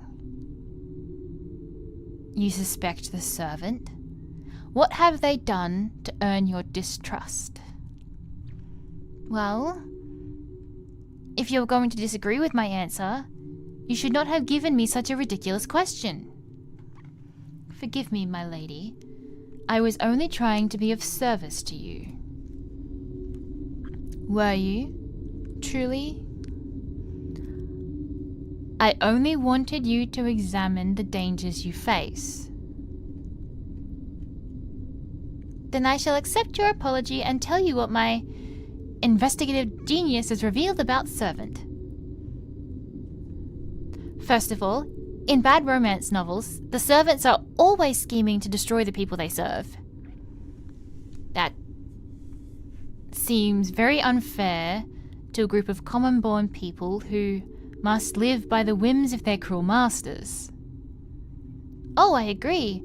I think it is very unfair to write common-born servants as cruel schemers out to hurt their noble masters. Even so, many terrible novels write butlers as scheming murderers and maids as terrifying creatures more obsessed with polishing swords than even Edmund. I am not sure where common-born maids learn their sword skills, but they are obviously terrifying in these stories. I am sure that if you meet a maid in this house, they will be somewhat different.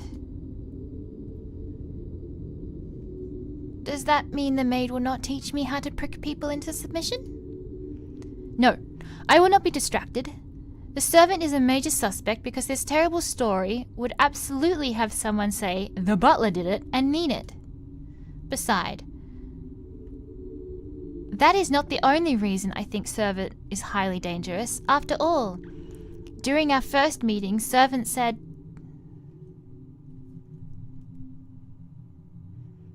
"Well, it is a beautiful hallway. You are welcome to stay in it as long as you like, as long as you do not mind what comes out of the wallpaper when you close your eyes." How could that not be suspicious? You did not think their words were honest yet witty? You do not understand. I do believe servant was telling me the truth, and that terrifies me. What do you mean? Servant knows about the house and its dangers. So is servant trying to convince the house to work against me? Does servant want the house to devour me? That is not the only reason to be on guard around servant. Servant also said, in which case the secret of the house is that we barely have the wainscoting under control. If servant is working with the wainscoting, I may be doomed. The very walls may attempt to swallow me. I attempt that any fear of wainscoting is a reasonable fear. I really need to look up how that is actually said because I feel like I'm embarrassing myself saying that word. That's one of those things about, like, I have never heard, it's like, how often you can tell when someone has just read a word versus heard it in conversation or heard it said aloud or is familiar with a word verbally. Unless you hear something, you don't necessarily know how to say it. And especially with the way I've been taught to read, which is like breaking things up into, like, because I'm like, I have a lot of vision problems that make reading difficult. And the way that I was taught to read is like breaking things up. So like, I say everything wrong because the way that I break things up in my head to be able to read it at all leaves no room for like the nuance of pronunciation.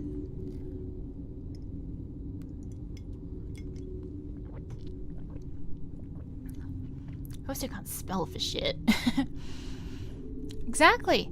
Additionally, servant knows where I sleep and prepares my meals. If servant wants me dead, I will have to fight to avoid some horrible fate.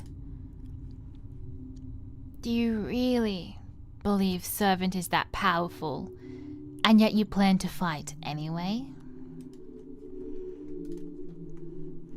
Servant may be gorgeous, brilliant, and able to charm every object from cushions to wainscoting, but I will not give up. I am temporarily Lady Jane Neville, and I will fight on the cushions. I will fight on the tea tables. I will even fight on the ceiling. I do believe, my lady, that you can turn this story upside down. Thank you, ominous voice, for helping me to collect my thoughts. I admit that while I was skeptical about your question, it did help me focus my investigative genius. That achievement justifies everything that I just experienced. While I am thankful for your support, I somehow feel worse than ever. After all, even if I know who is the most suspicious and probably murderous being in this manor is, I have no concrete evidence against them and no way to defend myself should they attack me. What could I even do? Ask the house to supply apples to use as ammunition? If you continue to respect it, that might be a viable strategy. But what if I do accidentally insult it? What if I express the wrong kind of interest in hardwood? What happens to me if the house abandons me? My lady, life and death are two leaves of the same vine. To grow the leaf you want, you must first seed the vine. I appreciate your attempts at consolation, or even worse, advice. But even more than that, I would appreciate a murder weapon. One that I can use to fend off an attempt on my life. I see. Does that mean you are willing to kill any of the inhabitants of this house, should they try to harm you? If I am being honest, no. Yet that terrifies me because I do not believe that my enemy would hesitate to kill me. Worse still, my enemy has to be one of these people who are pretending to care for me.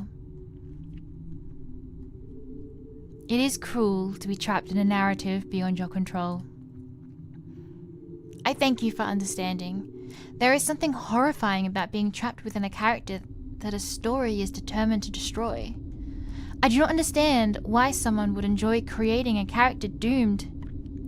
Hey, Mads! Doomed to be destroyed. No matter what that character did.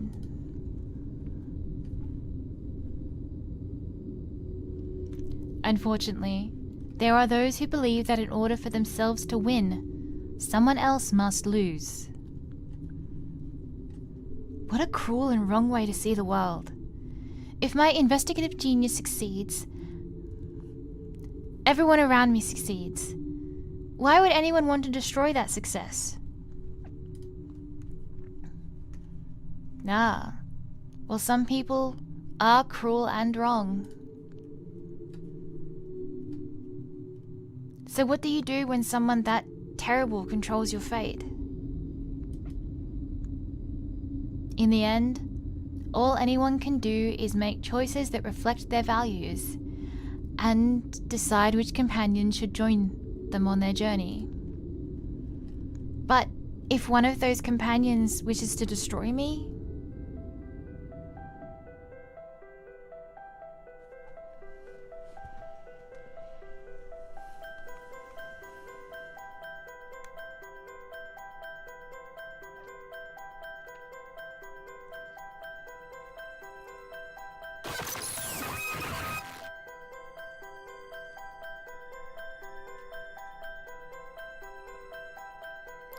will you take responsibility? Will you save the villainess?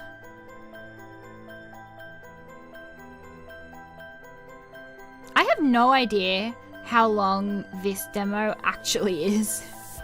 Oh my god. It's back. Look how many legs it has. It's got so many legs! It's so unsettling! Oh! It's over!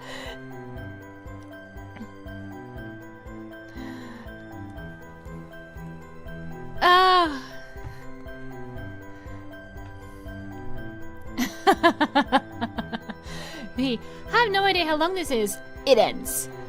Cool! Okay. There are so many other options that we could go through with this. That was fun. I'm really intrigued in where this story actually goes. I love the cinematics that they've done with their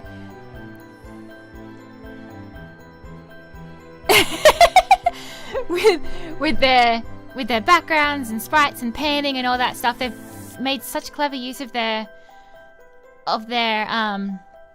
assets, and I'm super impressed by all their cinematics. I cannot do nearly this smoothness in in my own. I feel kind of inspired. Makes me want to change everything in my own games. As you can see on our final screen here, they do have a Kickstarter going at the moment.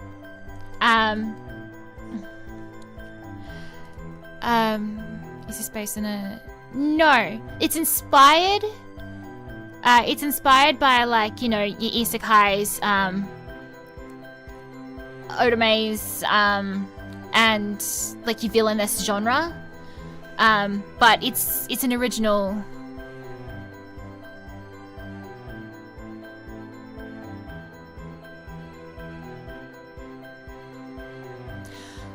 It's a completely original story and game. It's just they've been really great with their marketing as well. Like, they've got huge support, and there's a lot of it only came out, the demo only came out a couple of days ago, so I think on Monday. So there's been a lot of people talking about it at the moment, so maybe, yeah, I think there's a lot that you can do. It says in the notes that I was given that things will change depending on how you go, like going through again. So I'm very interested to see what things like how the story goes, and it seems I really want to go through and also kind of make all the clearly wrong choices, because I think some of them will be very funny. I like the kind of voice in your head kind of thing is very, very sassy. The game sasses you a lot.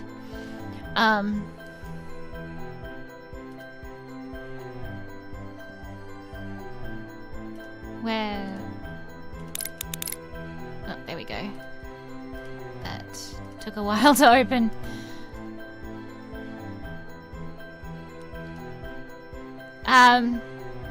Though they're currently at 39,000 of a 28,000 goal, with 28 days to go.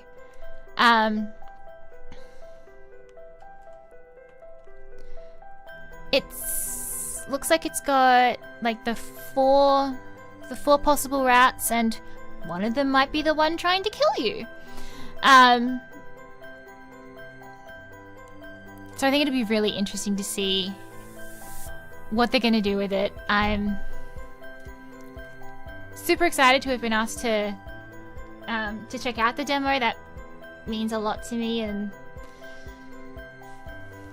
I'm really happy that I did. I've been as I said in the beginning, I've been watching it for a while, and was planning on checking it out anyway. But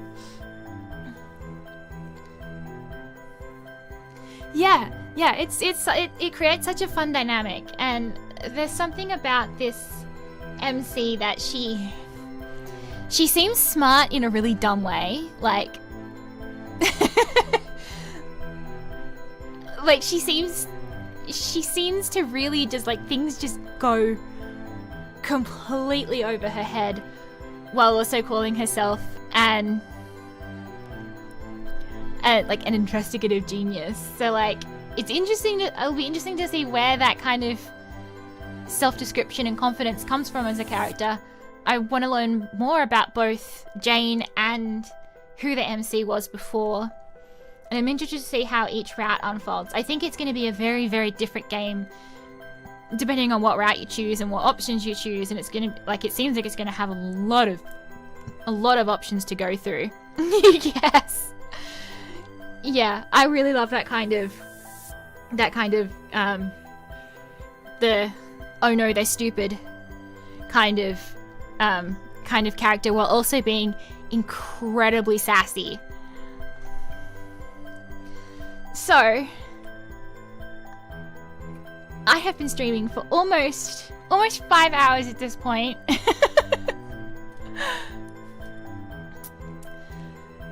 And I want to see if I can figure out how to do something on Twitch, something that I have never done before. So let me see. Let me see if I can.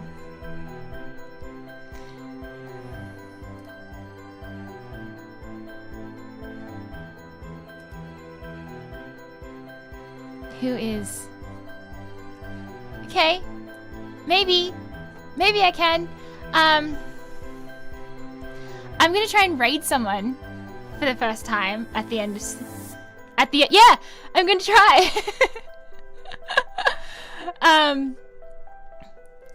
There's only one person who I know of who's streaming, so we're gonna try and Twitch is so new to me. Like, I have absolutely no idea what I'm doing on this site. YouTube is just so much simpler. There's nothing. You don't do anything on YouTube. You just upload.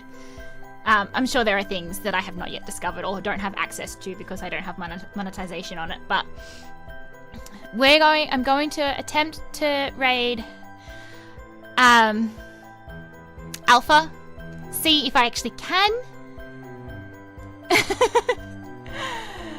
So thank you so much for joining. I'm going to be streaming Disco Elysium again on Saturday at 10 a.m.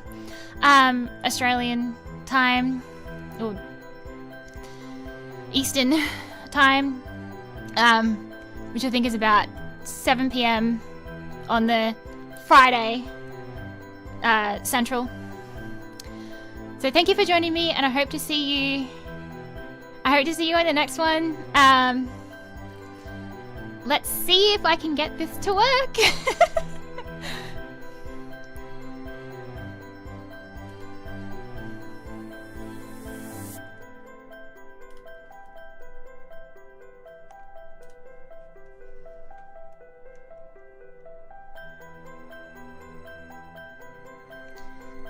I can't even... Where is it? Here we go. Let's see.